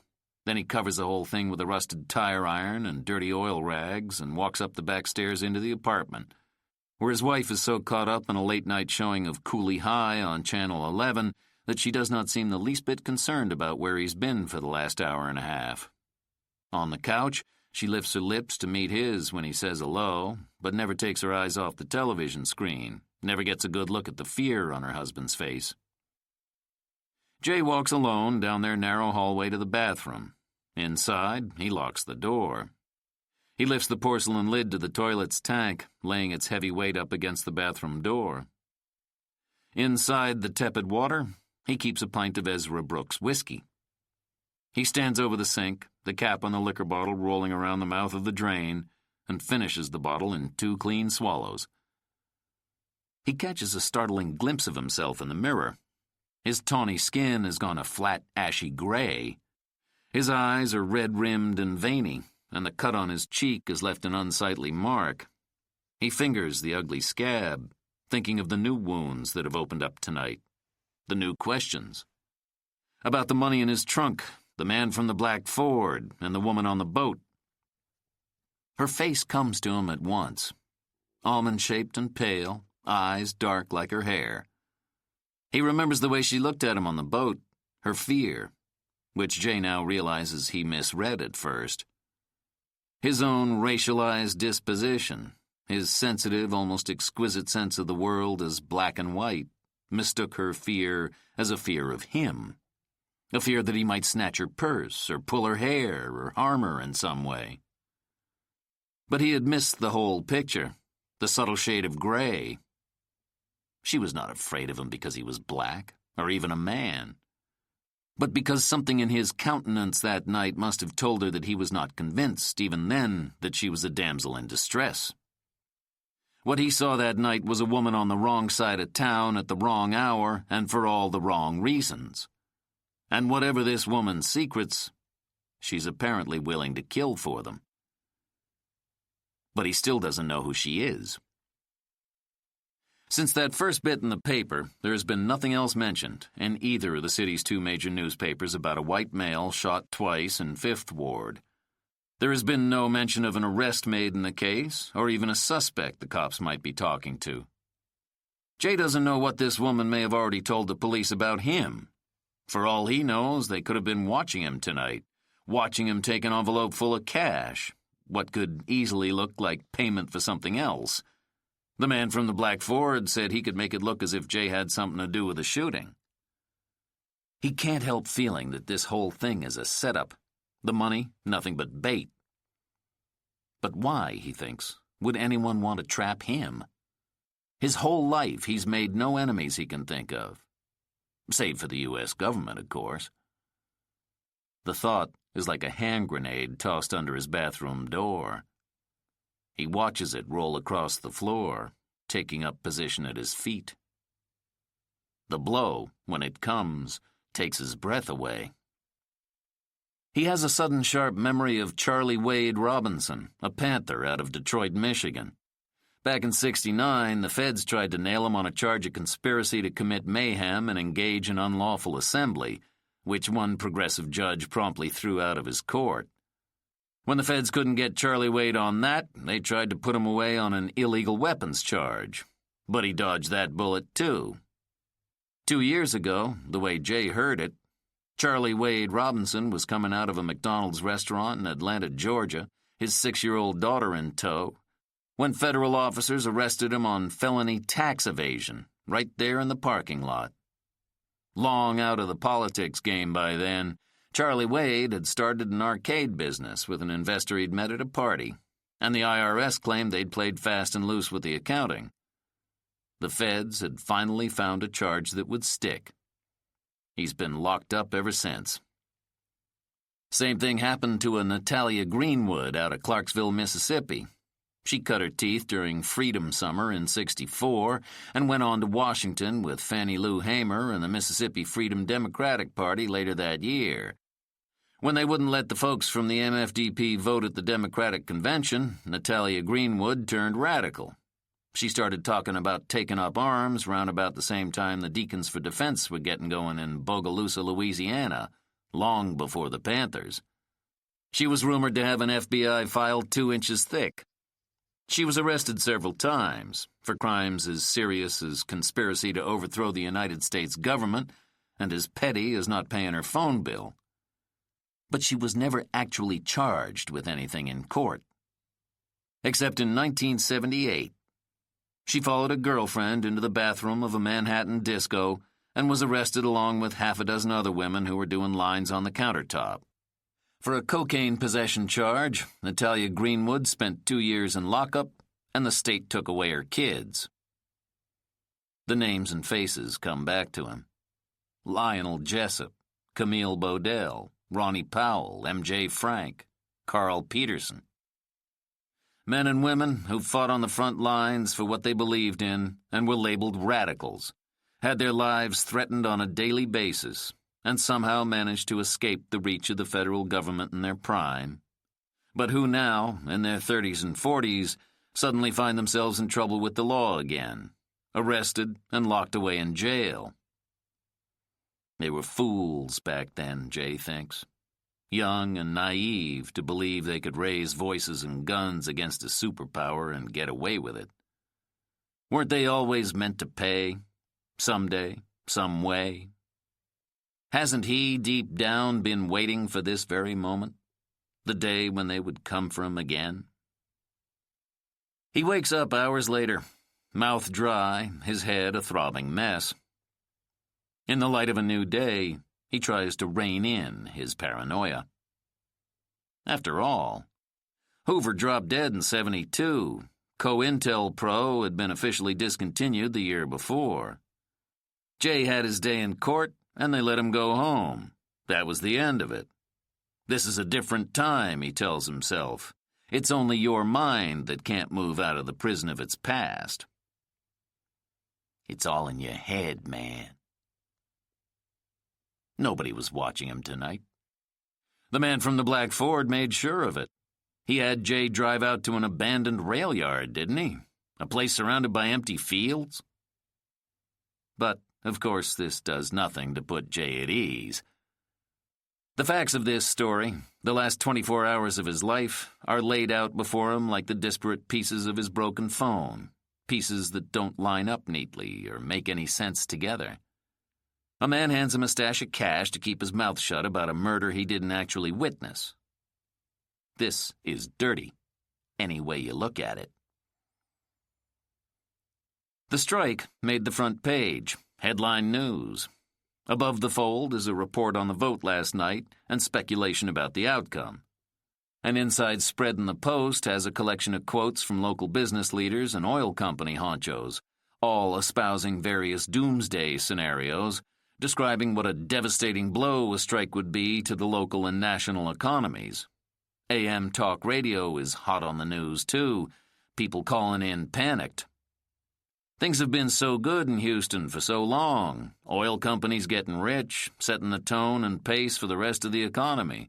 People coming from all over the country to get in on the action. Hell, New York Magazine did a piece in '80 calling Houston the city to beat. That a lot of people in the city can't remember when things were any different. On 740, there's a woman caller who works in human resources at C&C Petrochemicals, a coal oil industries subsidiary that makes plastics and other synthetic goods from oil waste. She was still in high school during the crisis in '73, she says, but the other girls in her office remember they laid off several hundred people back then. Jay snaps off the radio when Bernie pads out of the bathroom. She's moving more and more slowly these days. He can't tell if it's the pregnancy or the heat, or both. He tells her not to fool with his breakfast this morning. He wants to get into the office early. The idea is to get there well ahead of Eddie May, but he does not tell his wife that. Instead, he offers to fix her something quick on his way out, scrambled eggs or toast. But she's already in bed, halfway back to sleep by the time he gets his shoes on. Outside, he checks the trunk of his car, checks to make sure the money is still there. Satisfied, he slams the trunk closed, looking both ways up and down the alley behind his building, checking over his shoulder for nosy neighbors. He doesn't want a soul to know what he has in his possession. Finally, he slides into his car and heads for work, watching for a black Ford in his rear window. Traffic is heavier than normal at this hour. Every gas station he passes has at least 3 cars waiting at each pump, some lines spilling into the street. One man at a Gulf station on Alameda is filling up gas cans, loading them into the back of his truck. It's a sight Jay hasn't seen in years. People hoarding oil, scared there won't be enough. He cannot believe all the hubbub over a small number of men asking for a better wage. The way this thing is reverberating across the city, like an echo across a valley, where a small whistle can make a very big noise. Jay keeps a lockbox for petty cash underneath his desk. Only $23,400 fits inside. Until he can think of something better, he pockets the rest of it. $800 rolled up in each of his pants pockets, held tight by 2 rubber bands from his desk drawer. He secures the lockbox with a key, then hides the money in the bottom of a filing cabinet. Then he picks up the telephone on his desk, purposely not thinking this through, not even completely sure he can go through with it. He cradles the receiver against his shoulder and dials the mayor's office. And just as calm as if he does it every day, he asks to speak to Cindy. Chapter 14. The name gets him past the mayor's secretary. She puts him on hold for what seems like an hour, but by his desk clock is really only 4.5 minutes. When the mayor comes on the line, her voice is so abrupt, so coarse and loud that it actually startles him. I can't do this right now, Jay. I have a meeting at 8 o'clock. The port commissioners, Pat Bodine from the ILA, some of the Okaw boys, the stevedores, they're all coming here, she says, sounding very much like a harried housewife who's still got curlers in her hair and dirty dishes in the sink less than an hour before her guests are set to arrive. Thomas and Patrick Cole just walked over here from across the street, she says. They've been waiting outside my door for the last 20 minutes, and now Opa's saying they want in on this meeting. The Oil Producers Alliance, a group of local refinery owners, is one more lobbying group pulling at the mayor's attention. They sent the Cole brothers as their representation. The Cole brothers, Jay, she says, drawing out what is universally considered the most powerful name in the city of Houston. The Cole brothers, Patrick, John, and Thomas, run the largest industrial complex in the city and one of the largest corporations in the entire country. This whole thing is blown way out of control, Cynthia says. This is between the stevedores and the dock workers, nobody else. I don't know what the hell everybody expects me to do about it. All of this is beside the point. Jay doesn't give a shit about the strike. Cynthia, he breaks in. Look, she says quickly, I know I said I'd help you with this thing, that boy getting beat up and all, but this just isn't the time to be pointing fingers. Let's stop this walkout before it starts, and then we'll get on the other matter. I need a favor, he says, stopping her. No questions asked. There's a long, flat silence on the other end. I'm cashing in my chip, Jay says. After this, we're even. Cynthia is silent, her breath completely still. She's bracing herself, it seems, as if she's been expecting this moment for a long, long time. Finally, she speaks, softly, almost timidly. Jay, she says, there's something I need to say to you. Not now. He's not prepared to hear a confession now. Just do this for me, he says. What is it? On the right-hand corner of your desk, there's a stack of papers. He waits for her to find it. On the other end of the line, he hears a rustling of papers, then stillness. He imagines her with the pages in her hand, trying to follow him, to guess what this is all about. Okay, she says. I think I've got it. The police briefings, yes? Jay, what is this about? August 3rd, he says. It was a Monday. Whatever you got from the chief's office that morning would have made mention of activity over the weekend. I'm looking for a homicide. White male, gunshots. They found a body in an open field by the bayou on the south edge of 5th Ward. I remember that one. Okay then, Jay says. I want you to tell me everything they told you. There is no reply. No shuffling of papers. No searching for the right page. Nothing to suggest an easy and immediate granting of his request. Cynthia, he says. Kip, could you step out for just a second? Her voice is muted, as if she's got her hand over the receiver. Jay had no idea she wasn't alone. Tell them we'll get started in a minute, she says to her assistant. Then, waiting until Kip is well out of earshot, she says to Jay, What the hell is going on? Just tell me what they told you. Why? No questions, remember? Are you representing the girl? He assumes she means the woman from the boat. I need her name, he says. He wants to know who he's dealing with. Why? She sounds worried now, or just plain confused. I can't answer that question. Well, I can't give you this report, Jay. It's sensitive information. Not asking you to give it to me. Just tell me what's in it. She lets out a sigh. I can't do that. No one will hear a word from me about it. I won't tell a soul we talked. It's an ongoing investigation.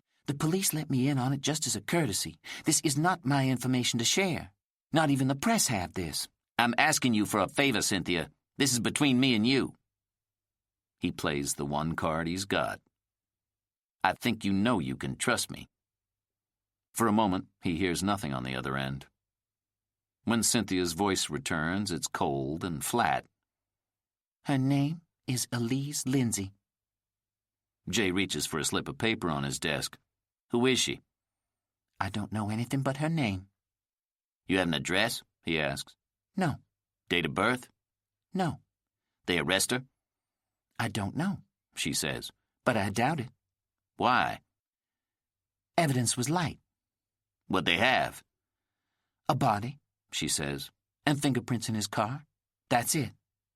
Her fingerprints? Jay asks. That's what it says.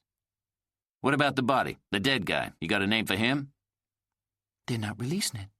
Not even to me. So that's all you have? White male shot twice, She says bluntly. They found 2 bullets, one outside the car, the other in his skull, both .22 caliber. Let me guess, he says. They haven't found a gun. No. The murder weapon is a .22, just like his missing gun. Oh, God. Jay, Cynthia says. do I want to know what this is about? He has a moment's thought of telling her about Jimmy's cousin and the car accident that killed him. What Jay now knows was probably murder. She could take the information to the police, start an investigation for the man's family. But he's afraid of what leaking the information would do to him or his wife, so he keeps it to himself. He underlines the name Elise Lindsay on the paper in front of him, pressing so hard that the pencil lead snaps. I appreciate this, Cynthia. Jay, He hangs up the phone. There's an E. Liddy in the phone book, an E. Linney, an E. Linwood. And at the bottom of the page, his finger practically pressed on top of it, there's an E. Lindsay. 14475 Oakwood Glen. Phone number not listed. Jay writes the address on the back of a cease and desist order he's been drafting. There's a street map on top of the phone books Eddie Mae keeps under her desk. Using the index, he tries to find Oakwood Glen. By the name, it's no surprise that it's located on the west side of town, home to dozens of new housing developments and subdivisions, each one full of oaks and glens and hills and estates. The front door opens, and Eddie Mae blows into the office, bringing a warm gust of August air behind her, thick and moist and laced with the burnt smell of engine exhaust from the parking lot. Her wig is a caramel-colored number full of ringlets that don't suit her face or age, and it's crooked on one side. She's wearing sunglasses and no makeup, and blowing hot air about her current boyfriend and his long list of shortcomings, starting with a fight they had at 6 o'clock this morning, carried over from the night before. From what Jay can gather, it had something to do with a dominoes game and a missing 6-pack of beer. Jay butts into her rant long enough to tell her he's stepping out for a while and doesn't know when he'll be back. She waves him off, still running down her boyfriend, muttering on about his crusty feet and tuna fish breath. Jay takes his time heading west, circling the streets around his office building until he feels certain he's not being followed. Then he makes his way to Memorial Drive, watching the landscape change before his eyes with every westward mile. He drives past furriers and diamond retailers in the Galleria shopping district and 4-star restaurants off Post Oak Boulevard into a plush residential community of newly constructed homes. 100 years ago, this would have been logging territory. Developers have since tamed the area into a forest of subdivisions and planned communities. Memorial Drive is dotted with large, elaborately decorated signs, each enshrined in lush landscaping, announcing the entrance to one private housing community after another. Plantation Oaks and Pecan Grove Estates and Briar Meadows and Maplewood Glens. According to the street map, he's to turn right on Willcrest, a few miles past Town and Country Mall, then make another right on a street called Autumn Oaks Lane. Here he finds the entrance to Oakwood Estates.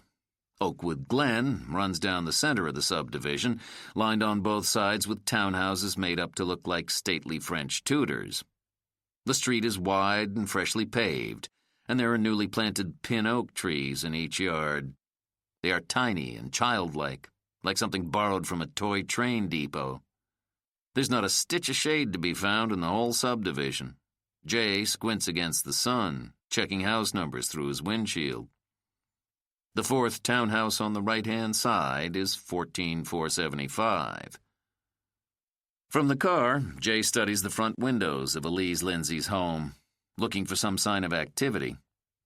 He has no idea if anyone is home, or what exactly he'll say when the door opens, when he sees her face again. He checks his side mirrors before getting out of the car.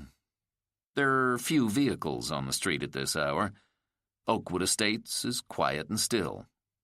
Jay climbs out of the Skylark. At the front door, he rings the bell twice. But there's no answer. He waits a good 5 minutes before trying again.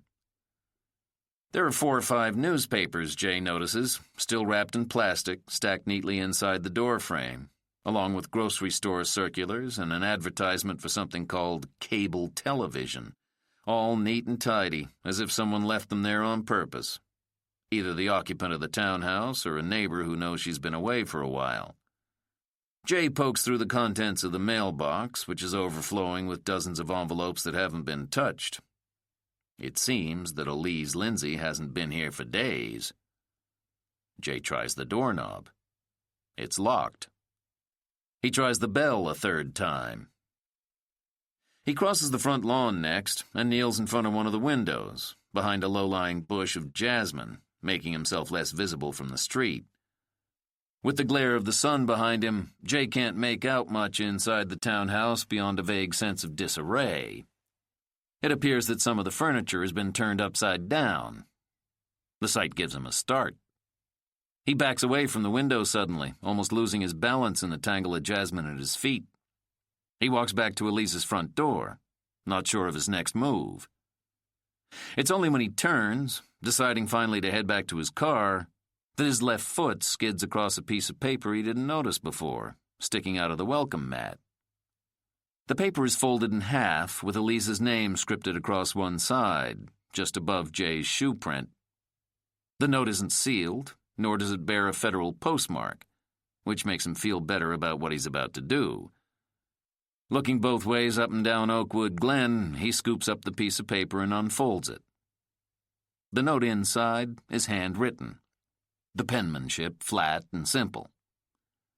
I tried you by phone several times. I'm hoping we can sit down and talk. Lon Phillips. The paper was peeled off a pre-printed notepad. The words Houston Chronicle are engraved across the bottom of the page. Jay folds the note in half, returning it to its spot beneath the welcome mat. He turns and stumbles back toward his car. The sun has hiked a few more miles into the sky. The day is moving into its worst hours, the midday boil. Jay slides behind the wheel of his car, thinking about the note from Lon Phillips. If a reporter is getting this close, Jay thinks, then surely the cops are too. He thinks of the disarray inside the woman's townhouse. A possible break-in, yes, but just as likely a sign that police detectives have been through with a warrant, picking through every inch of the woman's home. The cops are looking for a .22, he remembers. And somewhere, out of Jay's control, there's a .22 with his fingerprints on it. He thinks of how incredibly easy it would be to plant his gun inside 14475 Oakwood Glen. He has a criminal arrest record, for God's sake. He's sweating now, shirt clinging to his back, his legs on fire under the cheap poly blend of his suit.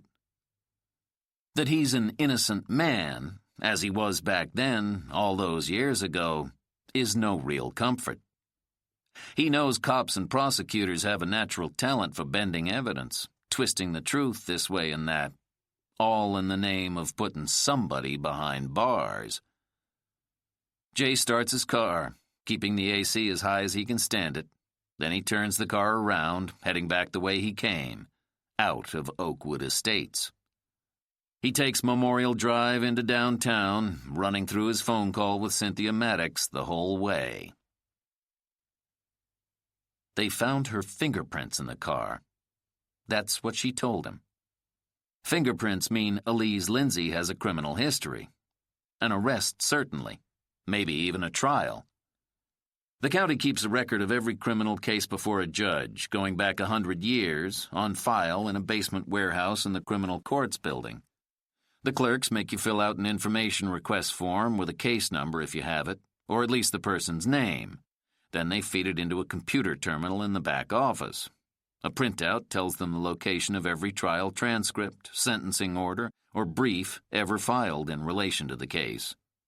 It's all public information for those who know it's there. The clerk's office is on the first floor of the building. Unlike the rest of the judicial facility, done up in stately marble and official-looking mahogany and brass, the clerk's office is a narrow, poorly ventilated room that always smells of paint and copier fluid.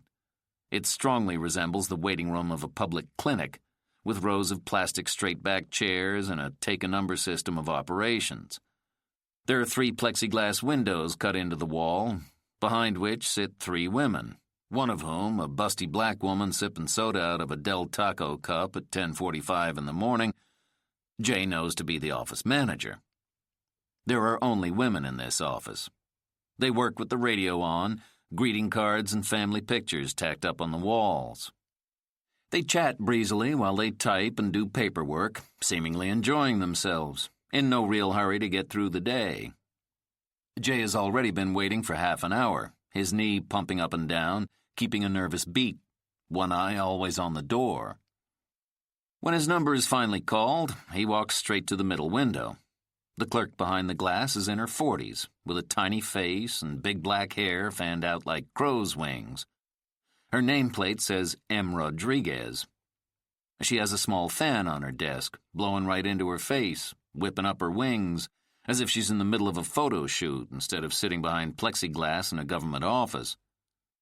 Jay hands her his information request form, most of which he left blank. She pulls a pen from an Astros mug on her desk. I'm not understanding this, baby, she says, popping gum. I'm looking for any and all cases in which this person was a defendant. Everything? Everything. Okay, she says, nodding. Name? Elise Lindsay, it's there. She writes the name again, in her own more legible handwriting. Date of birth? She asks. I don't have it. Social Security number? Don't have it. Race? She asks. White. She writes the word in big block letters across the bottom of the page. Okay, she says. But it's gonna take a while. Jay glances in the manager's direction, making sure she can't hear what he's about to ask next. You have access to arrest records, don't you? He nods toward the mainframe behind M. Rodriguez, lowering his voice. Sheriff's Department and HPD? You guys have copies of their arrest files, right? Yes. You think I could get a look at those? Arrest records for Elise Lindsay? Sure. Long as you show me a piece of paper from a judge or a cop or somebody at the DA's office saying you got permission to get a look. Otherwise, you gotta file a discovery motion. She gives him an admonishing look because she senses he knows better. Arrest records are absolutely not public information. Look, she says, growing impatient, unless you have another request form for me, I'm gonna have to get to the next one in line. Come to think of it, Jay says quickly, I do have something else. Before he got out of his car, he took a single $100 bill off the roll of 800 in his right-hand pocket. He folded the bill over several times. Then, once in the waiting room, he wrapped it inside a blank Harris County Criminal Court's information request form. He now slides the form beneath the plexiglass, watching as she unfolds the paper. The money springs open like a blooming flower. M. Rodriguez looks up at him, then back at the money, staring at it as if she doesn't immediately understand its meaning, its sudden appearance on her desk. She turns slowly, glancing in the direction of her boss 2 windows down. Jay imagines she's about to call the manager over, that he has made a grave miscalculation. Then M. Rodriguez covers the money with her small hands, cupping her blossom. I'll see what I can do," she says. He's there another hour, eating lunch out of a vending machine in the hall. Funyuns and a can of orange pop. From a payphone in the hall, he calls home twice to check on Bernie, making a point of asking both times if there have been any visitors, if anyone has stopped by the apartment unexpectedly, thinking specifically about the man from the black Ford and his promise to stay in touch. He checks in at the office next. Eddie May is on the other line with her boyfriend when he calls, and she puts him on hold for almost 10 minutes. She comes back on the line with a la-di-da ain't life funny tone in her voice, announcing that she and Rutherford have made up. Jay asks about his messages. The building manager called, wanting to know about the rent check. The hooker called twice. "And she sounds pissed." What about Luckman? He call? "No." So he's stalling, Jay thinks. He wonders if the first offer is now completely off the table, if he should have grabbed it while he had the chance. He puts another dime in the machine and calls over to Charlie Luckman's office himself, only to be told that Mr. Luckman is with a new client on urgent business and can't be disturbed. When Jay returns to the clerk's office, M. Rodriguez calls him to her station. She taps on the glass, pointing him in the direction of an adjacent room. There's a carpeted hallway leading from the waiting area into a smaller reading room, painted the same shade of hospital green, fluorescent bulbs flickering overhead. M. Rodriguez emerges in the doorway a few minutes after Jay sits down. She's holding a stack of thin legal-size folders. They are the only two people in the room. "Return these to the office when you're done," she says, sliding the folders across the round table in the center of the room. Then, from inside her cropped blazer, M. Rodriguez pulls out a thick clump of papers, stapled together and folded in half down the center. "These you can keep." Jay reaches for the arrest records. M. Rodriguez slaps her hand on top. "You didn't get it from me," she says. She bends over at the waist, making sure to catch his eye. "I've never done nothing like this before," she says. "It's for my kid, you know. I'm going to get him something nice for once." Jay shrugs. He doesn't give a shit. It's not his money. When he lays it all out, page by page, the picture that develops does not in any way match the image he's been holding in his head. Beneath the story he told himself about the woman from the boat, what he gathered from her creamy complexion, the cut of her fancy clothes and jewelry, is a life laced with problems, with a criminal history going back almost 10 years. There were 5 trials for Elise Lindsay, defendant, in 1976 alone, 2 in 77. According to the trial papers and sentencing orders, Elise Lindsay, last known address West 8th Street, Galena Park, Texas, did 2 6-month stints in county for writing hot checks, 30 days for marijuana possession, 4 months for cocaine possession and intent to sell, and 90 days for stealing headsets from a Radio Shack.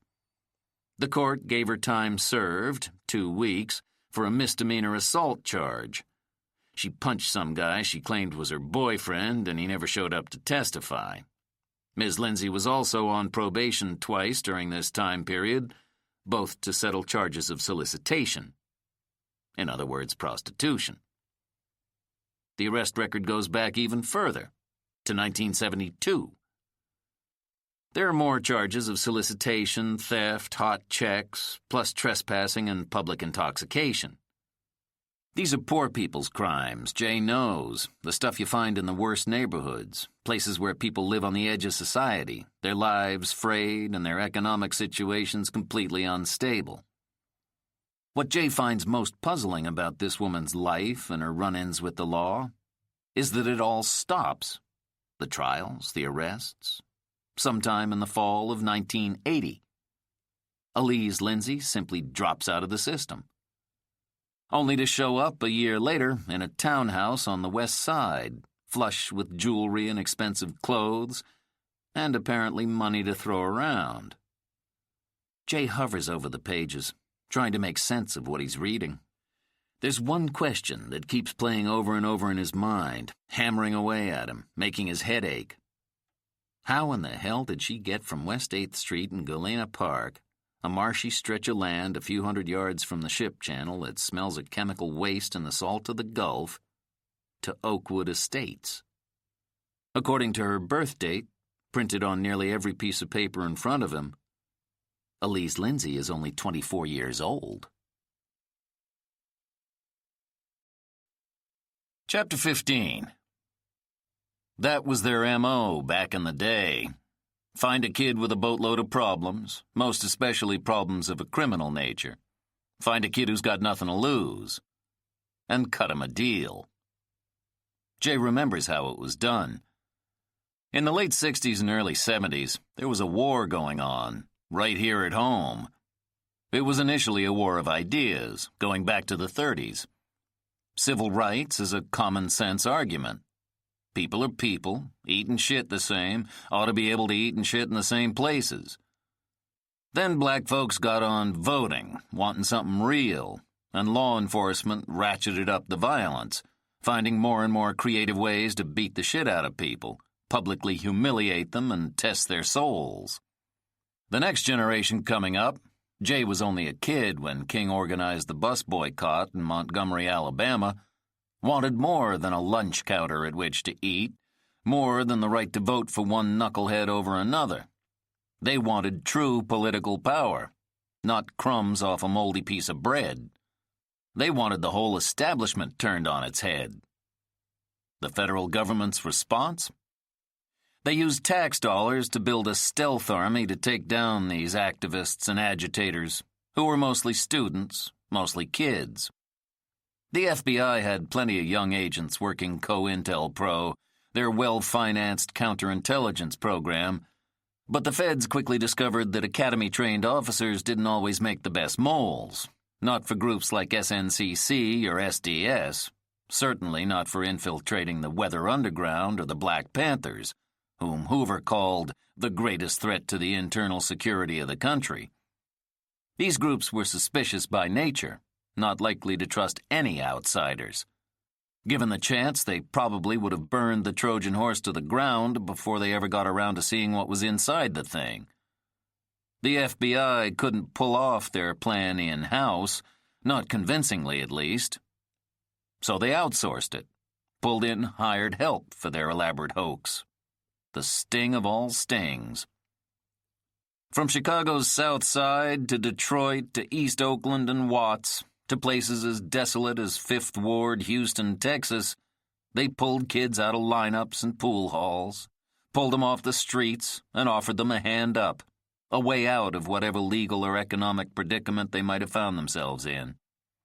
They paid these kids with promises.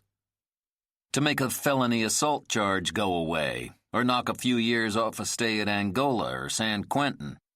Paid them to learn the Panthers' 10-point program, to be able to recite Chairman Mao's On Contradiction backward and forward, to know their Marx from their Lenin. They paid them to blend in. And in return, these spies provided the feds with precious information, the location of a secret meeting house, the date and time of a rally, phone rosters and floor plans, or where one might find an arsenal of illegal handguns. Sometimes the information provided was as simple as the physical location of a group's leader, the key ingredient to any successful raid. Everybody knows that's how they got Fred Hampton. December 4th, 1969, 4 a.m. They shot him in his sleep. The federal government called the raid on the headquarters of the Chicago chapter of the Black Panther Party a success, publicly praising the Chicago Police Department, their partners in crime, citing the officers' bravery in an extremely volatile situation, a house full of sleeping black folks, one of whom was 8 months pregnant. But they failed to mention their secret weapon, their secretest of secret agents, the young felon they had spying on Fred for weeks. The man who made Fred's last meal, lacing a glass of Kool-Aid with secabarbital and quietly slipping out of the house long before the bullets started flying.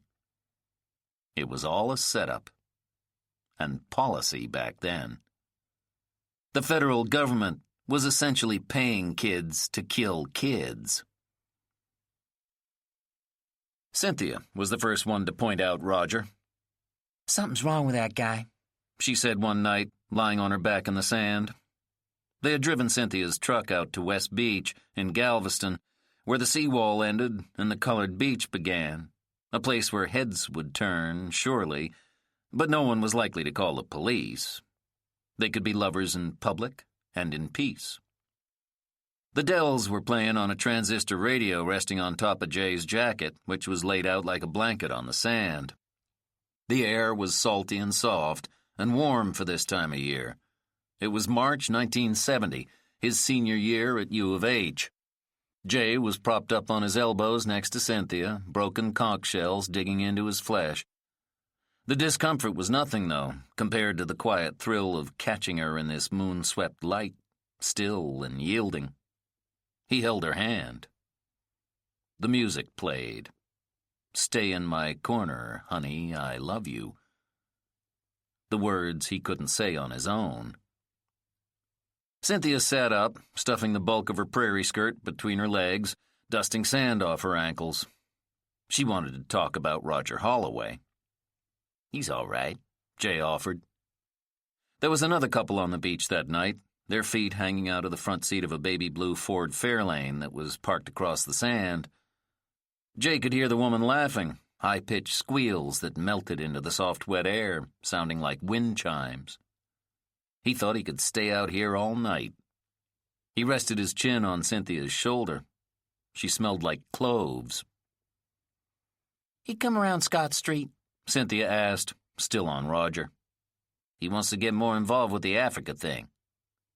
"You know he was hanging around SDS last semester," Cynthia said. She picked up his right hand and held it open like a seashell. She ran her fingers across the inside of his palm. "He asks a lot of questions. You ever notice that?" She looked up, staring at the shoreline, the salty caps doing a languid two-step, back, then forward, then back again. "That's all I'm saying." Roger Holloway had indeed been coming around the duplex on Scott Street for months. He was a skinny kid they were always bumming smokes from, who always had extra change in his pocket if somebody was hungry. He said he'd dropped out of Prairie View A&M the year before, but Jay suspected he'd never spent a day inside a college classroom. Not that Prairie View was Harvard, but still, Roger seemed to lack some basic grasp of American history, the Constitution, and the Bill of Rights. But he knew who Karl Marx was and claimed to read the Workers' World newspaper. And he was hot on Africa, which was Jay's baby, where he was finally finding his true political voice. Years earlier, Jay had stumbled on his first sit-in on the way to class and decided then and there he'd rather be a part of history than study it. After that, there was no turning back for him.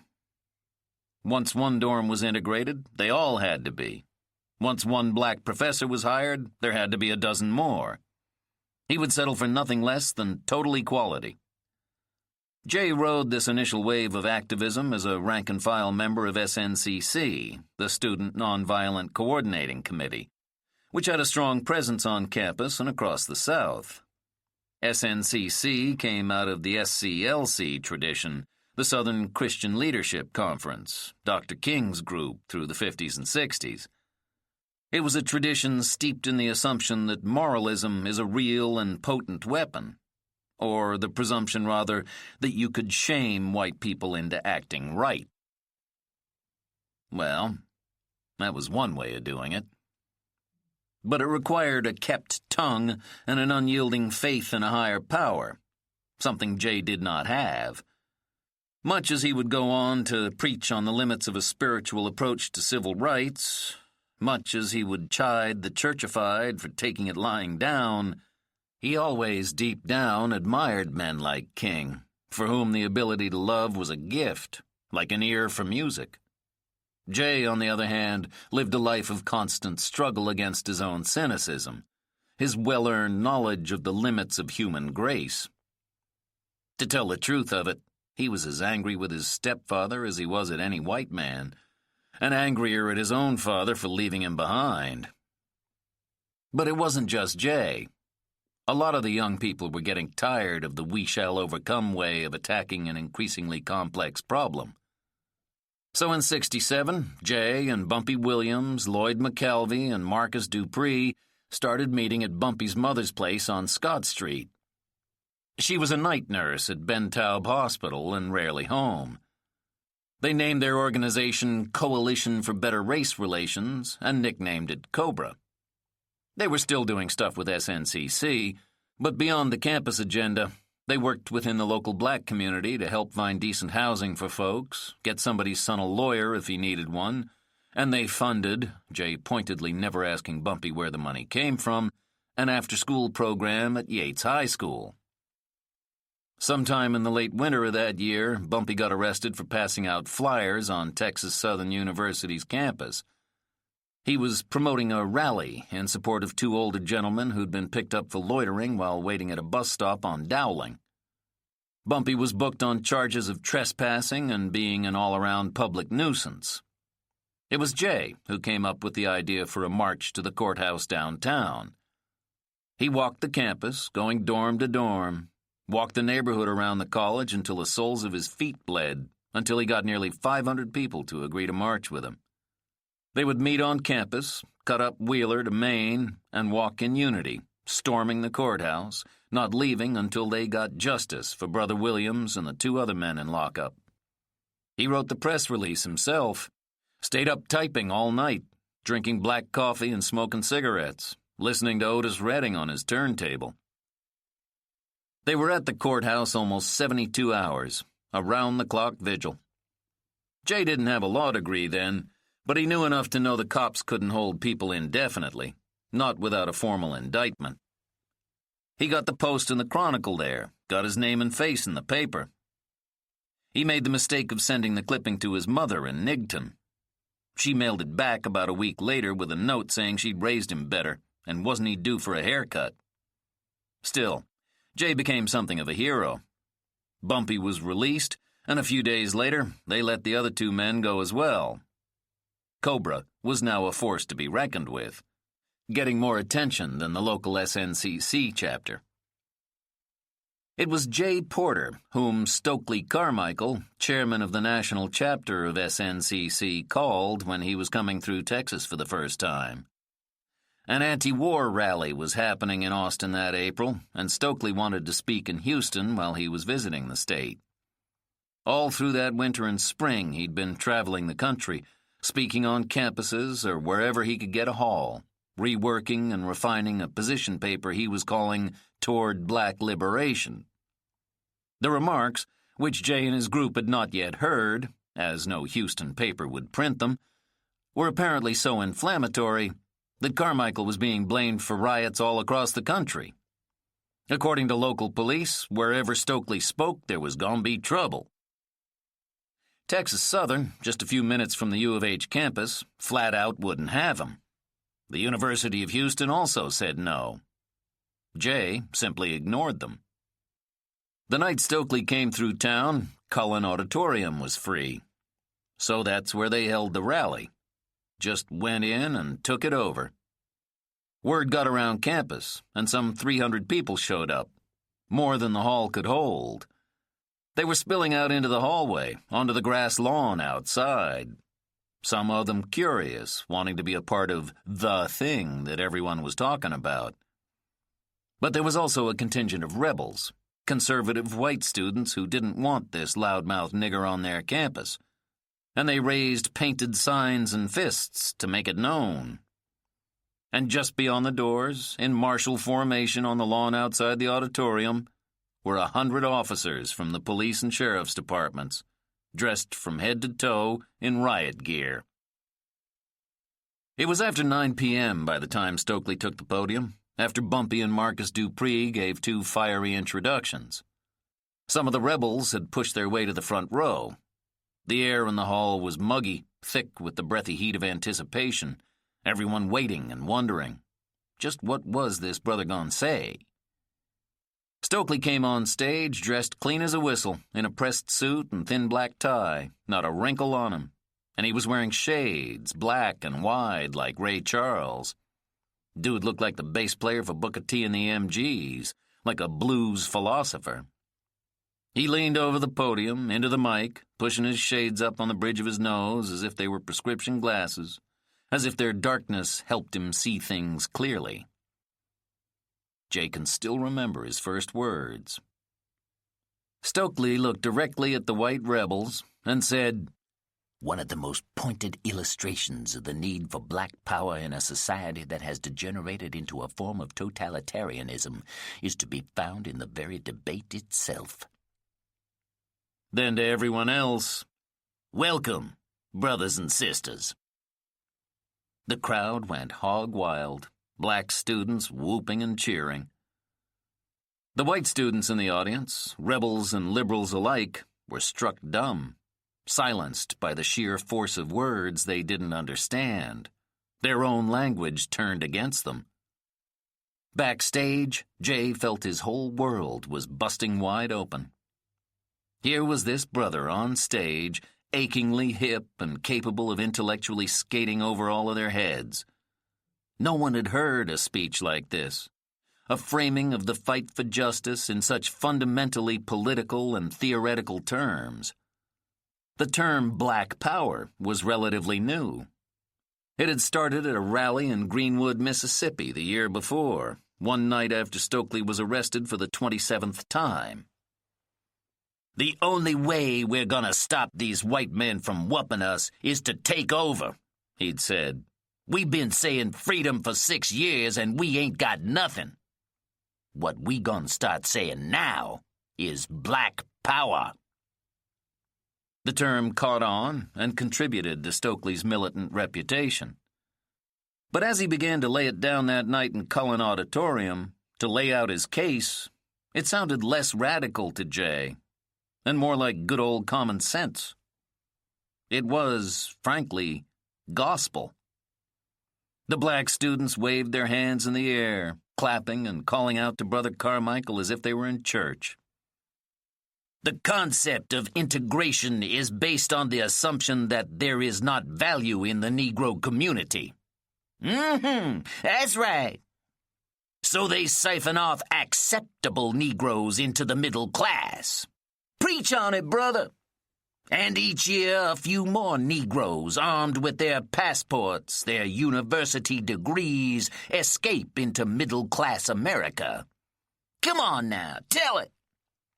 And one day the Harlems and the Wattses and the Fifth Wards will stand empty, a tribute to the success of integration. Right on, man. You know, Marx said that the working class is the first class in history that ever wished to abolish itself. And if one listens to some of our moderate Negro leaders, it appears that the American Negro is the first race that ever wished to abolish itself. And, my black brothers and sisters, it stops tonight. The crowd was clapping and stomping, so loud that Jay could feel it backstage, as if the walls were shaking. He could not believe the heat this man was generating, like a lightning rod in a prairie storm. It wasn't just the man, but really the ideas, the words. 2 words. Black and power. So what you're preaching, man? One of the white students down front asked, a cat dressed in cords and a denim patch jacket. Isn't it just racism of a different color? Isn't black power inherently anti-white? See, you're still putting yourself at the center of it, Jack. That's what you ain't yet getting. Black folks ain't talking about you or to you no more. He had to be escorted out the back entrance that night. Not because of rioting, not because so many people wanted to shake his hand, wanted a word with the brother. Jay had to shuttle him out of the rear of the auditorium to avoid a mob.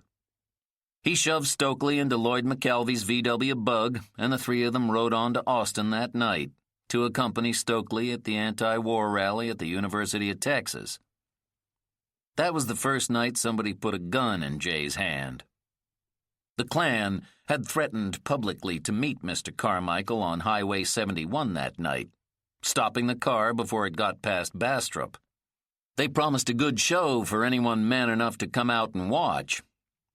Lloyd kept a little .22 pistol under the front seat. He handed the gun to Jay and appointed him lookout. Stokely talked the whole way on the road that night. His head leaned against the passenger side window, coat turned around and tucked under his chin like a blanket. He was mumbling softly over the radio about how they were going to change the world, how it was going to be better for their kids. Jay remembers Aretha had a new cutout that spring, a haunting cover of Sam Cooke's A Change Is Gonna Come. The music was so slow and pretty that Lloyd turned up the radio, and the three of them rode in silence in the car, smoking cigarettes and listened to Aretha sing of hope. Jay, with Lloyd's pistol still in his hand. Stokely would shortly leave SNCC for the Panthers, joining Eldridge Cleaver and Huey Newton and Elaine Brown. The civil rights movement, as any of them knew it, would never be the same. Black nationalism became the order of the day, less a focus on integration than on self-reliance and full-scale support of black pride and culture, entrepreneurship and political uplift, to the exclusion of everything and everybody else. Bumpy got on this big time. He pushed for the complete disbanding of Cobra. The old Scott Street group reinvented itself as AABL, Afro-Americans for Black Liberation, or ABLE. Bumpy and Lloyd McKelvey had fallen head over heels in love with black nationalism. But something else was happening to Jay. His political focus was beginning to shift to a higher plane. The more he read, the more he was starting to see injustice as a global problem. Oppression was pandemic, like a cancer. Wherever it existed, it would spread. And maybe justice could work the same way. Maybe it could spread, too. Which meant that the problems in Africa, say, poverty and the imperialism that created it, were as important as the problems here at home. They were actually one and the same. Well, Bumpy and Lloyd got more and more heated about black power, refusing to coordinate rallies with SNCC or any white groups on campus. Jay kept an eye on the war and communism, and global economics in particular, working the topic into speeches and editorials for local papers, and traveling on his own dime across the lower states to speak to other colleges and political leaders. He knew he was being followed. They found bugs in the phones on Scott Street. They spotted undercover cops at every rally. And Jay knew somebody was staging break-ins, stealing drafts of speeches and fundraising rosters. But it wasn't until the Fed shot those boys in Chicago that Jay began to believe his life might be in danger. Not just a random act of violence, but a planned execution. By 1970, you could feel the tension running under everything. There were suddenly guns on the table at every meeting. No one knew who they could trust. Even brothers and sisters who went way, way back, had been friends for years, were suddenly tight-lipped around each other. They started spending almost as much time testing each other's loyalty as they did talking about their fledgling political programs. It was a brilliant strategy. If no one knew who the rats were, then no one could be trusted. It was just the kind of thing that would tear a political organization apart. In all this, Roger Holloway had completely escaped Jay's attention. His lack of political passion and his high-level interest in betting most of the sisters affiliated with Jay and Bumpy's group made Jay think of him more as a lazy Lothario than a revolutionary, a fox who'd found his way into a well-stocked henhouse. He did, however, take a strong interest in something Jay was trying to pull together, an African liberation rally to be held on campus. It was already shaping up to be the biggest political move of Jay's life. Jay wasn't sure Roger could find Africa on a map, but he was willing to do grunt work, making cold calls and mimeographing flyers. So Jay kind of took him in, teaching him how to organize a rally, who to call for money, and what lies to tell the administration to keep them off your back. Elfrida Watkins was on fundraising then, a one-woman committee. She was a beautiful, long-limbed sister with a big, soft afro, and Jay had a sneaking suspicion she was Roger's true African inspiration. Cynthia turned away from the water, turning her whole body around to face him. She wrapped her hands behind his neck, locking them. He could feel the heels of her bony feet digging into the small of his back. She rested her forehead on his. I love you, she whispered. You know that, right? He dug his fingers into her flesh, the folds of her skirt. Please stay, the song went. Stay in my corner. Cynthia pressed her cheek against his. She whispered in his ear, I'm just saying. Be careful, Jay. He would think about this night many times over the years. He would remember her face in the moonlight and the salty kisses. And he would wonder why he hadn't noticed Roger sooner. Why he needed Cynthia Maddox to point out Roger's suspicious behavior. And why she had been so eager to do so. Chapter 16. When Jay first started practicing law, when he first went out on his own, he was interested only in criminal law. He initially built his whole practice around it. He was 6 months in before he realized there was no money in it. Maybe for men like Charlie Luckman, with his political connections and well-financed clients who were capable of spending large sums of money to take care of their legal indiscretions. Most of Jay's clients are walk-ins or people who get his name out of the phone book or friends of Bernie's extended church family. People who, for the most part, cannot afford to pay him. Over the years, he's engineered all manner of creative financing plans. Monthly installments and deferred payments. In lieu of cash, he's taken everything from used furniture to free haircuts. One client actually tried to pay him with fresh buttermilk he said he'd drive up once a month from a cousin's farm in Victoria. But Rolly Snow was a different story altogether. Sometime in the spring of 1978, Rolly walked into Jay's office and took a seat across from his desk. Half Creole and half Oklahoma Chickasaw, he was long and lean, with caramel-colored skin and jet-black hair that he wore in a short ponytail. He never shaved, and he had his name tattooed across the knuckles of his right hand. He'd shared a cell once with Marcus Dupree, who had apparently gotten heavy into drugs about a year or so after Jay's trial, after Abel disbanded for good. Rolly announced that Marcus Dupree had said Jay was an all-right dude, that Rolly wouldn't have nothing to worry about. His problem was domestic in nature. About a month prior, HPD had responded to a neighbor's late-night phone call reporting loud noises and shouting and a woman screaming. The cops showed up at Rolly's apartment and found his girlfriend with a 3-inch gash across the side of her face. She was bleeding heavily and cursing Rolly's name, and he was arrested inside of 3 hours. He swore up and down he wasn't home when the beatdown occurred, that he'd never hit a woman in his life. Though after a few hours in lockup, he told Jay he was starting to rethink his position. He'd only let the girl in his apartment that day so she could do her laundry and maybe get a little something to eat. And with an alarming lack of gratitude, she'd gone behind his back and fucked some other dude in his bed. Rolly knew it was the other guy who had popped her. All he needed was a lawyer to help him prove it in court. It turned out to be one of the easiest cases Jay ever had. His client had done all the work.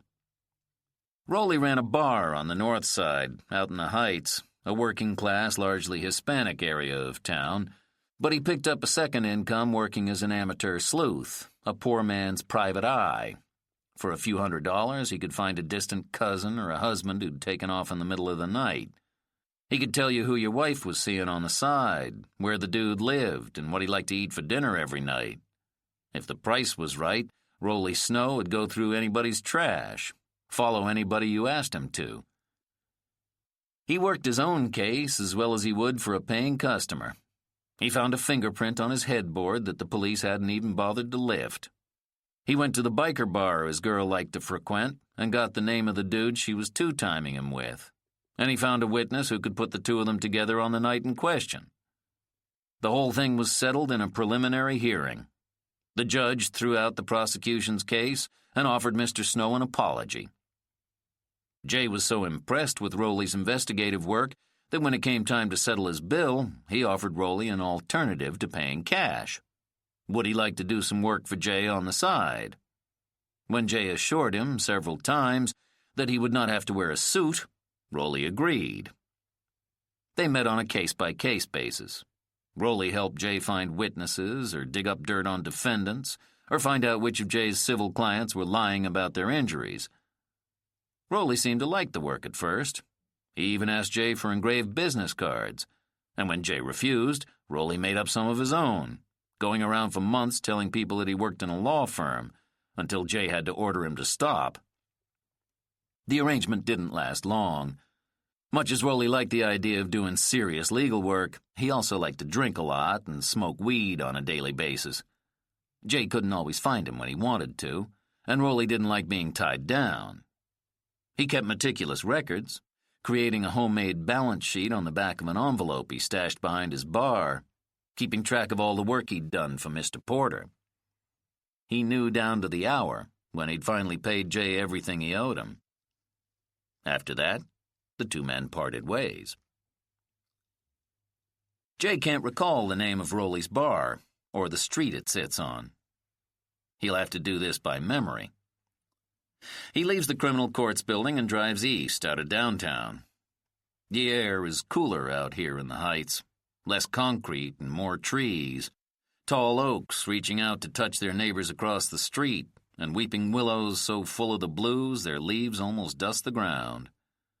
There are Victorians dating back to the turn of the century and sturdy bungalows built by the early craftsmen who moved to the Heights in the late 1800s to get away from the swampy, mosquito-infected city of Houston. Time has not been good to the area. Once grand homes have fallen into disrepair, carved up into cheap rental units with sagging porches and chipped paint.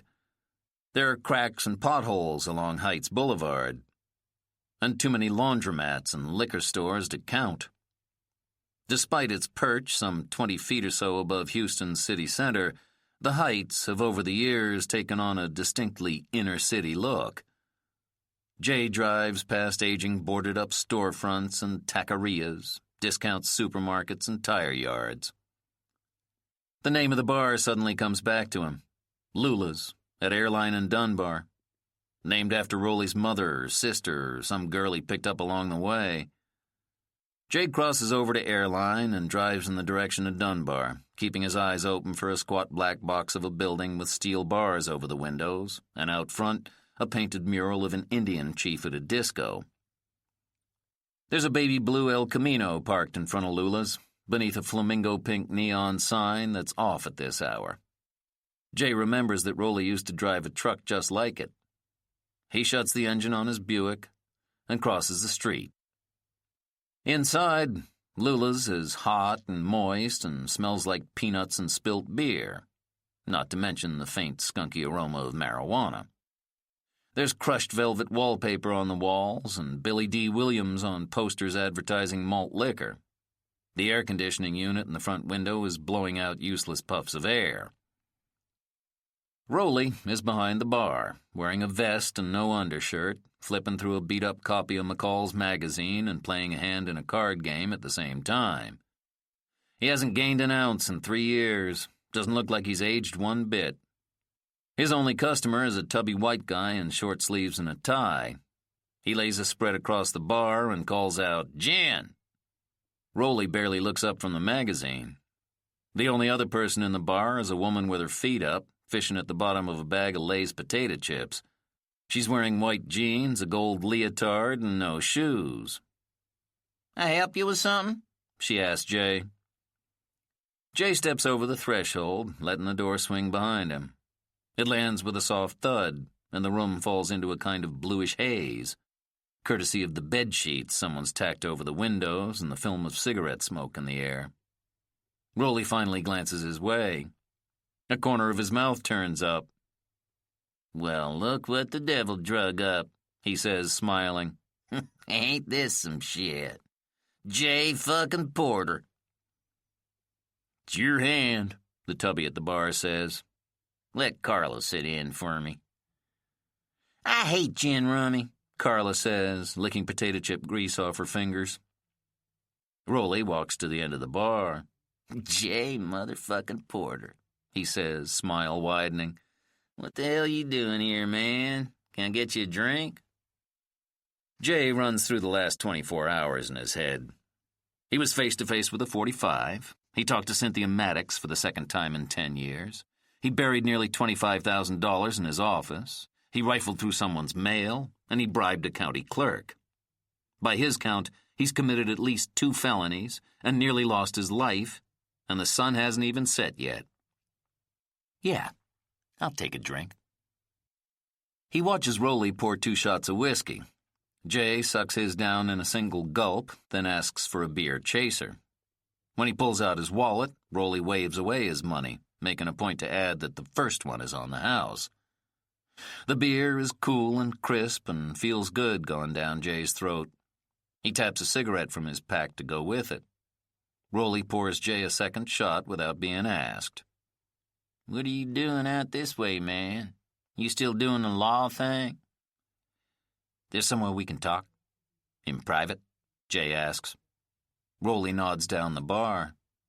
Yeah, cool, man. Jay lowers his voice anyway. I need your help, Rolly. It's serious. From his pants pocket, he pulls the folded pages of Elise Lindsay's arrest records. He slides them across the bar. I need information on her. How much you want to know? Rolly asks, getting right down to business. And how badly you want to know it? Jay rehearsed this part in the car, the negotiation, and made a brash decision that when the time came, he'd go for broke. He pulls out the 2 rolls of money from his pants pockets. $1,500 total. I want to know everything. He sets the money on top of the arrest records. Rolly pockets it without counting it. The weight tells him everything he needs to know. Who is she? You tell me, Jay says. Rolly picks up the arrest report. He flips through the pages, stoically, as calmly as he'd been reading the women's magazine just a few moments before. Where you want me to start? The last few years, Jay says, watching as Rolly pulls a ballpoint pen from the back pocket of his Levi's, making notes in the margins of the arrest report. She stays out on the west side, he adds, 14475 Oakwood Glen. I want to know how she's been spending her time and with whom.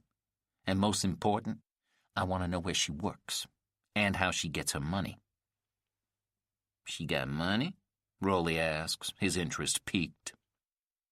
I don't know, Jay says flatly, keeping quiet about the $25,000. But hell, look at it, Rolly, he says, pointing to the arrest report. She was in and out of shit for years, and then, poof, it just stops. Suddenly she's sitting in a townhouse on the west side, no more arrests, no more problems. What the hell happened? Maybe she cleaned up her act, Rolly offers. Well, I'm willing to bet she got some help. Rolly nods, following the logic. Jay is afraid to tell him more. The money and the murder, his fears about a setup, people coming after him. He doesn't want to scare Rolly off the job, or get him killed. He remembers Jimmy's cousin and the high price he paid.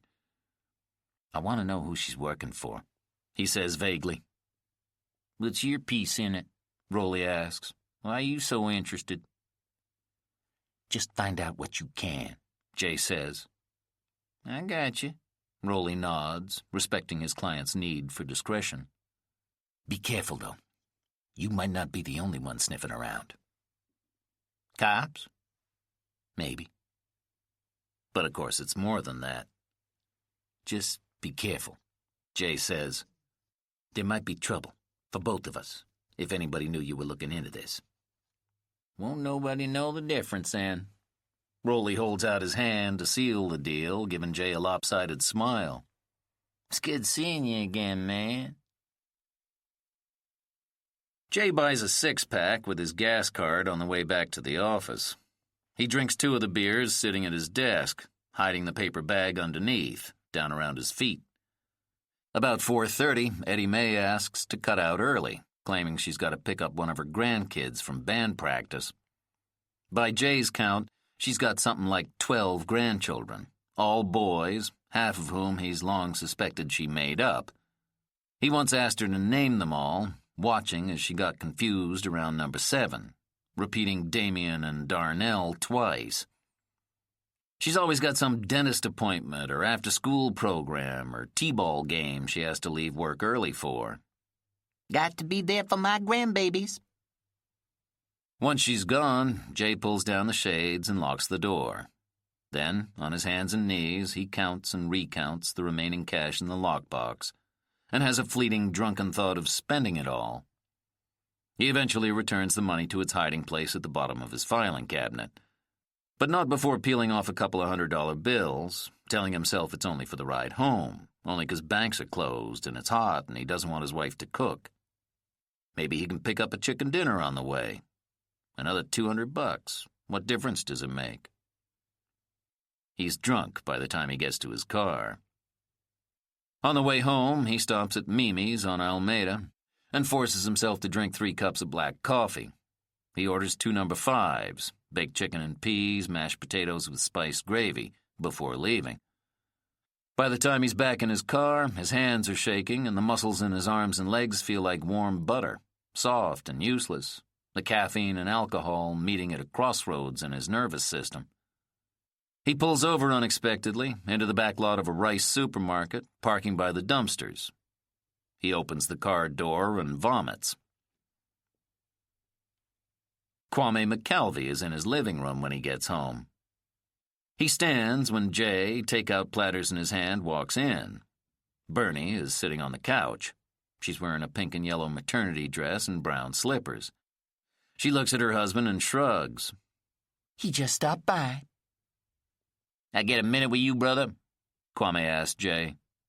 He's hopping on the balls of his feet like a runner preparing for a sprint, itching for the gun to go off.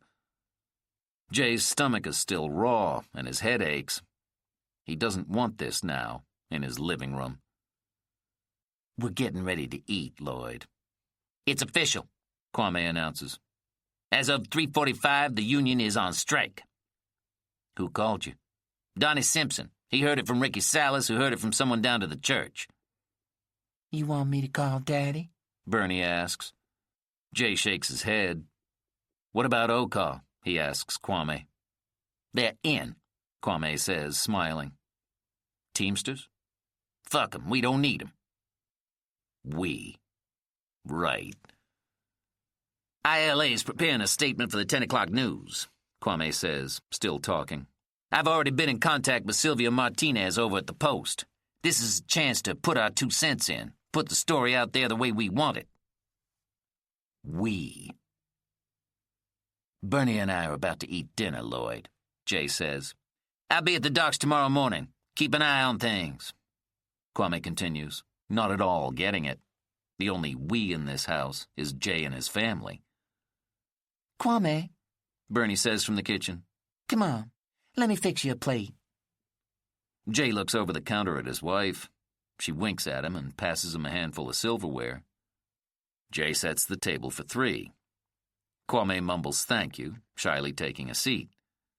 Bernie scoops out the food from the styrofoam containers, carefully dividing the portions, making sure that Kwame gets as much chicken as she and Jay, making sure he feels welcome.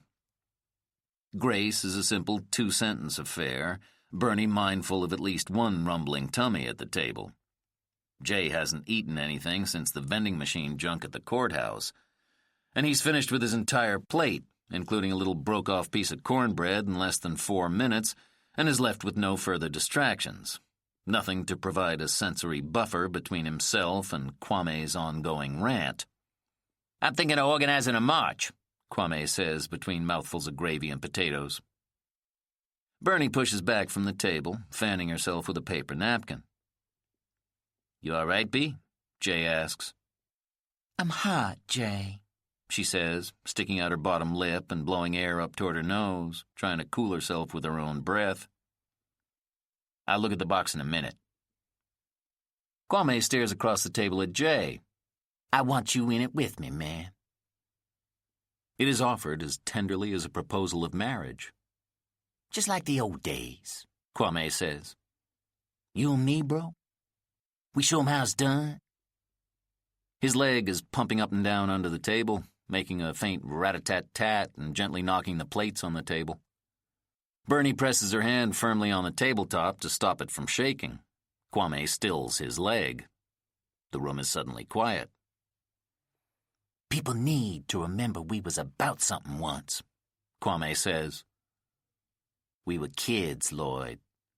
We were just kids. Oh, come on, man, Kwame says. Are you so far gone? Let me ask you something, Jay says. This march you're planning, how much of this is about the longshoremen, and how much is about you? It's about all of us, man. Injustice anywhere is a threat to justice everywhere. You remember that, don't you? Answer my question, Lloyd. Really, man. Answer the question. Far as I know, you never worked a dock in your life. So what is this? What are you trying to do here? Is this just you needing some platform to stand on? Kwame stares at Jay, his old buddy, his comrade. You telling me you don't miss it, man? Miss what? Come on, Kwame says, his tone wistful and unexpectedly soft and dry with longing. We were really doing something back then, man. I'm doing something now, Lloyd. I'm trying to raise a family. Bernie has kept her eyes on her plate, pushing her peas around. Ain't nobody trying to take this away from you, Jay, Kwame says. I'm talking about a march, a single afternoon. I'm not interested, Jay says. It's not my deal. Man, Kwame says, shaking his head. They really got to you, huh? They got you good. I guess you doing your 20 years on a house. Jay slaps his hand across the table, shaking the silverware. That's enough, Lloyd. Kwame picks up his napkin, balls it up, and tosses it onto his plate. I know you got your practice and everything, but I guess I always thought that when push came to shove, if the right issue came along, you'd be right there.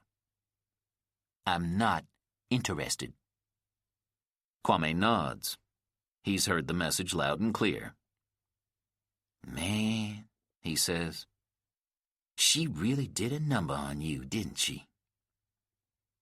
Bernie wobbles to her feet then, loudly stacking the dinner plates without asking if anyone's finished, and slapping away Jay's hand when he tries to help. Jay shoots Kwame a harsh look, and Kwame finally stands. I didn't mean you no offense, Bernie, he says contritely. I wasn't talking about you. I know, she says, carrying the plates to the kitchen sink. Kwame starts for the front door. He stops once and turns to Jay. People look up to you, man. Always have. Hell if I know why. But people listen to you. They trust you, Jay, he says. I'm not sure you always see that. He shoves his hands into the pockets of his gray carpenter's pants. I just thought you might want to help. He nods goodnight to Bernie, then sees himself out. They're in bed by 7:30, both exhausted by a litany of things the other doesn't understand. Jay finally got the thermostat down to an insanely expensive 70 degrees, and Bernie takes in the cool air like a sedative. She can sleep only on her right side these days, so they've switched their usual sleeping positions. Jay presses into Bernie's backside, still in his trousers, too tired to fully undress. He lays a hand on her belly and feels a faint swishing beneath the skin, the timid movements of a newcomer. He rubs his wife's stomach, which is tight as a drum. He taps his fingers on her belly. It's just a hello. I'm here. I got you. Bernie cups his hand in hers.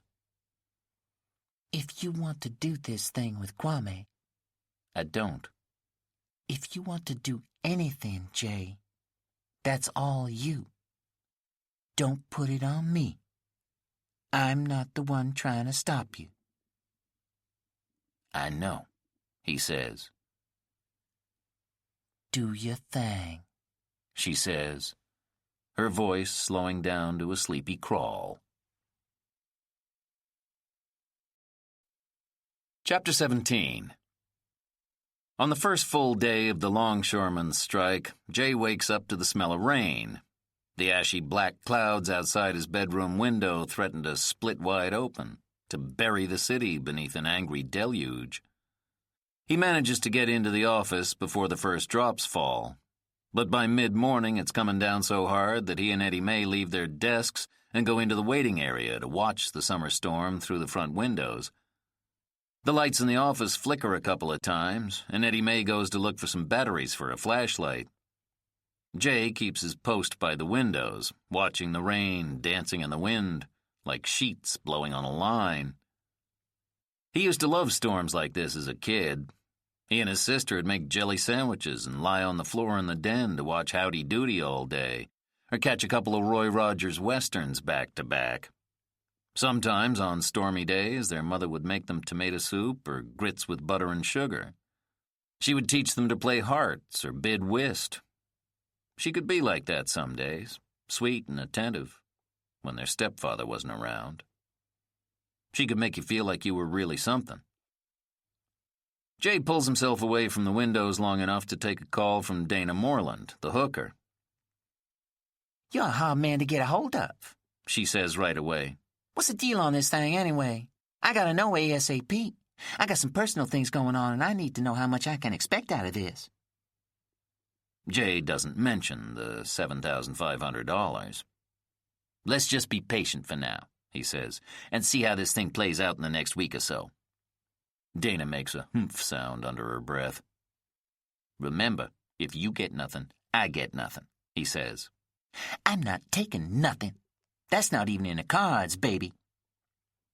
Eddie May pokes her head into the office. Jay sits up in his chair, thinking it's Rolly Snow on the other line. He told Eddie May first thing this morning to put Rolly through immediately, the moment he calls. Jay is still waiting on some word about Elise Lindsay. But Eddie May is in the doorway to tell him that his father is in the waiting room. Jay leans back in his chair and looks into the other room, where Reverend Boykins is standing by the door, shaking rain off his coat. His father. Right. The hooker is going on and on about money she owes to some dude who stays down in Corpus, something about him fixing the carburetor on her truck and paying her rent last month, plus she wants to buy shares of a little oil and gas outfit down south or maybe get into the real estate game. This is, after all, her big break. Dana, let's just get through this next week, okay? He hangs up the phone. To Jay's surprise, his father-in-law is not alone. Darren Hayworth and his father shuffle in behind Reverend Boykins. All three men are slick with rain. Reverend Boykins plops into the only open chair. Winded, he pulls a monogrammed handkerchief from his suit coat pocket and dabs at his face. The elder Hayworth unzips the top half of his school district uniform, and it occurs to Jay that he took off from work to be here. From inside his uniform, Mr. Hayworth pulls out the front page of today's Houston Chronicle. The paper is folded in thirds and dark in spots where rainwater soaked through his clothes. We saw it this morning, he says. Jay looks at the paper, his eyes sweeping across the main headlines. Dock workers walk. Underneath, there's a picture from yesterday evening's press conference, the dock workers and representatives from OCAW standing together. Mr. Hayworth turns to Darren.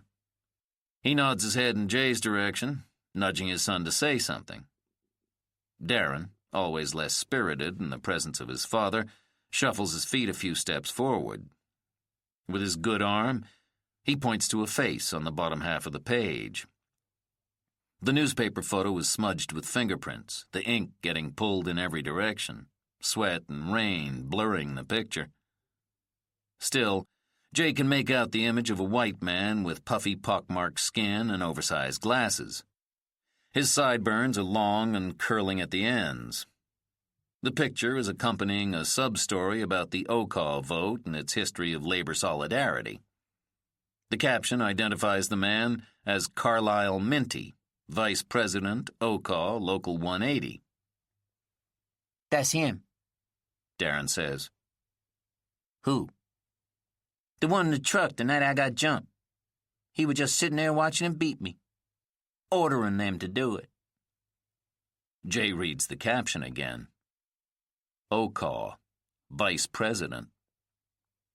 Are you sure? If my boy says it's him, then that's all I need to know, the elder Hayworth says, folding his arms across his chest. That's him, Darren repeats. This is what we always said we needed, Jay, the Rev adds. We just needed a name. Now, let the mayor put her money where her mouth is. Jay skims the article. In essence, it's an Okaw love song to labor struggle and solidarity among working people. Mr. Carlisle Minty is quoted throughout the piece, saying that the Oil, Chemical, and Atomic Workers Union garnered a strong majority vote in favor of a walkout with the ILA. And I, for one, believe in equal pay for equal work, that everybody ought to have equal opportunities to advance. Minty goes on to say that he would not want a similar issue to divide his union, and therefore he and the other Okaw officers made a strong push to get behind the dock workers. Everything in the article, every word attributed to Carlisle Minty, is in complete contrast to the violent picture Darren painted. Here, it says that Carlisle Minty is 100% behind the dock workers, black or white. Jay looks up from the newspaper article to Darren, looks into his eyes. You're sure? Yes, sir. You tell the mayor to do something about this, or we sue, the father says.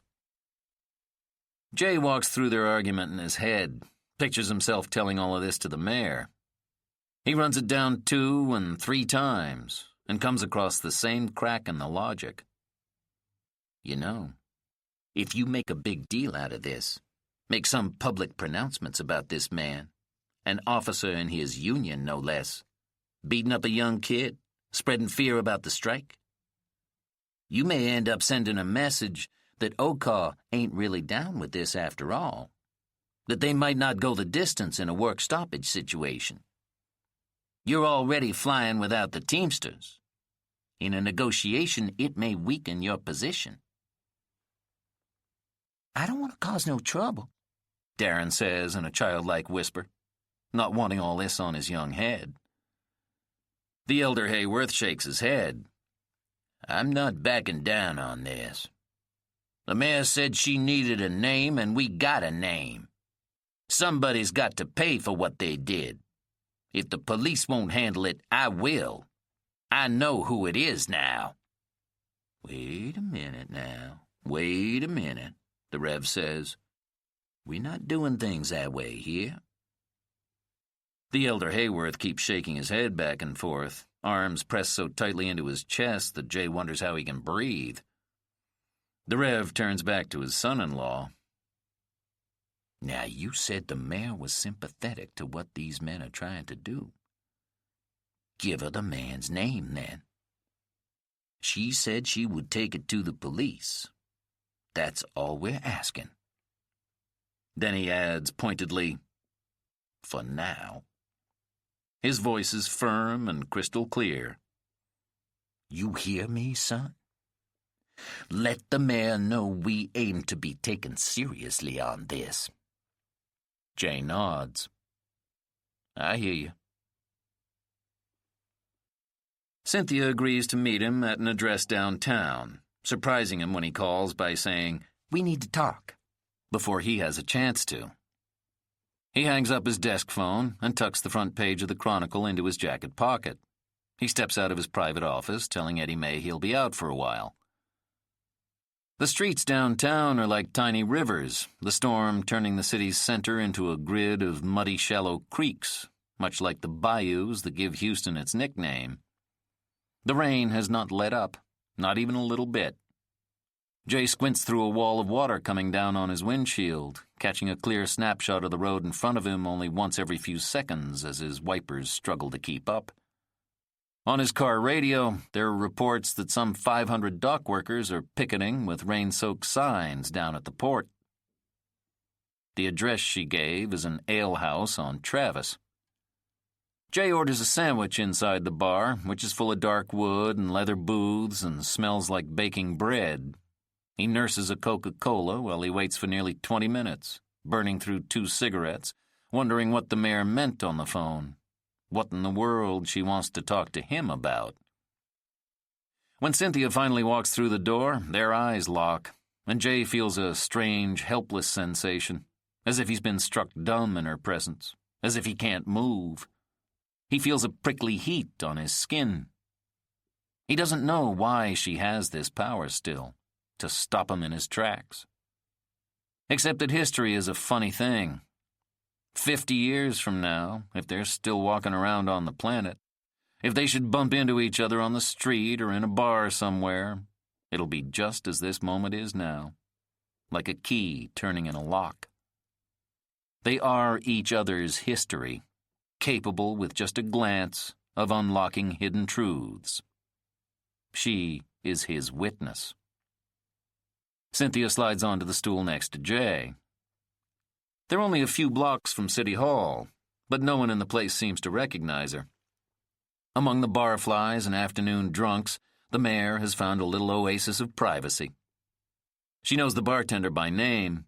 She orders a beer for herself and one for Jay, some dark German brew that he would never have picked out for himself. But with Cynthia, this kind of shit comes with the territory. She steals a cigarette from Jay's open pack on the bar top. Her nails are bitten past the fingertips, he notices, the pink manicure flaking off at the ends. She inhales, blowing smoke up into the air, the calf of her left leg brushing up against his. She doesn't move it right away. I didn't think you'd see me again. From his jacket pocket, Jay pulls out the front page of today's Houston Chronicle. He spreads it across the scratched bar top, open to the photo of Carlisle Minty. "The guy in the picture," he says. "He beat up the kid." And then, because she doesn't appear to be following him, he adds, "The kid? The dock worker? I told you about him. Got beat up a couple of weeks ago?" Right. She nods, catching up.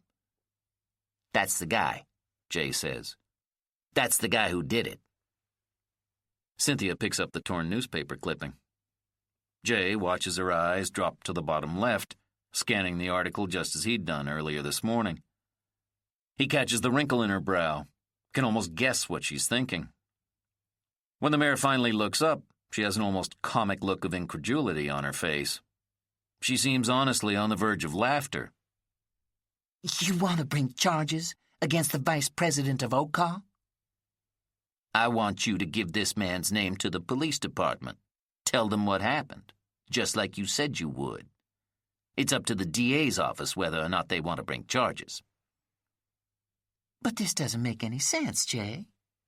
Oka's all those men have, the only friend they've got.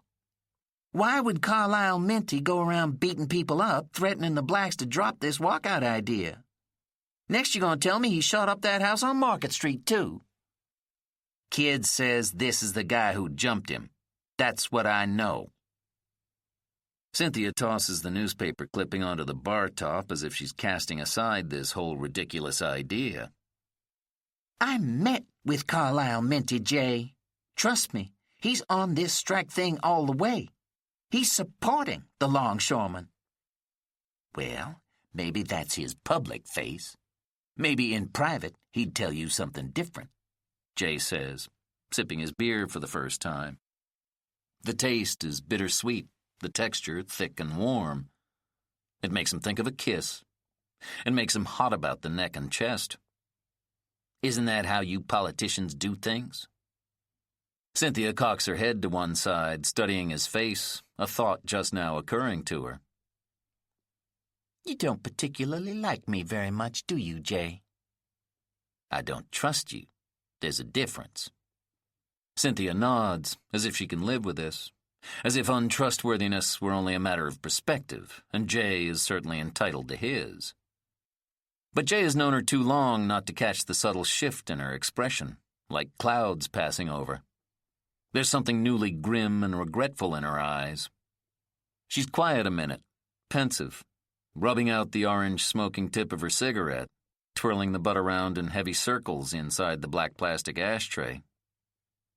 If you don't trust me, Jay, she asks softly, what are you doing here? Jay looks at the mare, searching for traces of the girl he used to know, beneath the frosted tips and split ends, beneath the heavy makeup, which has at this hour begun to settle into the deep creases around her mouth.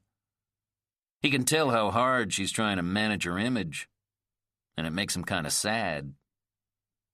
Hoping I'm wrong, he says. He taps Carlisle Minty's face in the newspaper. This is your chance to make it right, he says. From this point on, you can't say I didn't warn you. You should tell those boys to go back to work. Why don't you tell 'em? He stands, heading for the front door. They'll listen to you, Jay. Yeah, the whole union is going to reverse their vote on my say-so. You can stop this thing where it started, she says. Talk to the Brotherhood. Get a new campaign going. Get 'em to see this thing a different way. Then she adds solicitously, You could help me out a lot, Jay. No, thank you, he says. You know, you're a fool to make this Minty thing public. Somebody could easily use this as evidence that the labor bloc ain't all that strong. So you gonna blackmail me now? He laughs bitterly. Well, you got the wrong guy. Do what